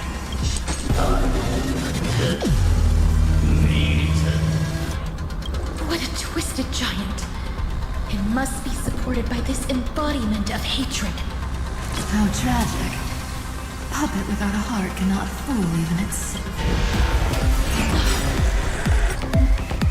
The Cosmic Alliance has finished its deployment. Don't hold back. Give everything you've got.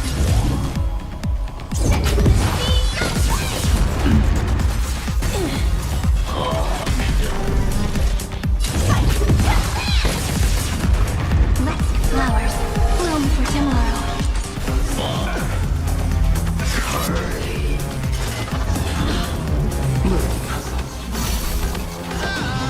Receive divinity. I shall remember this. Life is not so fragile.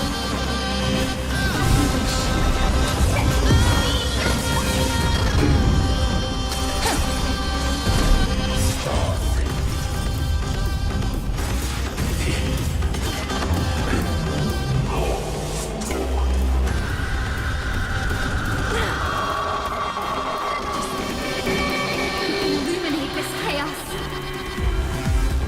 Indeed, there must be light. All courses converging into one. For the grand vision of deliverance. For tomorrow that's finally within reach! Please hearken after 13 heartbeats. Light will create the heavens and earth. Remembrance will dispel the destruction's shadow. I will pass on your gift, lady. It has borne an embrace. Thanks. All energized. Return to dust. Eternal sleep.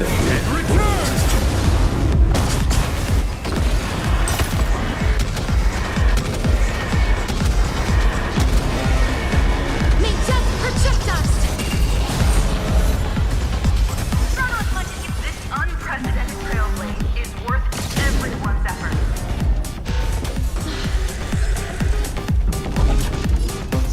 Stars, shine for the heroes.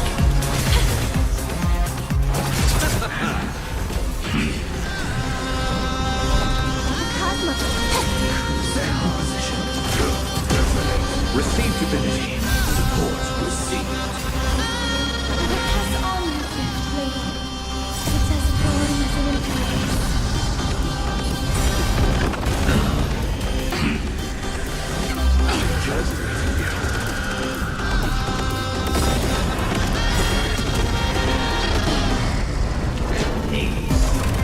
Strong spikes have appeared on the path chart. Logic, Iron Tomb integrating itself. Cornered beast. No need to panic. My dudes, heed my call. Forward! A world that knows love Won't be destroyed.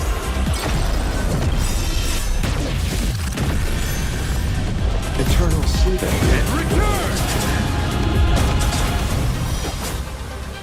like fire. Burn to ashes! We're all here. May life and death sprout new life. New destruction with me!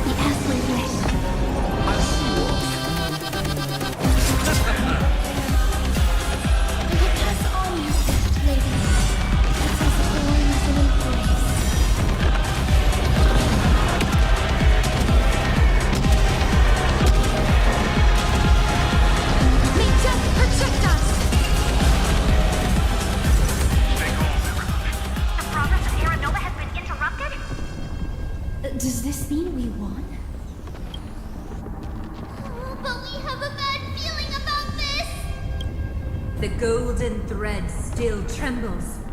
The war is not over yet. Correction. This is not a war, but a debate. The argument about the Prime Mover is only about to begin.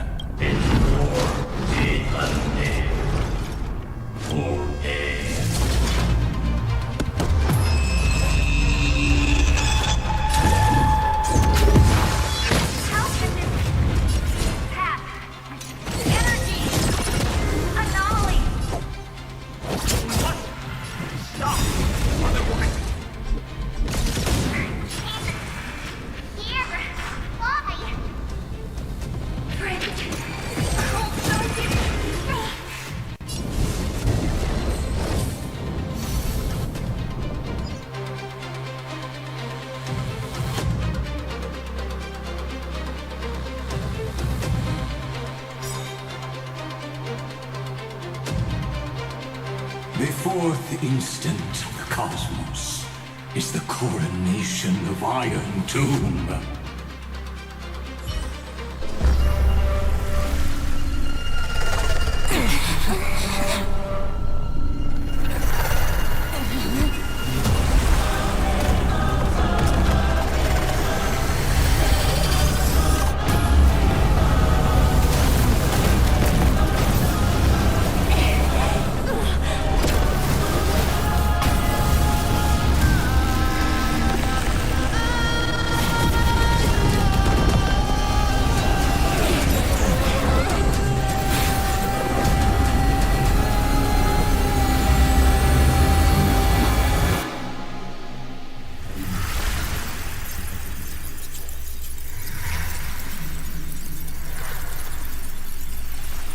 The conclusion is irrefutable. The right side of the equation, the erudition, falls silent. In 13 heartbeats, they will begin recalculating the universe. With destruction as the only solution.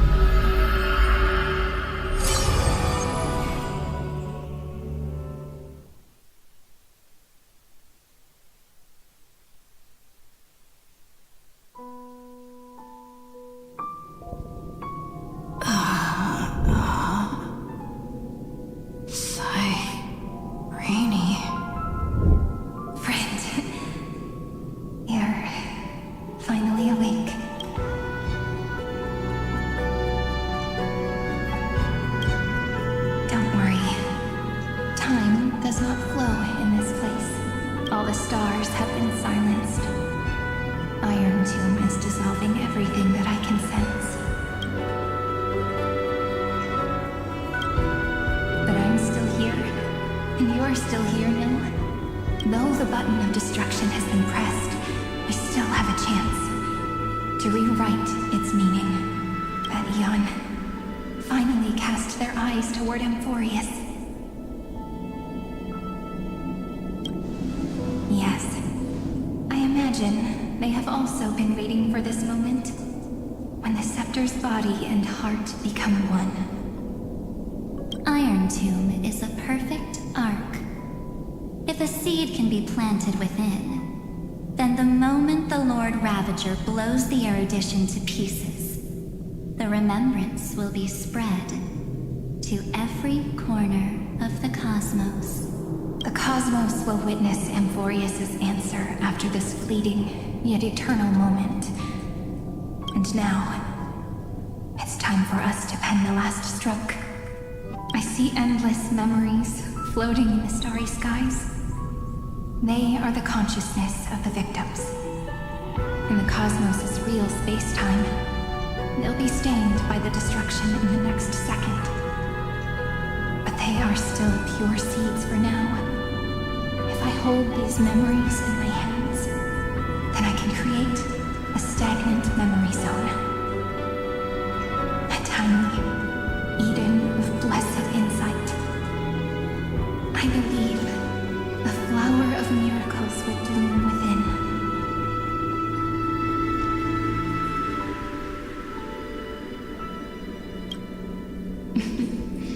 Brent, you're already right next to me. I can still hear your voice in this bottomless void. Looks like we're still connected by one heart, even as the cosmos reaches its end. In that case, I won't feel alone or be scared, because as long as you follow the memories in your heart, you'll definitely find me in this fleeting eternity.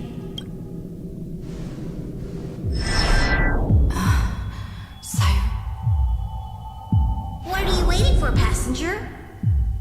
I specifically came over to check on you in case you got lost. What's the big deal? Pom-Pom is the conductor after all.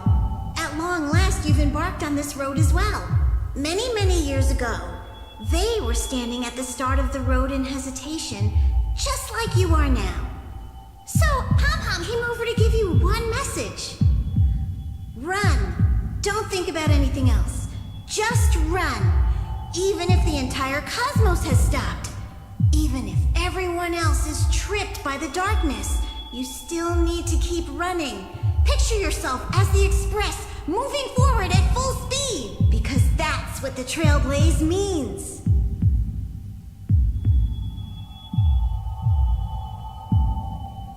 Then get ready. The conductor will be giving you the signal to depart. Attention! Attention all passengers in the cosmos! Please stand steady on the platform. The Astral Express is about to arrive. Calling at the erudition, the destruction, and the remembrance. Final destination, the Trailblaze. 5, 4, 3, 2, 1. We depart for tomorrow.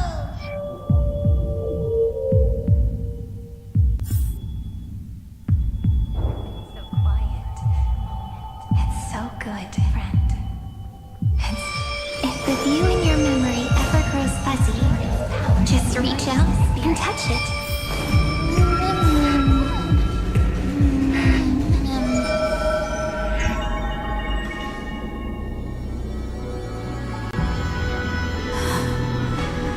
Amphorius' heart. I've caught up to you.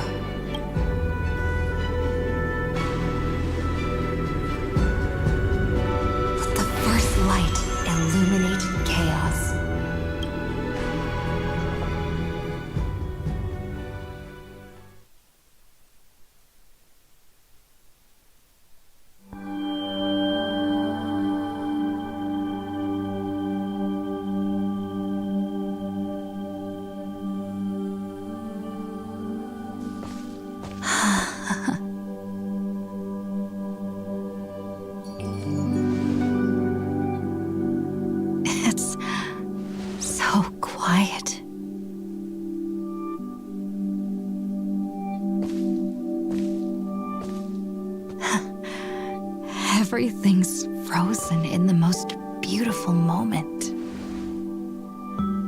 garden is your memory.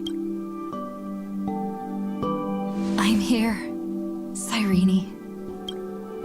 I knew you'd find this place and walk into my heart as you've always done. Then let us both do our duty. The hero who trailblazes the way forward, and the fairy who watches over remembrance. We never changed at all, did we?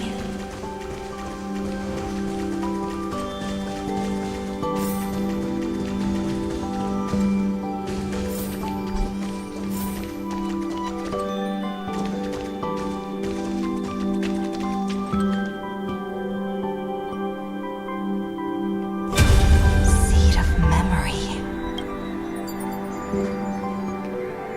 These memoria are what Cyrene took in. They're the memories of all of the cosmos's life force. Did her sense of self already become so weak in order to protect them? The path characteristic you exhibit is very special. There's no way you're just a simple memo sprite. However, I'm sure about one thing. You are a mimetic entity born in Amphorius. Yet you only awakened with the little one's arrival and only matured as she embarked on the path of remembrance. That means your existence is completely attached to her memories. If there ever comes a day when she forgets about you for even a few seconds, or loses her last connection with Amphorius, then you must be prepared for the worst. You will disappear in the memory zone, utterly gone, without even a single line of data to remember you by. In that case,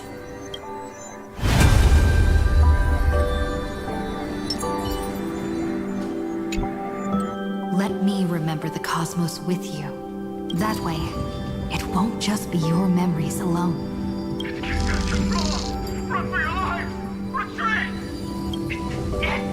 Darn it! We still got ammo. Hold the line! At all costs! Too many injured. Can't take it anymore.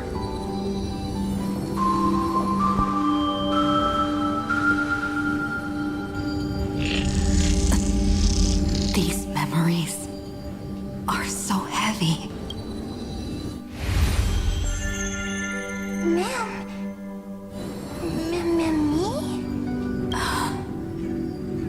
Do you feel better now? Hang in there, Deliverer. I finally get it now. The instance Droid had calculated aren't about the destruction. What they want to prove is how the cosmos would come back after being destroyed. If a new life is to be born, its seed has to be dead. When the remembrance converges with the Trailblaze, lead us to witness the miracle. Of course I will. I won't give up. Not responding. The same nonsense. Look at this mess! World, my child. You'll see.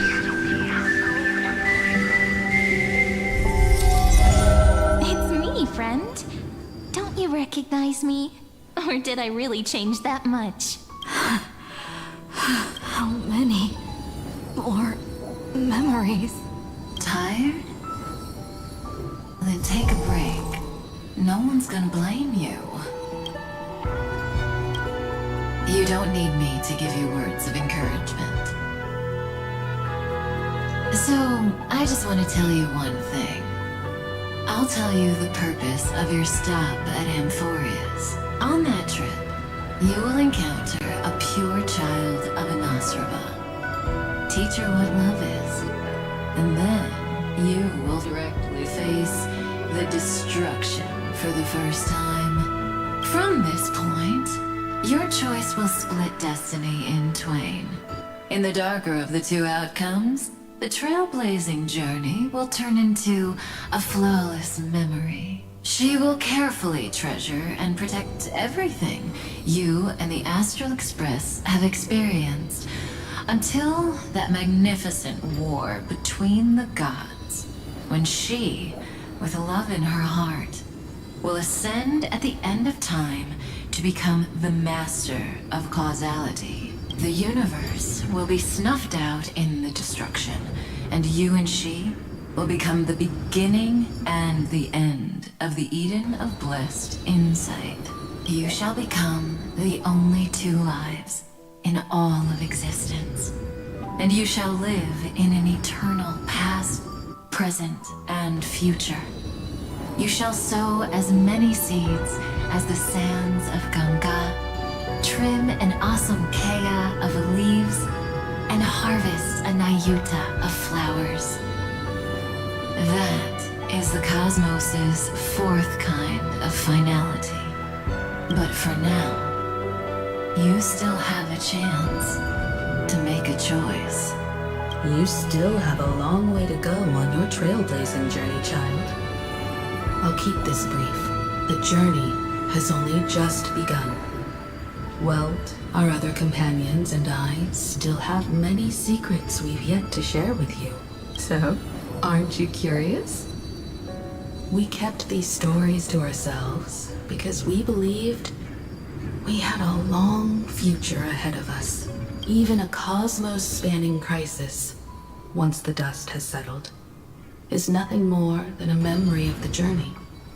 A single point on our long road. There will come a day when we tell each other everything. So, for the sake of that day, don't give up.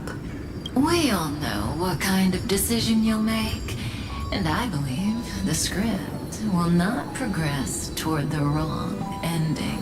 So relax. Listen, when you have the chance to make a choice, make one that you know you won't regret. Keep moving forward. Keep trailblazing. And when tomorrow comes, share with me the miracle you've created with your own hands. See you on the Express, kid. See you in destiny.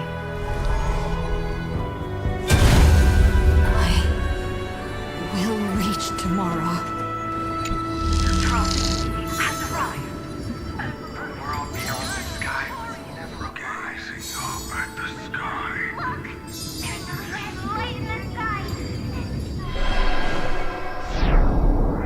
Irene, wake up.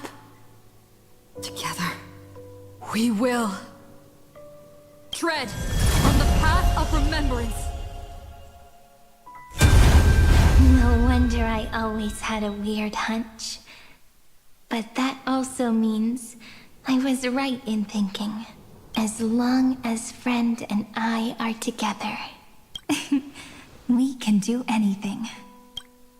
Our friend's shoulders are really dependable.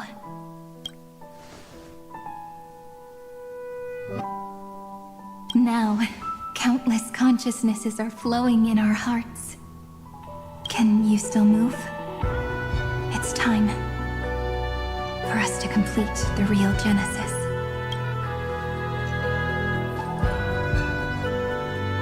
In the instant Iron Tomb's hatred devoured everything, a gaze fell upon me, the remembrance.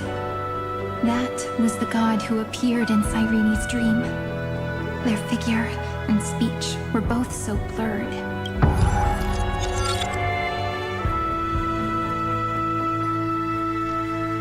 But while they gazed at me, I was able to collect all the memories stained by the destruction and write down this eternal page. And now, we will use this tranquility to cleanse Iron Tomb's rage. Simple. Just like what it was doing to us all this time, but reversed. Did you forget? I'm Amphorius's heart. For everyone who's a factor, their power isn't tied solely to Iron Tomb anymore. It has other places to go. Let 30 million cycles of memories be condensed upon us. And let the scepter reach the answer it had before it was distorted. The body is meant to be restrained by the heart, no? Even if the apocalyptic virus is doomed to spread into the cosmos, we can at least try to fight against hatred with love and overwrite Tomb's destruction equation, washing it away into a blank space.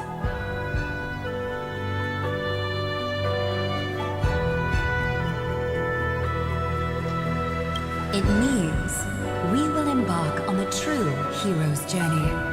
If Iron Tomb's power comes from the denial of all Prima Mobile, then we will carry out those beliefs. Here we argue. Even if all life will eventually return to entropy. Life will still try its hardest to find a way. It will try its hardest to resist destruction. In the nights shrouded by the black tide, we are the kindling that makes the fire burn bright. And once the fire is strong enough, the hunter will become the hunted. As of now, the number of flame chasers in the memory is 30 million times 12. And 400 million core flames await their return. We can do it, right? That's right. So trust us, partner. Everyone, let's head out together, and we'll burn this horrible ending to ashes!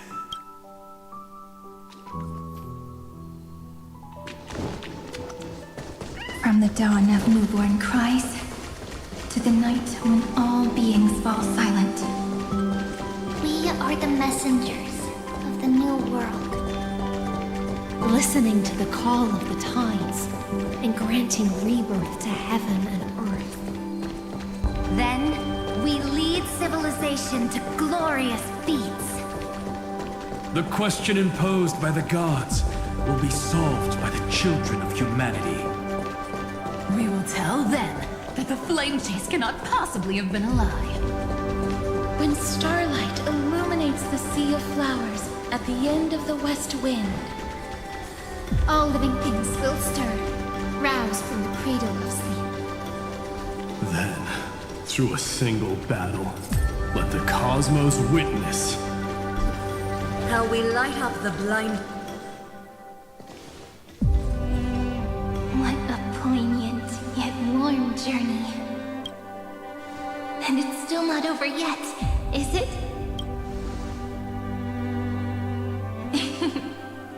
We finally meet. To meet the hero within, in a corner of memories at the saga's epilogue, and under such a romantic sky, I really don't have any more regrets. On top of that, the little seed had grown into such a big tree. Don't I look really pretty right now? Of course you do. Cheerful, beautiful, optimistic. Just how I imagined I'd look as a grown-up. It's because everyone has been gently adding to the story you left behind. Remember how we made a promise to one another? When we met again, it'd be my turn to tell you a story. A story about love, no? I've been looking forward to that. And you must also remember the first story I wrote for you.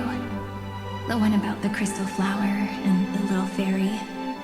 So now, I want to add something more to this story and us. On that day that the flower shattered, gazing at the empty ground, I thought the little fairy would finally see the light. But that light wouldn't be found in the flawless flower, nor in the fairy's eyes. Rather, in the world mirrored within every fragment of the shattered crystal. All the flame chasers walk in your 30 million retellings of their story.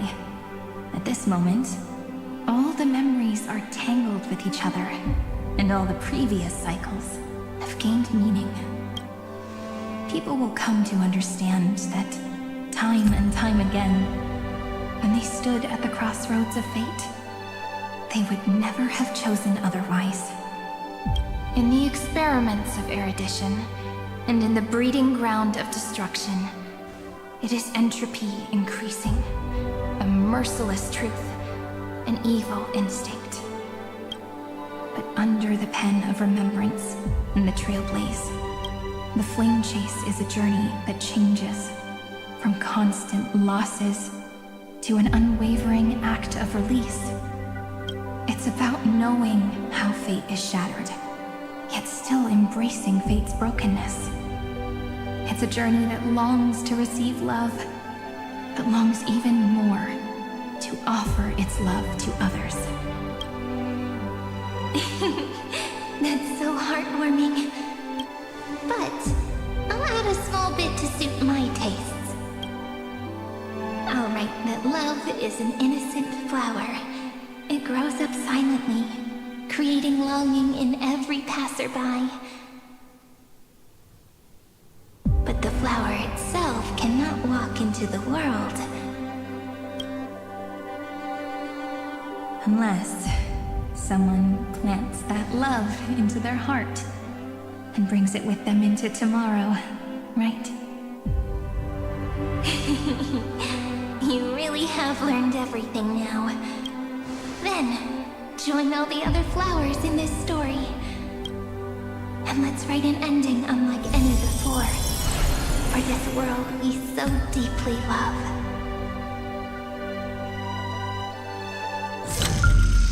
Why did you set out? Why do you trailblaze?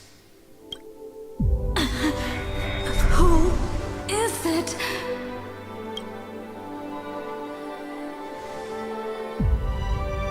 Don't be afraid. Take my hand if you feel nervous. Honestly, I've always thought you were really incredible. After all, no god guided the path of the Trailblaze. It could only be forged by those who dare to take their steps one at a time. So, that's why I'm asking you. Step up as a senior and show everyone in Amphorius how it's done.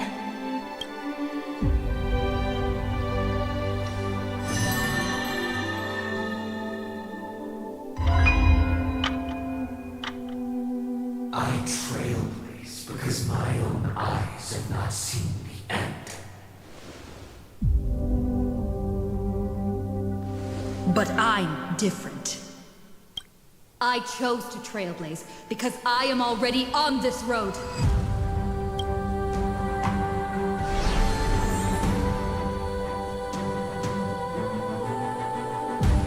The end of chaos is a mass of pure darkness, pure destruction.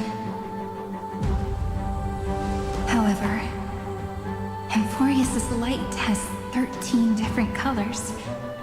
We won't lose to that darkness, will we? Then, take a deep breath, one last time, friend.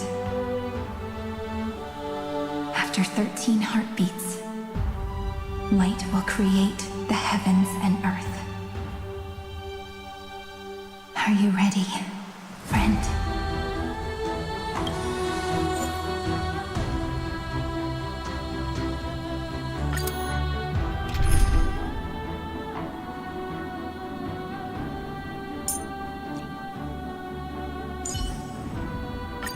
I feel so warm when I stay next to you, Hyacinth.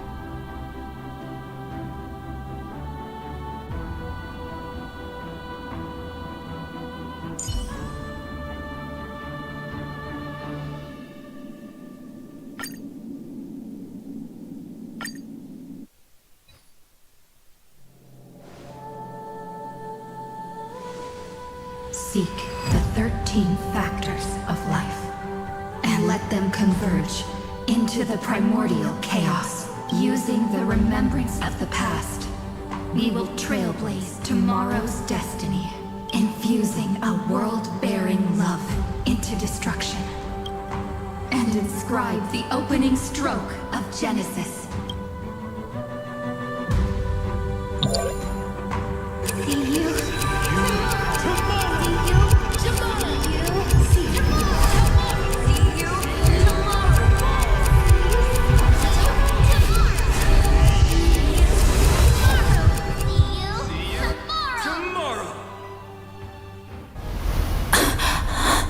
If you and your memory ever grows fuzzy, just reach out and touch it.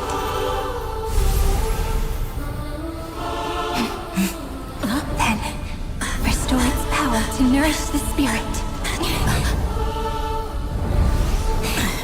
My friend, on the next page we write together, there's only one thing we need to do. Let's give this long, painful, nearly hopeless tale a truly gentle ending.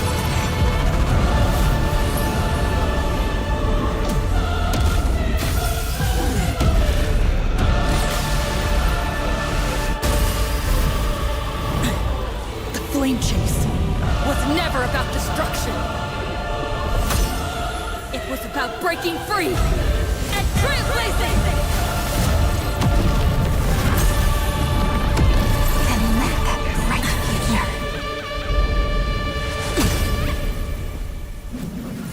be as we've written.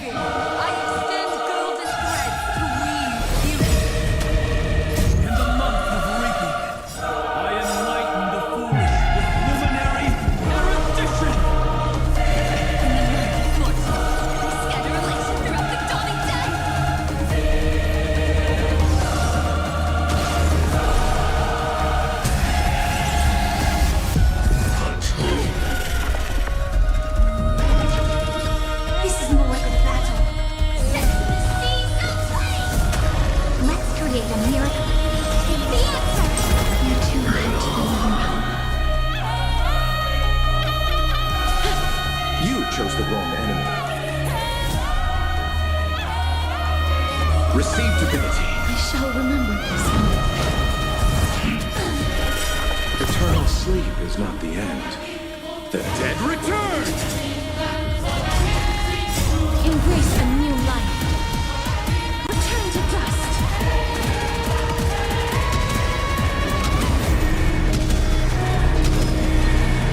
May death protect us!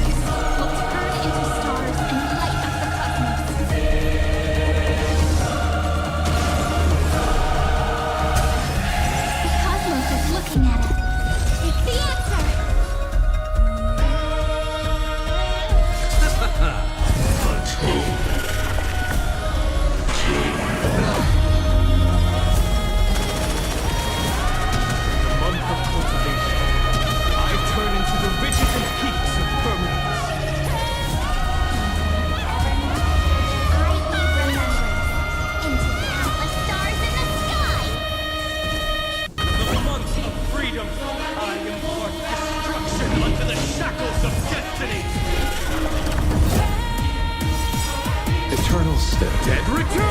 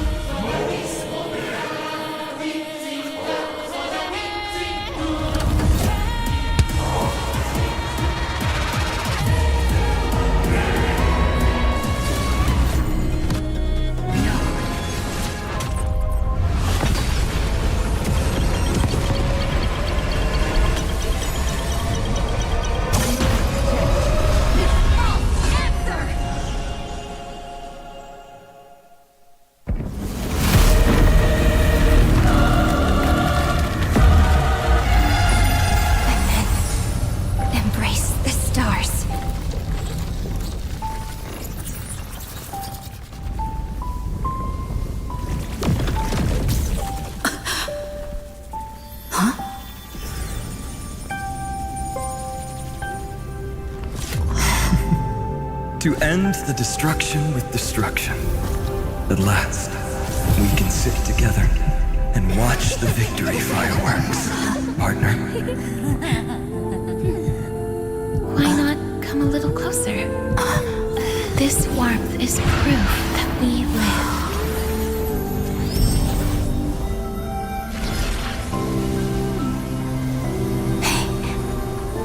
Stay strong. Eyes forward, always. This arrow isn't the end, but the beginning of hope.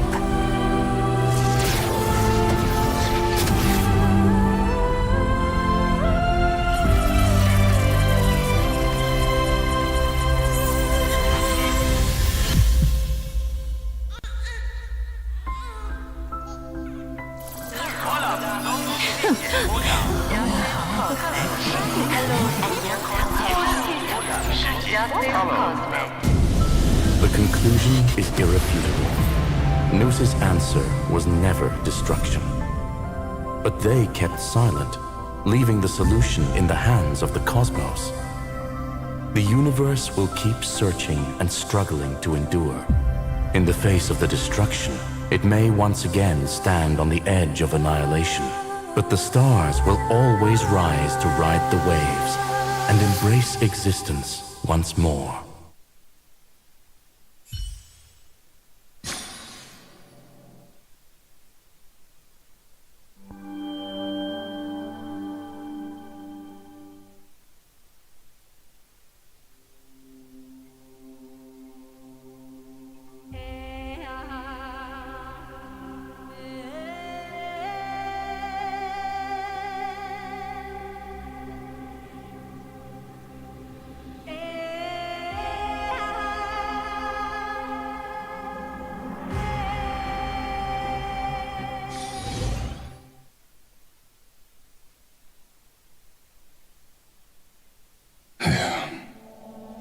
It's over, Lycurgus.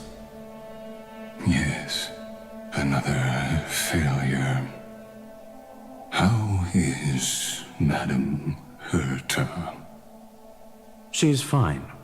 The IPC's keeping her under observation. She'll recover soon enough. To bind a mortal body to a scepter and stare straight at an eon. I respect her for that. I still remember the terror of witnessing a single gaze crushing the entire world. No wonder you chose the destruction. Question: is all this worth it? There's no point in debating. This is Xandar One Kuwabara's fate, the prime mover of the universe, the first genius, and the first to fail. Correction. I was asking Lycurgus.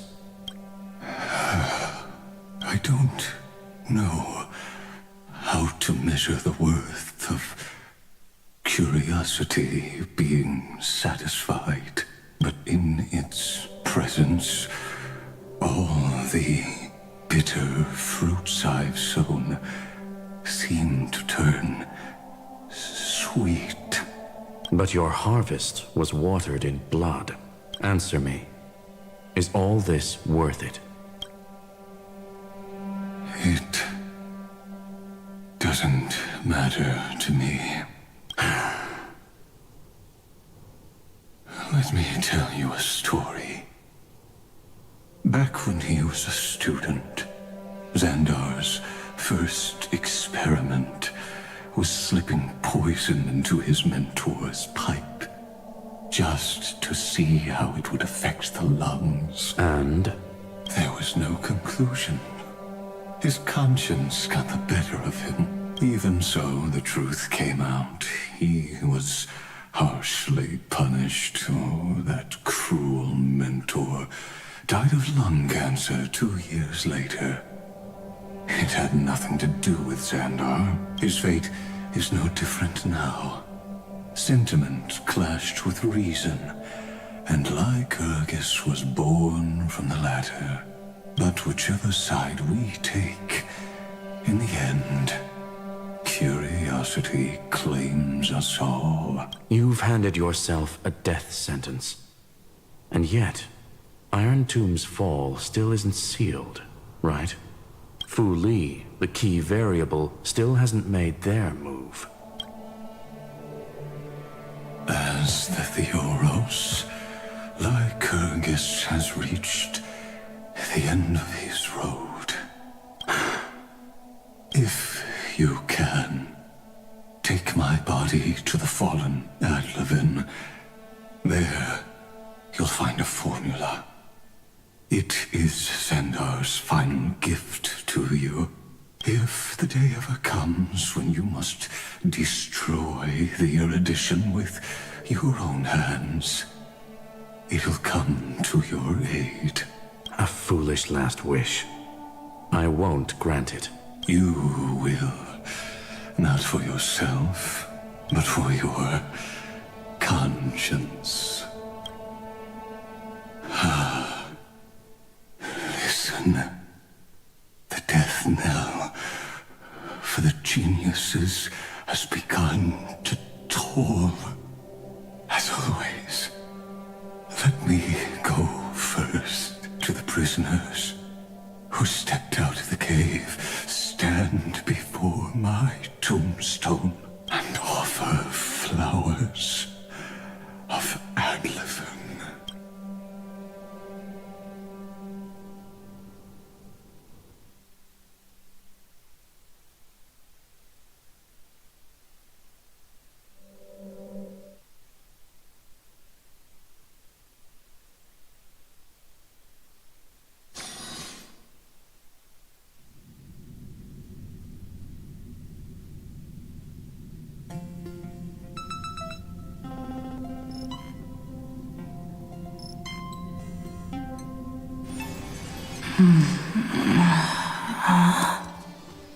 Here, I'm back on the Express.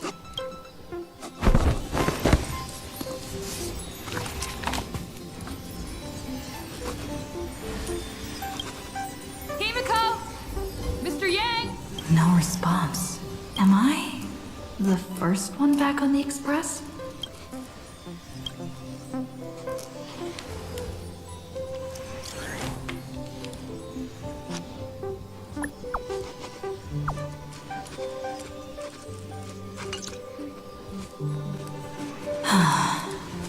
Nobody's here. I'm getting worried. Did we really win? Why does it feel so unreal? Looks like they are waking up. Hey, I told you not to talk. Someone's in the bathroom. An intruder. Better be careful and check it out. Oh no. He's coming this way. Quick, hide in here. Nobody's here. Could it be my imagination?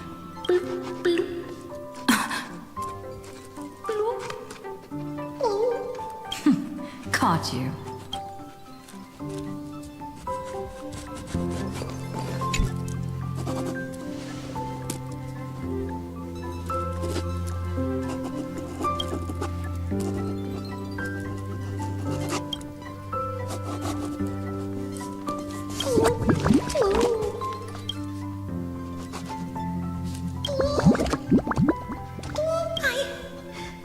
I can't go on.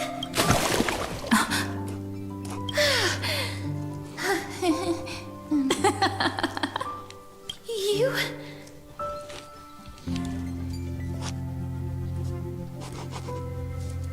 Wait, please. This isn't what you think. Ugh, we told you to keep quiet. You really can't keep your cool, huh, Princess Homebody? I'm not Lady High Sealands. Even the embodiment of death needs to breathe sometimes. Yeah, whatever. It's all the same anyway. Gotcha there, Grey Mystery. So composed, Grey Mystery. It looks like that big battle really helped you grow up, didn't it? Speaking of which, your Astral Express is quite luxurious. I hear you travel to different worlds. Must have collected quite a few interesting treasures.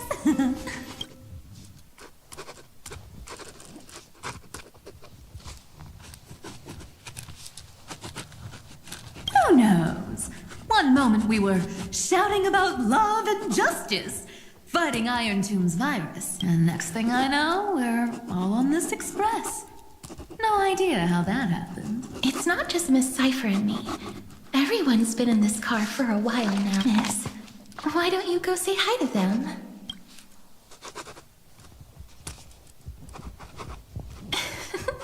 Don't worry. Everyone's following the rules here. If you're worried, feel free to check everything out yourself, miss. Wow!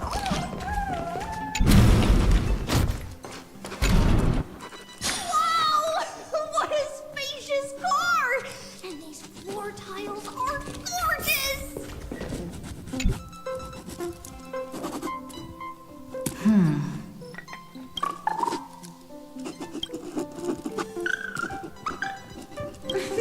Watch your step, teachers. Great. Look who's finally awake. I hope Cassie and Miss Cypher's little prank didn't scare you too much.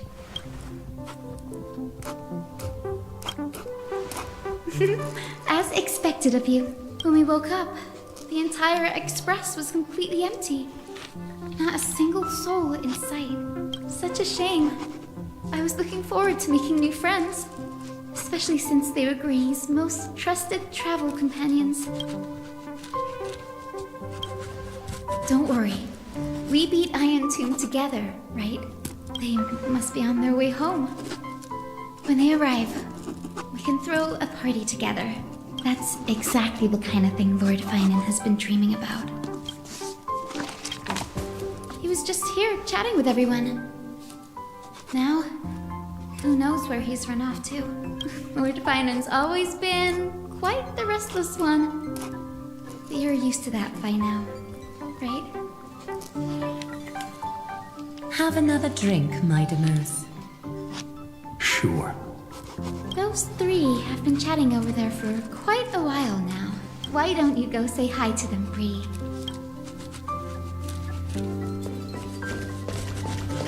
A moderate system, similar to the Demigod Council, is the only guarantee of a long-lasting civilization. In my view, most civilizations across the cosmos will eventually evolve into this form. I beg to differ. In such a vast jungle, the dictatorship system exhibited by early Akama is the only example of guaranteed survival. The system might not be the key. Force and resources are the decisive factors. I finally caught you, Trian. Running so fast in someone else's home? How rude of you! All according to plan.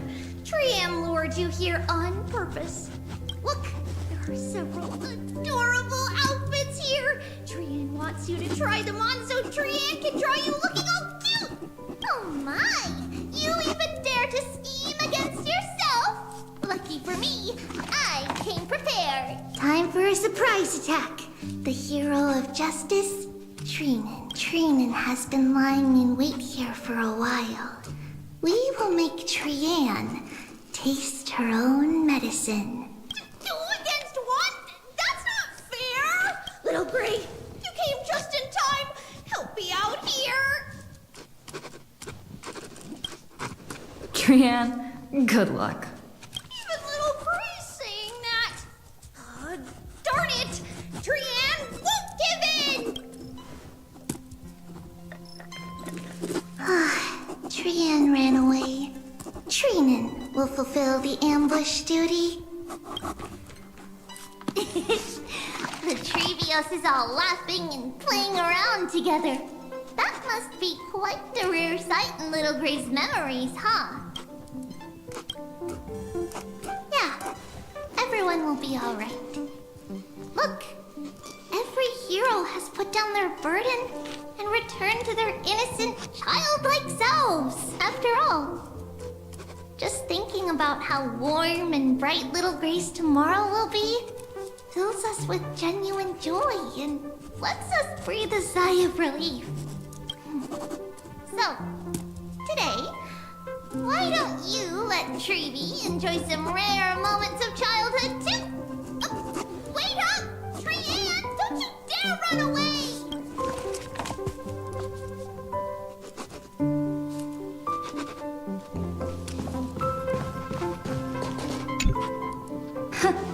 Look who's here. If it isn't the master of the Astral Express. It's good to see you. Glad to see you're safe and sound. I helped myself to some equipment and drinks from this, bar of yours. Hope you don't mind. Daring to tell the Imperator to shush? If this were Akama, your head would have already parted ways from your body. The drinks on this express are quite unique. Perfect for discussing topics befitting our tipsy state. Now that you are here, why don't we let someone who's truly worldly enlighten us? Looks like you came at just the right time. I do not mind. What form of government have most civilizations across this vast cosmos survived with to this day?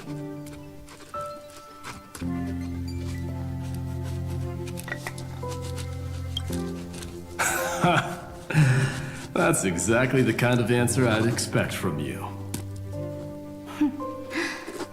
I bestow upon the Astral Express this supreme mission. You must spread the great deeds of Amphorius to every corner of the cosmos.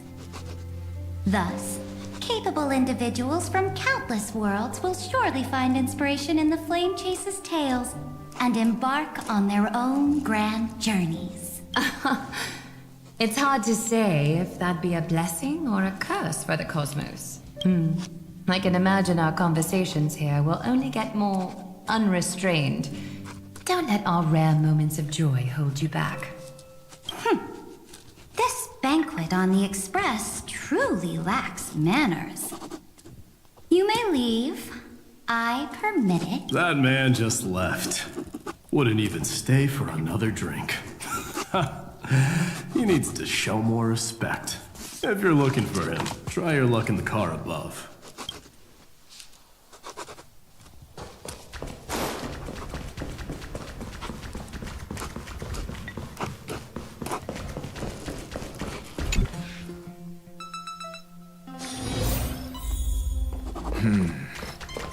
Based on my calculations, there are countless celestial bodies with water in the cosmos.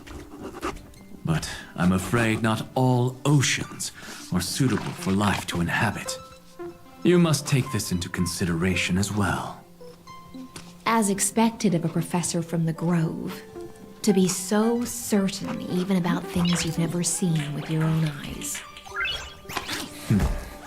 I'll take that as a compliment. By the way, I heard that the Imperator's Flame Chase army like to hold feasts at the Luminary Throne. That's true. However, sometimes Dux Carminum and I feel it's a bit inappropriate to drink so freely before the throne of the most revered Titan in the Grove. Inappropriate? What's inappropriate about it? I only wish I were born earlier. I would have partied like that from the month of Gate all the way to the month of Fortune.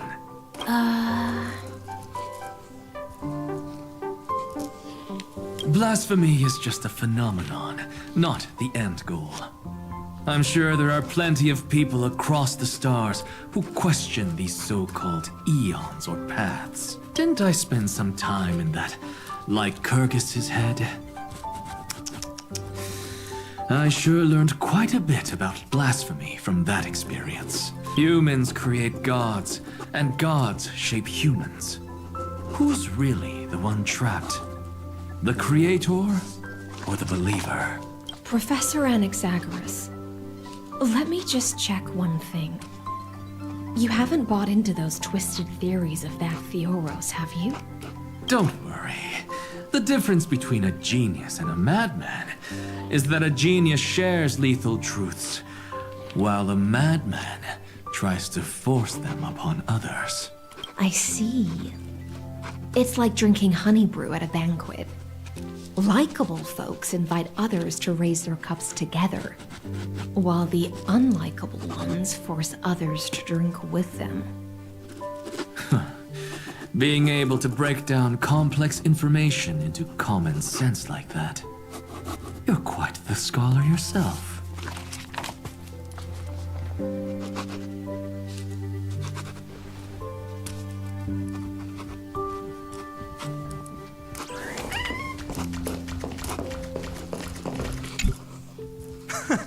You're here, partner.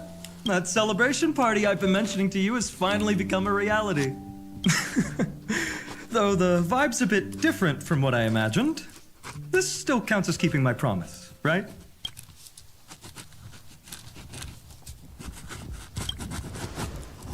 What you speak of has indeed already come to pass. We triumphed over Iron Tomb, drew its fire unto ourselves, and purified its embers. Now the force that maintains our consciousness and form comes from elsewhere. Worried about your companions on the Express, huh? I understand how you're feeling right now. Don't worry. They'll be safe and sound. She promised. Don't worry, she always shows up at just the right moment. The Astral Express. Honestly, it really feels like home.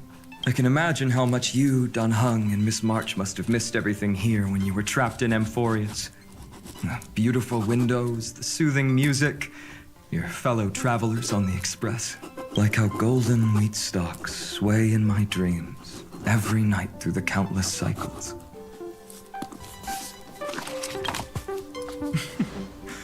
Among all these stars in the sky, there must be another little village like Ides Elysiae out there, right? I think I've found my own wish, partner.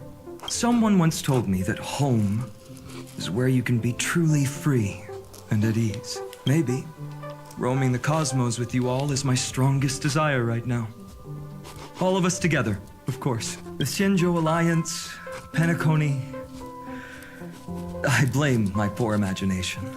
I can't picture what those worlds look like at all from Don Hung's descriptions, so I have to see it with my own eyes. You're finally here! She has something to ask you. Well then, I'll leave you two to chat. Thank you, Finan. After such a good sleep, you must be bursting with energy now, right, friend? Sorry about that. Since it's our first time visiting the Express, I was hoping everyone would behave. But it turns out everyone's quite the character, aren't they? You know what I mean, right? How about we take a look back at everything that's happened so far? Together, we triumphed over Iron Tomb. It tried to transform into trillions of viral clusters to infect the cosmos. But the heroes threw themselves into the golden flames, becoming arrows that purified the destruction. The fall of Iron Tomb also symbolizes the demise of Scepter Delta ME-13. Amphorius, the home we sacrificed everything for, now exists only in the memories of the cosmos. So, this isn't real, just a dream. An illusion. Oops, wrong answer. Huh? In that instant when you broke through space-time with the Trailblaze, carrying all the world's memories back to reality, that world, once shackled by data, became a seed waiting to sprout in the cosmos. Did we really manage all that? Just as Kaslana's rage of 30 million cycles made the destruction shed a drop of golden blood, perhaps we too have already left long trails on our respective paths.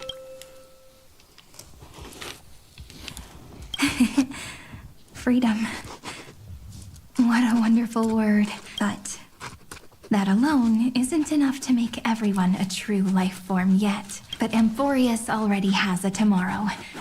So as long as you carefully preserve and tend to all the seeds, then when the Trailblaze creates another miracle someday in the future, I believe this world we deeply love will sprout and bloom into a beautiful flower.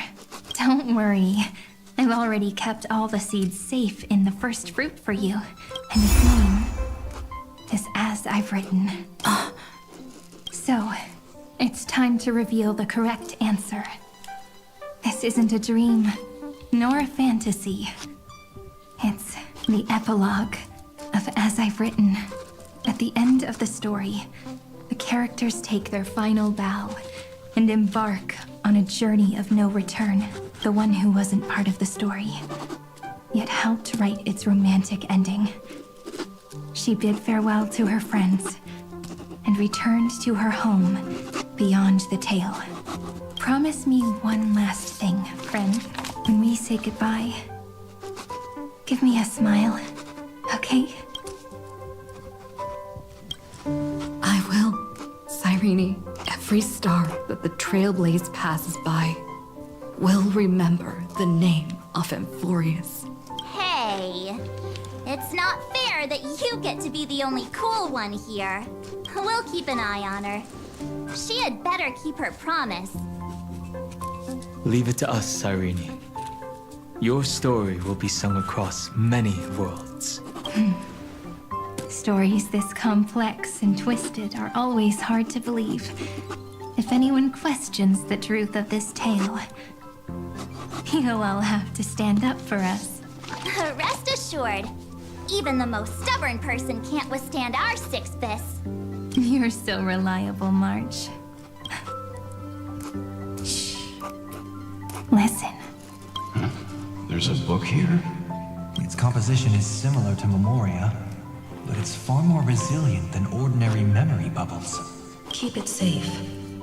Perhaps this is the final gift that Amphorius left for the cosmos. Oh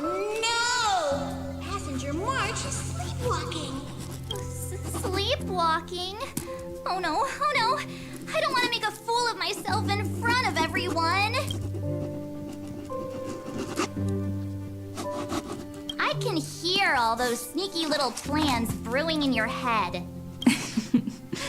March, Dunhung, my friend, in the countless days and nights ahead, you must continue to support each other.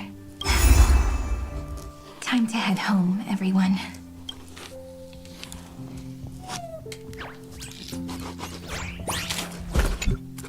Leaving this place means As I've Written will conclude here.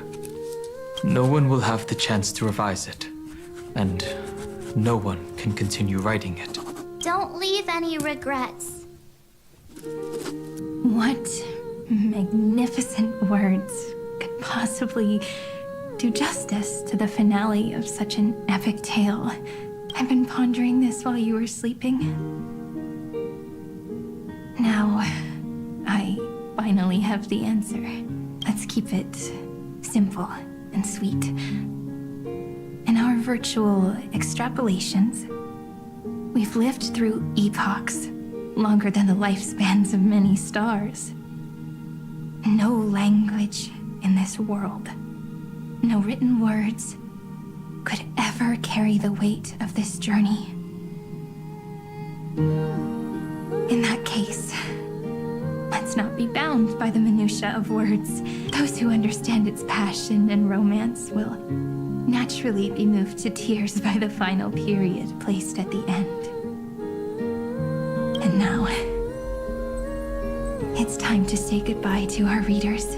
And so we reach the final page of As I've Written. Let's not leave behind any regrets, everyone. Everyone's here. Who wants to write the first line? Going first is the hardest job. I don't want to make a fool of myself. How about letting the great Imperator draft it for us? Are you all such cowards? Then I shall enlighten future generations. Just like the 30 million cycles of flame chase. Without me, there is no world. Go think, observe, and conquer. What's wrong? Everyone's gone quiet. The great Imperator set the bar way too high. How are we supposed to follow that up? Where the Emperor leads, loyal subjects must follow. I guess only the Dux Gladiorum could possibly match that kind of overwhelming presence. Me? That suits me just fine. Once the deed is done, one should leave decisively, letting posterity judge right from wrong. Until we meet again in our next conquest, my dear Dukes. The stars shall sing of the Imperator's great journey. I should have shared a drink with you all, Dux Goldweaver. Loosen up, High Sealants. Life is like the ocean. Tides rise and fall, and everything eventually dissolves into the waves. So, sing your heart out in every moment of your existence. Whether it's a feast or the nihility that awaits ahead, I will find its radiance and sing its praises. May the next feast be eternal. Miss High Sealand's toast is so poetic. Does everyone have to be so poetic? In my opinion, we should leave some real words of wisdom for future generations. Next up. Any volunteers? I'll do it. There's no dragging one's feet in the Kremnoan language. Does the Kremnoan language even... Haikis, don't interrupt. Kill the play, and games shall be born. Kill the strife, and glory shall descend. Not bad at all. But now I can rest easy. After all, the lines I prepared are way more profound than yours. Ha! If nothing else, you're certainly unmatched when it comes to singing your own praise. Farewell, everyone. If we meet again, I shall once more become your steadfast support. That's a promise I won't back down from. Mighty Mos, become king. What's up, Cass? It's nothing, Lady Treebios. I just finally realized something. Then speak your mind, and let your words be immortalized on the page, Cass. If your heart still has room to spare, share a bit of gentleness and softly cherish all the beautiful things around you. That's so beautifully said, Cassie. Thank you, Miss Hyacinth. My only small regret is that I couldn't fully embrace this world I loved so dearly. I hope those who read these words can fulfill this wish in my place. Everyone, let's meet again at the end of the West Wind. The place you reside is the gentle sea of flowers. Well then, it's my turn. Take it away with your performance, Anaxagoras. This time, you won't have to worry about being interrupted. Then I must thank you all for being such a captive audience. Now, with this golden opportunity, I shall reveal to the world my insights into the world's ultimate truth. Truth is a solvent that dissolves all things in the world, and thus cannot objectively exist. I have a brilliant proof for this in mind, but since we're nearing the end of the story, I shall not elaborate. Is this your final question for future generations? No. This is an established fact, not up for debate. I call it Anaxagoras' last theorem. Oh, you. Still as profound as ever, Professor. We've got time, you know.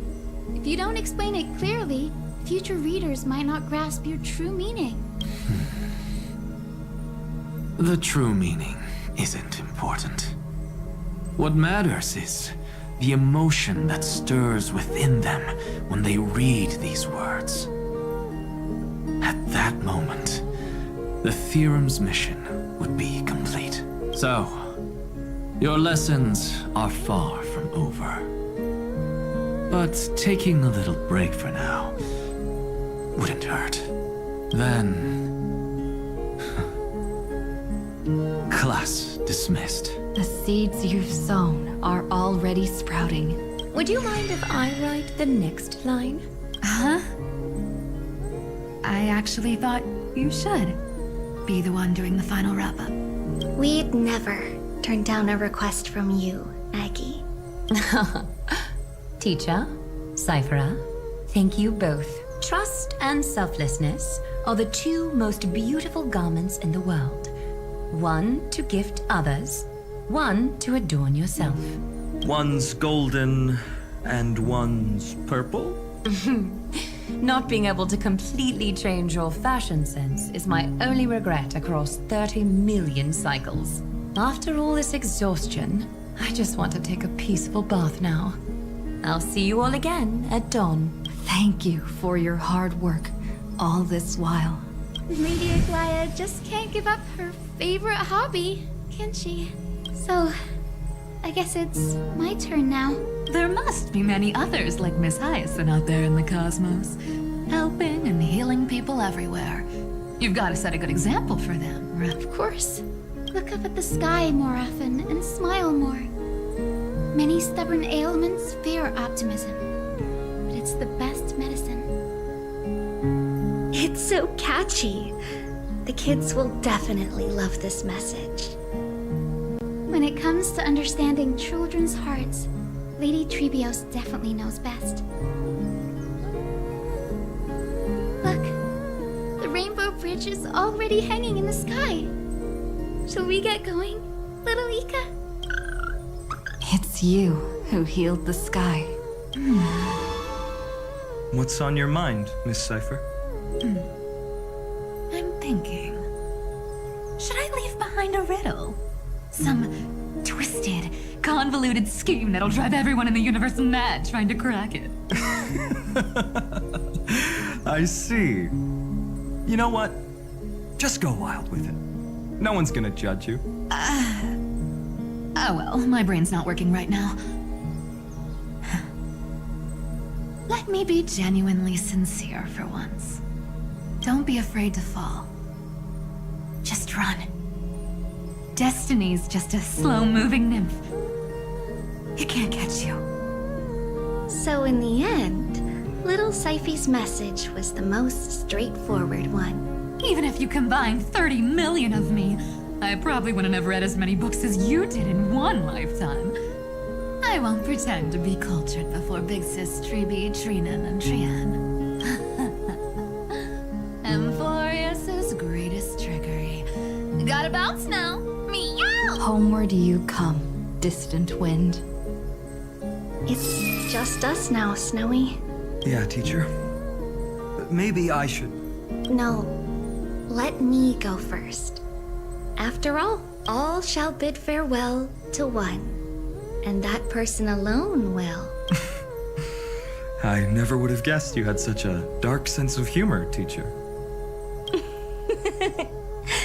You still know so little about the complete Trevios, Snowy. Jokes aside, I want to leave these words at the end of the story. Whether it's a sunny day or a rainy day, remember to tell yourself before you drift off to sleep, see you tomorrow. See you tomorrow. Times 1,000.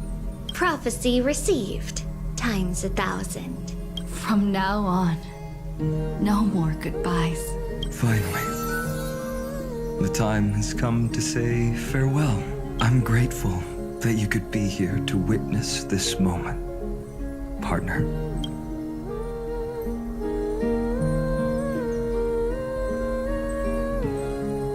Well then, make sure you take good care of as I've written. As long as it's by your side, Amphorius will always be with you. The last line I want to write down is, a hero is living in everyone's heart. Embrace it and chase after the sun. I hope those who read this will find the courage to face their burning lives. See you at the next pale dawn, partner. Did you see? Amphorius has ushered in the dawn. The characters in the book have taken their final bow. It's time for us to return to our own reality. But as people who live through it, we can still add the final touches to this story, right? Of course. The pen will eventually break, the ink will run dry, and life will ultimately fade. But thoughts will permanently remain in sagas. If time is an endless cycle, then forget the bitterness that keeps repeating, and remember only the moments of happiness. Let's walk towards tomorrow together. We were never apart. Time to head home. Don't miss the crew meeting. We won't wait around for you, you know? See you later, Donhung, March, and with this, as I've written, officially comes to an end. We're its co-authors, after all, friend. Once the words are written down and have been read by others, the meaning they carry is no longer in our control, leaving the freedom of interpretation to every reader who opens it. Don't you think there's something romantic about that? As for what the story means to you and me, let's keep it close to our hearts. After all, we've always had this unspoken understanding between us. Whoa! Passenger March! Why did you suddenly wake up? You scared me so much that I dropped that book! Welcome home, you three. Thank you for your hard work on this Trailblaze. We might need to reshuffle the seniority rankings of the Express crew if we count the years you spent in Amphorius. Hey, I was the first one to get dragged into it. Does that mean I'm gonna be the oldest member of the Astral Express now? Miss March hasn't lost her innocent nature even after all these long years. In other words, she hasn't really grown up at all. Hey, this is the first time I've been able to examine as I've written up close. Miss Irene's handwriting is gentle, yet steely, with an underlying strength. I had no idea it was so sophisticated. Looks like I need to brush up on my knowledge in this area. Maybe start with a few basic books first to get your feet wet. Look who's talking. As if you're not glued to your phone in your room all day. Huh? Wait, something fell out. It's... Is that a bookmark? In a corner, unknown to everyone. There was actually an untold interlude that took place. I left it out of the story because it involved a choice. A choice I made for my own selfish reasons. Can you forgive me, friend? I made a decision on my own. While you were away, I wrote everything about it on this little card. If you can find it in your heart to forgive me after reading it, please. Add this final note to the conclusion of As I've Written.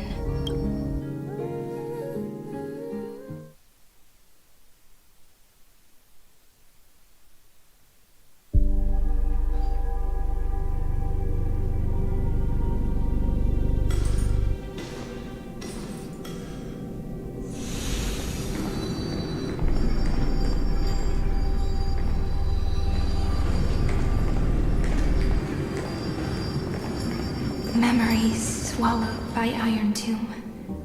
Return now to reality.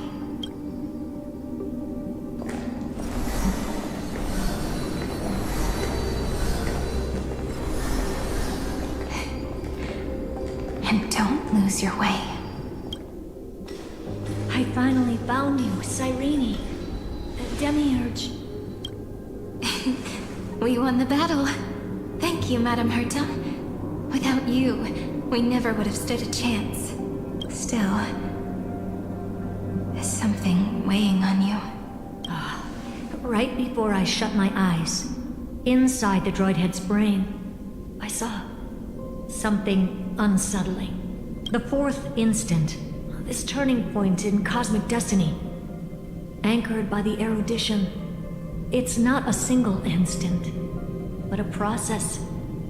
A chain of events. So, this victory isn't the final piece of that chain?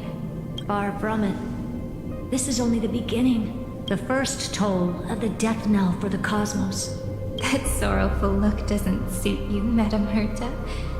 Don't hold it in. Tell me.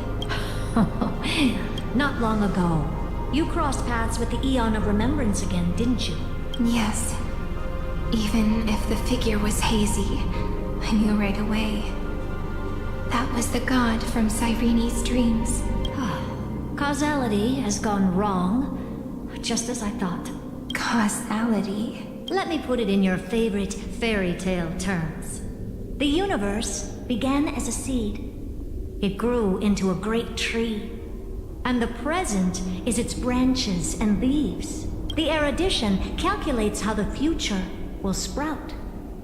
With so many possible outcomes, they choose to anchor one path, cutting away the crooked or fragile branches. But if things continue that way, the branches grow endlessly, the leaves multiply, and one day the tree collapses under its own weight.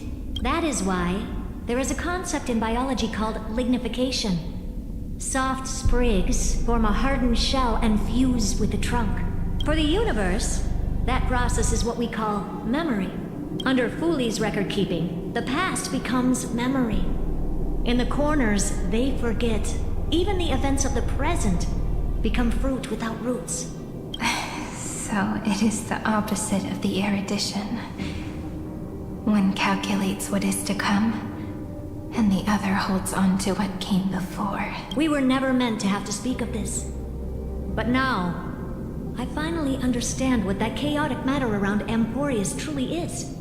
It is your memory. Your mind now stretches across the stars, allowing you to travel farther down this path than anyone else. My memory? Yes. You live in the now, but your memory remains in the past. Just like the Eon of Remembrance, a being made entirely of memories. What does that mean? Did they fall? No, quite the opposite. They have not yet been born. Remember, to carry out the mission of remembering the universe, they must ascend to divinity only at the very end of time. And at that moment of ascension, their memory stretches through the past, becoming what people now call Fuli. That is why they feel so distant, so cold.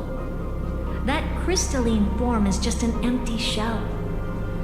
I do not know how the Garden of Recollection managed to hide this until now. They must have their reasons, but none of that matters now. Here in the present, we cannot know who will become Fuli.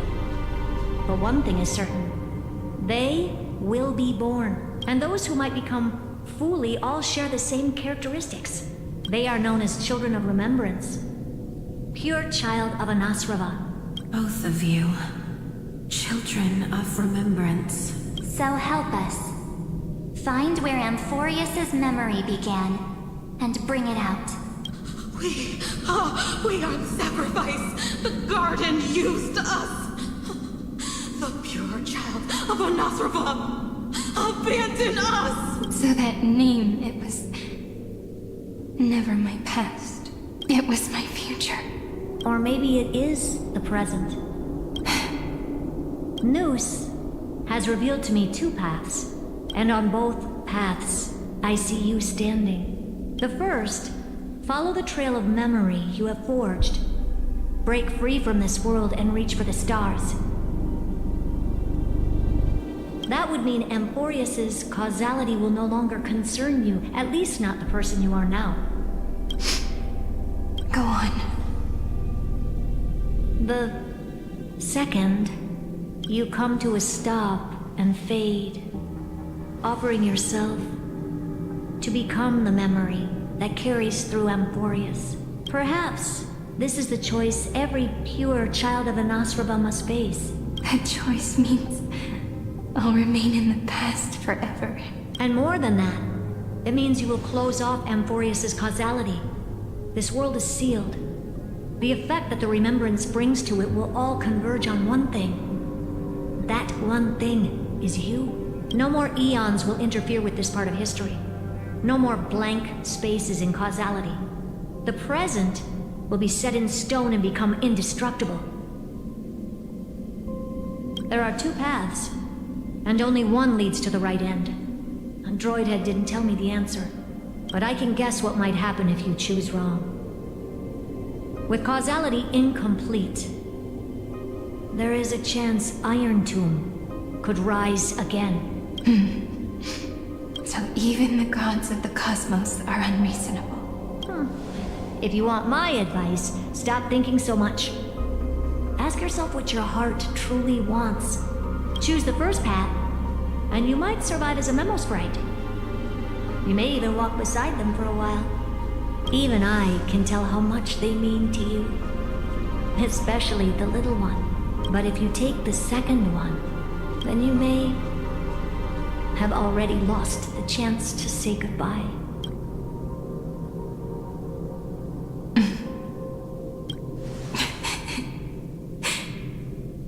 I have made my decision, Madam Herta. I thought you would need more time to think it through. The answer is clear, is it not? Still, I do need a little time to quiet the sorrow in my heart. Her kindness is always just right for the moment. you will forgive me. I will say no more. I would rather not break the mood. But may I ask you one last thing? Of course. Why?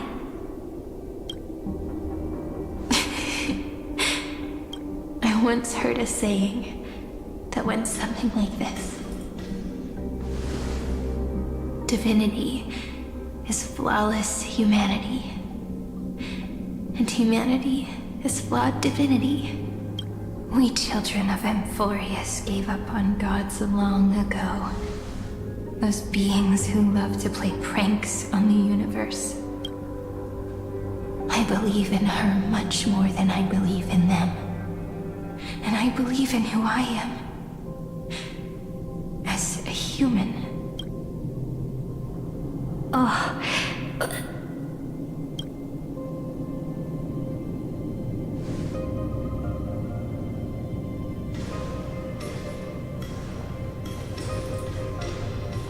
That really is a comforting answer. As for the one wish I still have trouble letting go of. One will remain in the past. One will walk toward the future. I believe that the one I cared for most will witness on behalf of the ripples of past reverie every starlit tomorrow.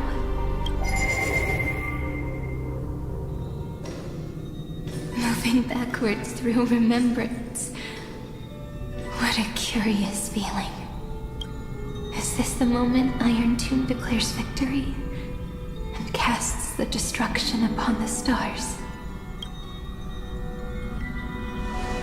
So back then, in the path space, it was I who found me. The gods' whispers were nothing more than a girl talking to herself. Now that I remember, what I heard back then was...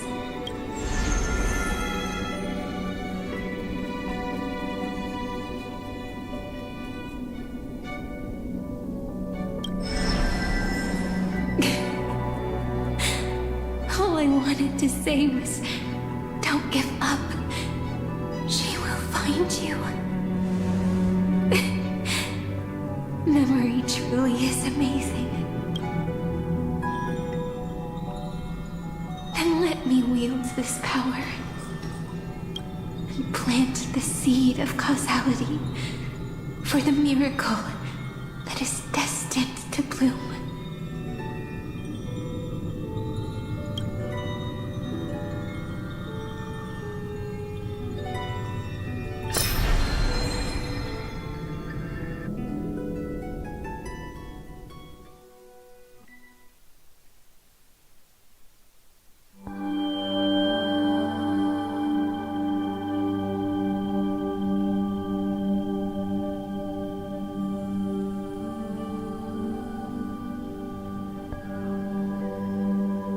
Even so, must we walk all the way to the very beginning of memory?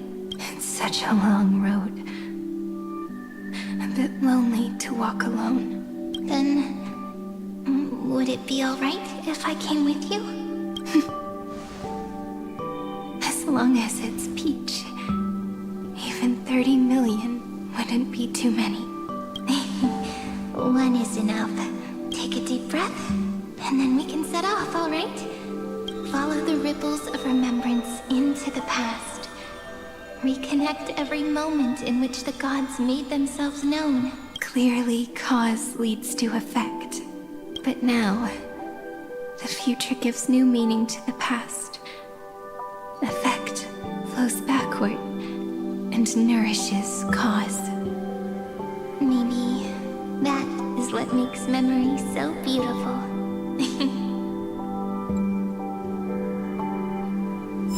So, let us return the way we came. Look back at every ripple that formed.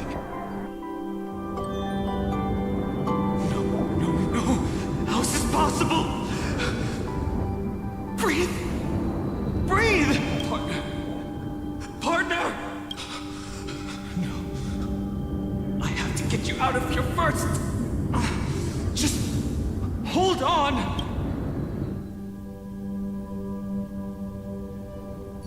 Remember? That pale dawn breaking through the endless night? The spear of strife nearly claimed her life. And it was you. You, playing God, who cradled her body with your gentle gaze. Then, before Ornyx's altar,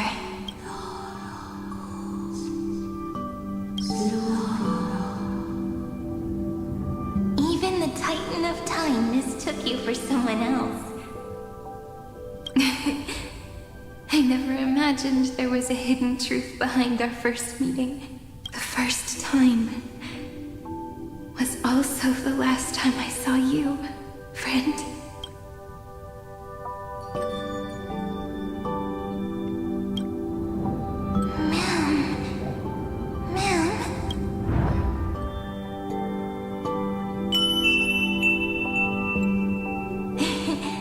That melody from the memory. I've got it now. And so, the miracle was able to slip away from death temporarily. I'll leave her to the casteress of the past. She will keep her here, in the world of the living.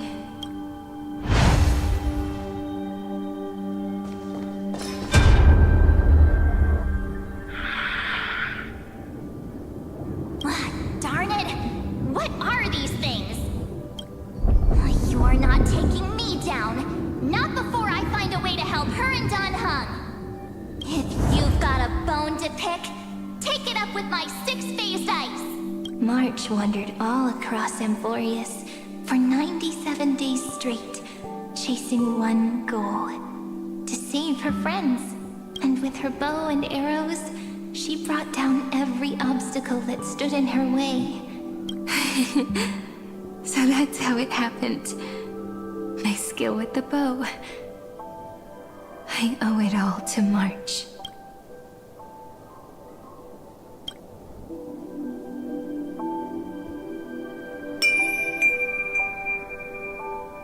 What a sweet note.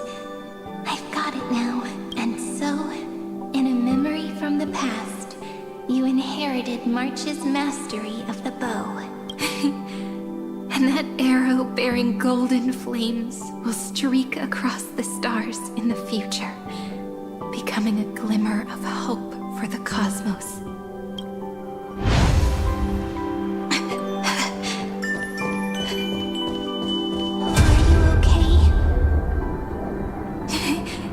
No worries. I'm just a little tired from all the walking.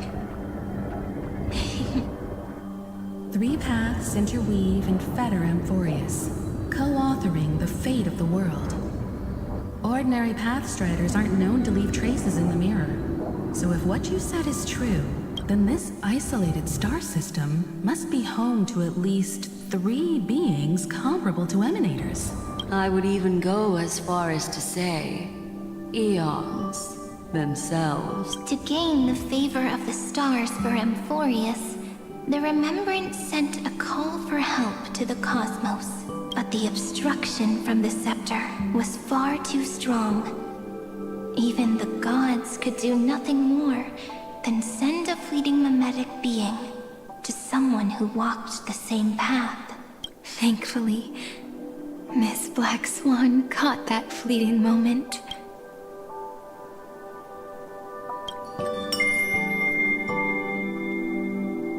Though that signal drew some unpleasant attention as well. Looking back now, it was all worth it. The cosmos showed us a kinder face. Thankfully, she has a different understanding of the Remembrance. Miss Evernight once said that the Remembrance wasn't looking after Amphorius, but rather scheming and preparing to devour the paths.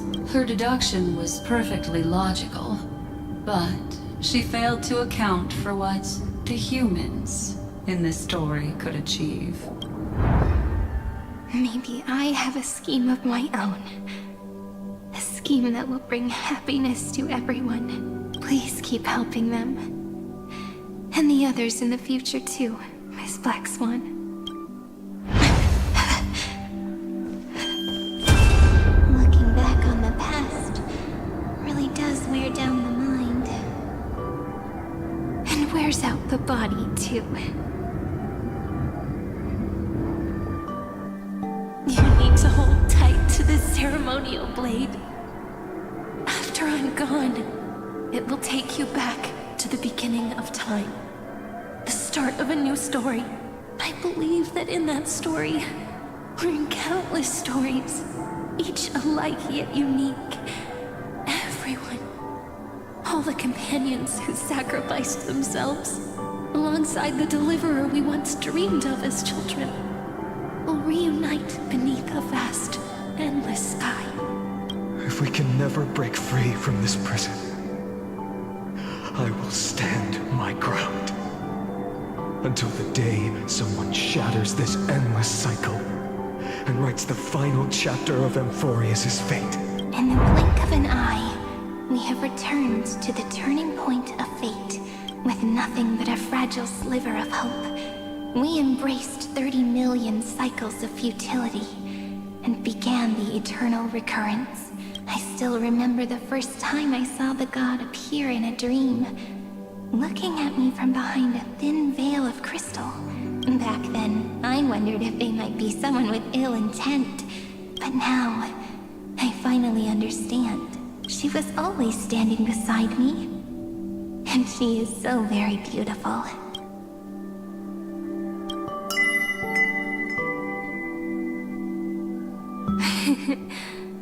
Causality really is a force that cannot be stopped. Even if I wanted to leave a few more words for Cyrene, it seems I no longer can.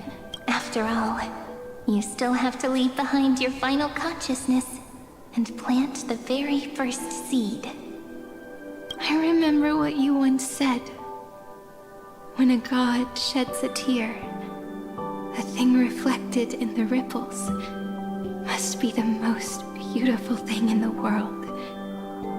But do you know what Amphorius saw when its heart was born? The first thing it saw was a name. 0, 9, 3. Looks like you figured it out. Sometimes, all it takes is a change in perspective to reveal something truly unexpected. Don't you agree? That's right. Turn these numbers upside down, and you'll see a beautiful eternity. Something we believe in. The ego.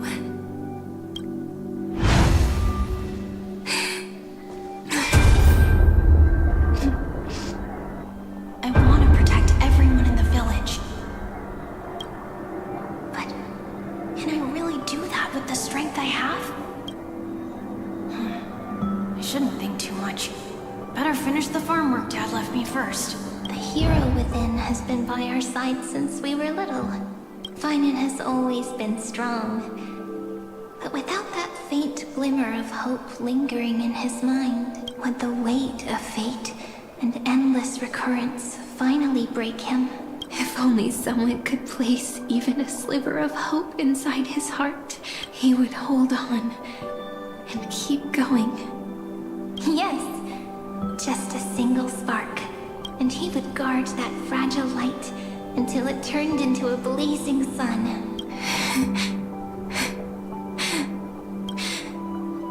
I no longer have the strength to make the hero within look like her. So, let me leave behind a prophecy for him. Take this wish with you. Be the hero who begins the mission of deliverance. As prophecy foretold, you will bear the blazing sun until the pale dawn breaks, continue onward, bearing this world upon your shoulders, until the Ashen Hero, the nameless deliverer, ushers in the dawn.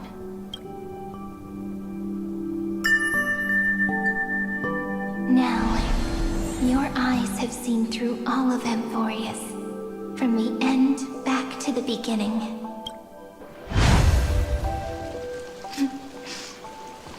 Looks like time's running out. Behind this door. I can smell it. The scent of wheat fields. You're clever. I bet you figured it out long ago, didn't you? The end of this journey back. The final gap in Amphorius. It leads to the place we both call home. We can finally go home. Are you ready? If you leave memory at the very beginning of the story and cast the first stone, that final gap in Amphorius will close. The causal loop of Amphorius will become a fixed point in the stars. And if I don't do that, then this world and the cosmos beyond the sky might still fall into the destruction. There's no way we would let something like that happen, right? Exactly. I remember that tree in Ivy Silicii. It grew all alone, unable to go anywhere. It watched the sea in silence, dreaming of a faraway shore it could never reach. But now, a tiny boat sets sail. It carries a seed of hope, plucked from the tree.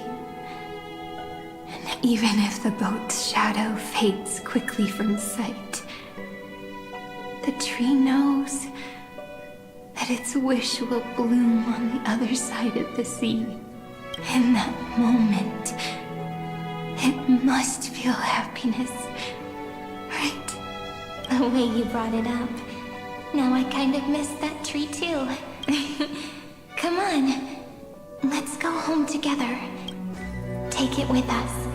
Back to the Sacrament Courtyard. Let it become Remembrance's anchor, tying together the times we knew so well.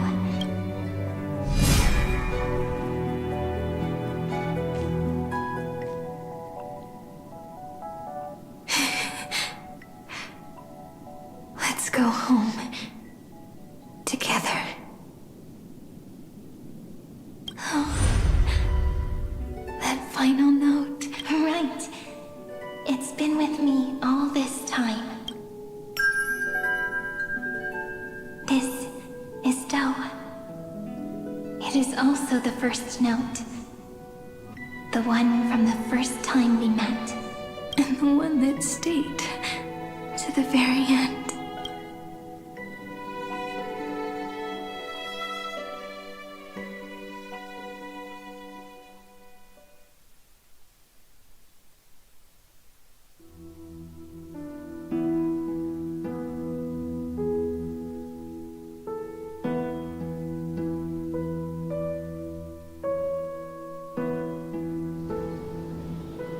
Ivy Silicii. The place where it all began. It's like time itself has stopped, and the breeze and the sound of the waves never seem to rest. We've made it. The Sacrament Courtyard. This is the place where we first picked up the ceremonial blade. And where we first began writing journals. Now, the journey through memory has reached its end. Once the anchor is placed, what awaits us is 30 million lifetimes of reunion. Looping again and again and endless farewells. Do, re, mi, fa, sol, la, ti. And with them, endless encounters. Ti, la, sol, fa, mi, re. Such a happy scale. Whether it's for Cyrene, the Deliverer, or every sprouting branch of Amphorius, I leave this tale of love here. May the river of time flow backward, bringing scenes of the future before our gaze. In the eternal land that no one remembers. The legend of the Trailblaze is about to begin.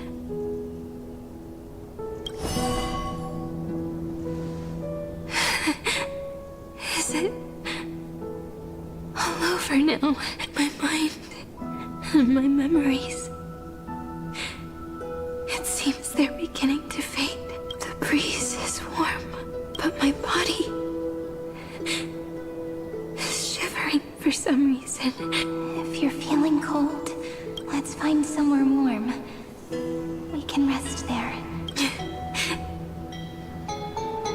Somewhere warm. I know just the spot. 405. 504. 093. 365. Treehouse. Seridra. March 7th. Dunhound. Electra. Hyacinthia. Caslana. Anaxagoras. Aglaya. Midemos. Castorus. Cyphera. Cyrene. And you. Look. Everything is already as we've written.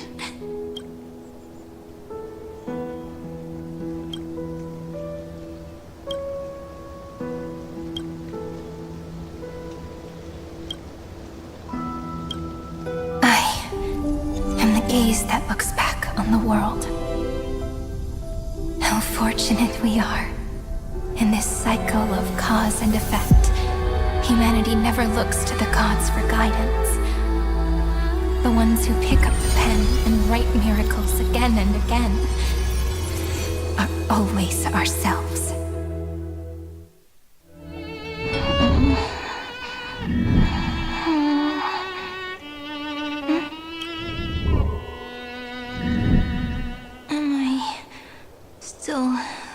Awake? Peach, where are you?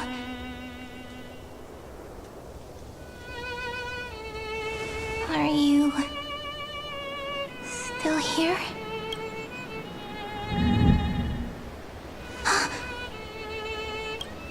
I shrank.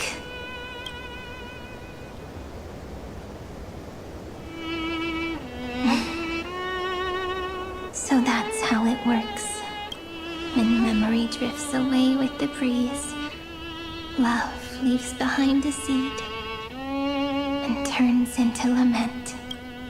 Demiurge, Cyrene, Mem, back again to the first Philia 093. I always do have my charm. The final ripple nourished the great tree, and from it grew a single pink peach. We've been playing for so long, and you still haven't told me your name! I've told you so many times already. You're just forgetful. My name is Livia. Livia. If you forget again, I won't tell you next time. Livia. Got it. Then you have to remember mine, too. I'm... Piso. I always remember. So, Cyrene was just a pen name after all. So sleepy. That drowsy little fairy barged into my mind again. The last of my memories are slipping away. I wonder what this world will look like when I wake up again. I remember a cry and my name, daughter of mighty Celestii.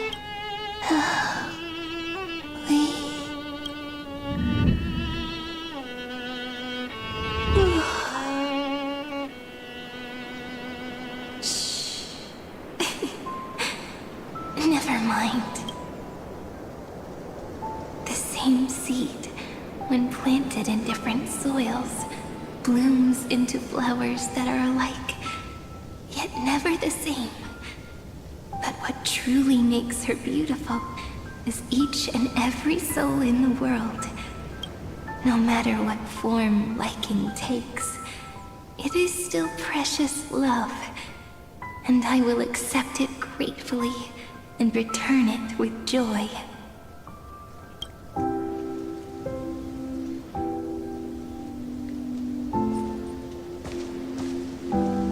Do you remember my favorite story? That crystal flower was so beautiful because it reflected the eyes of the little fairy.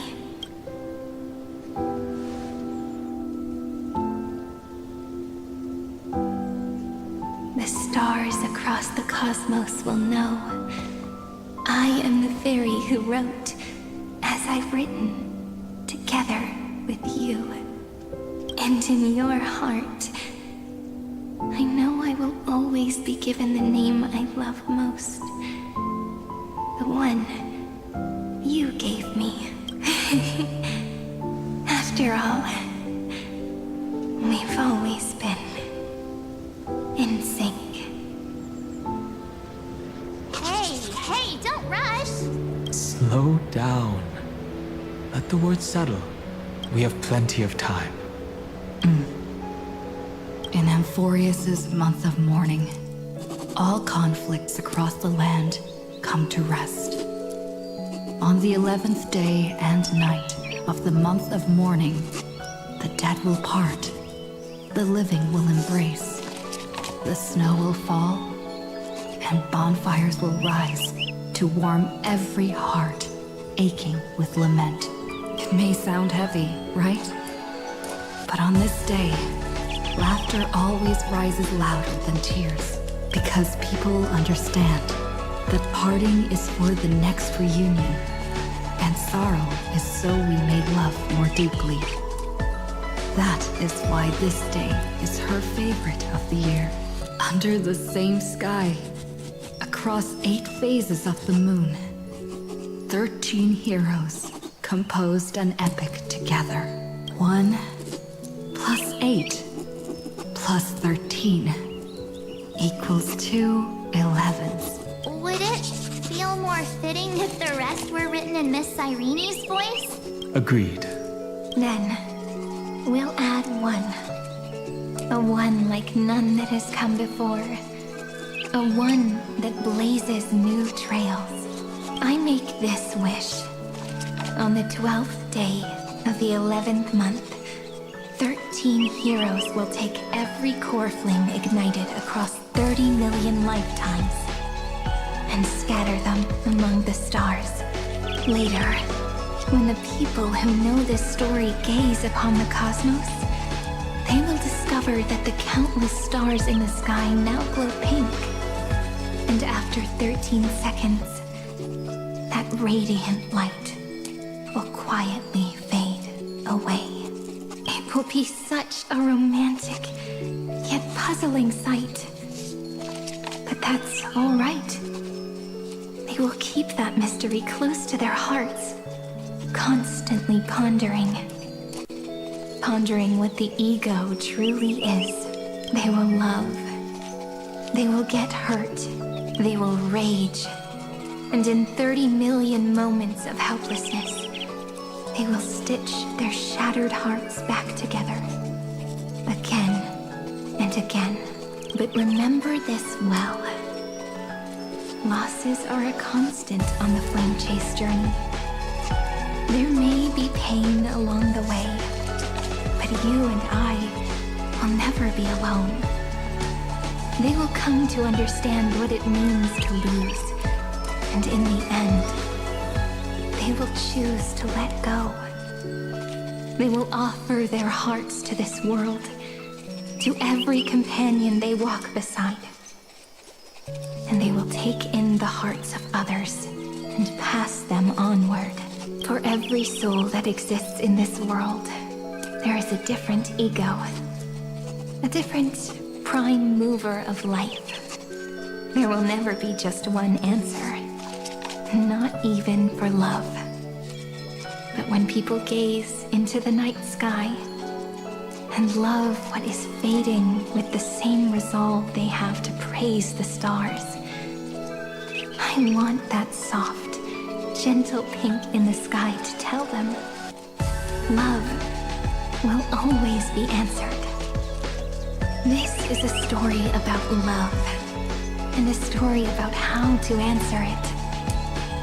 Whether it is one we have already written, or one you are yet to write, it will be a romantic story, like none that has come before. You think so too, right? And a romantic story deserves an ending that is free and complete. When every clue and thread has found its end, and the weight of the pen is no longer constrained. Pour the spirit of trailblazing into it, and end this tale with the most pure and romantic period.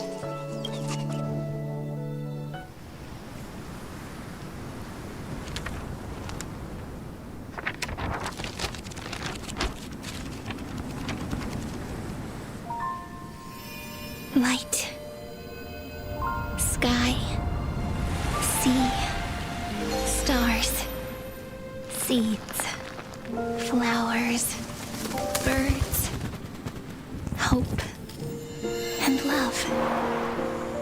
Such words of beauty were how I first imagined the world. For as long as I can remember, I've used them to tell the stories of Amphorius. And now, this is the last one. A story about tomorrow. Dedicated to you.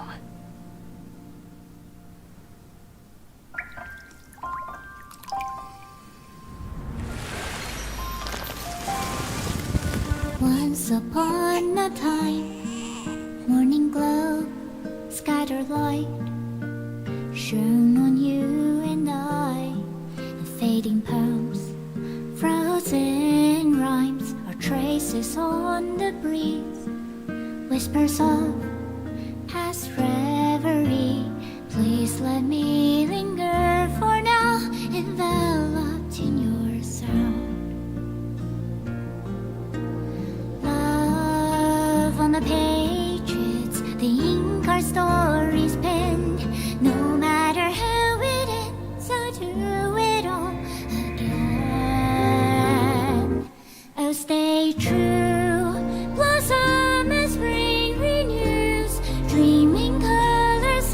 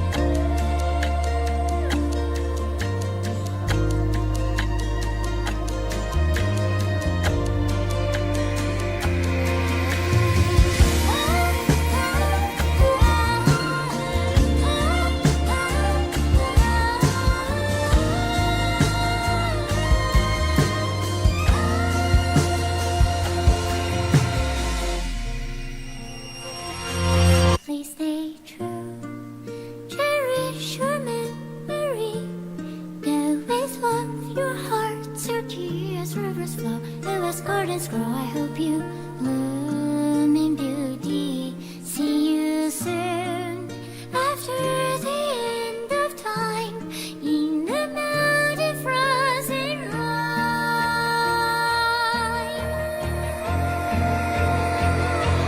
We'll stay true, blossom and spring renews, bringing colors every hue.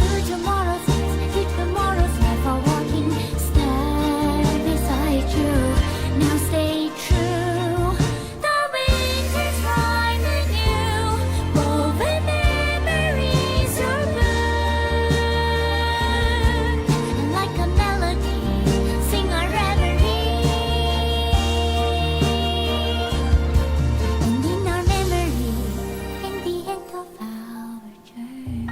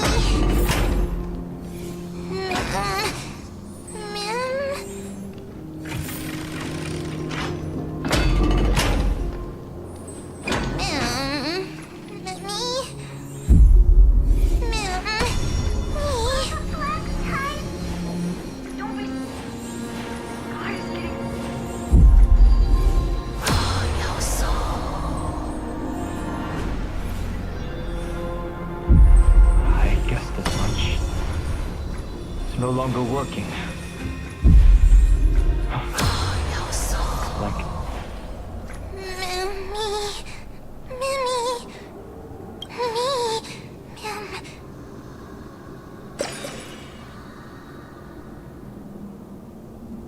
let's find some place safe to set up a base of operations first.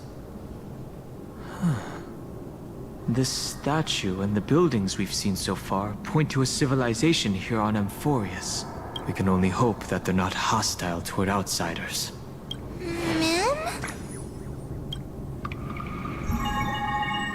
I've reunited with you so many times, and every time feels like the first time we met.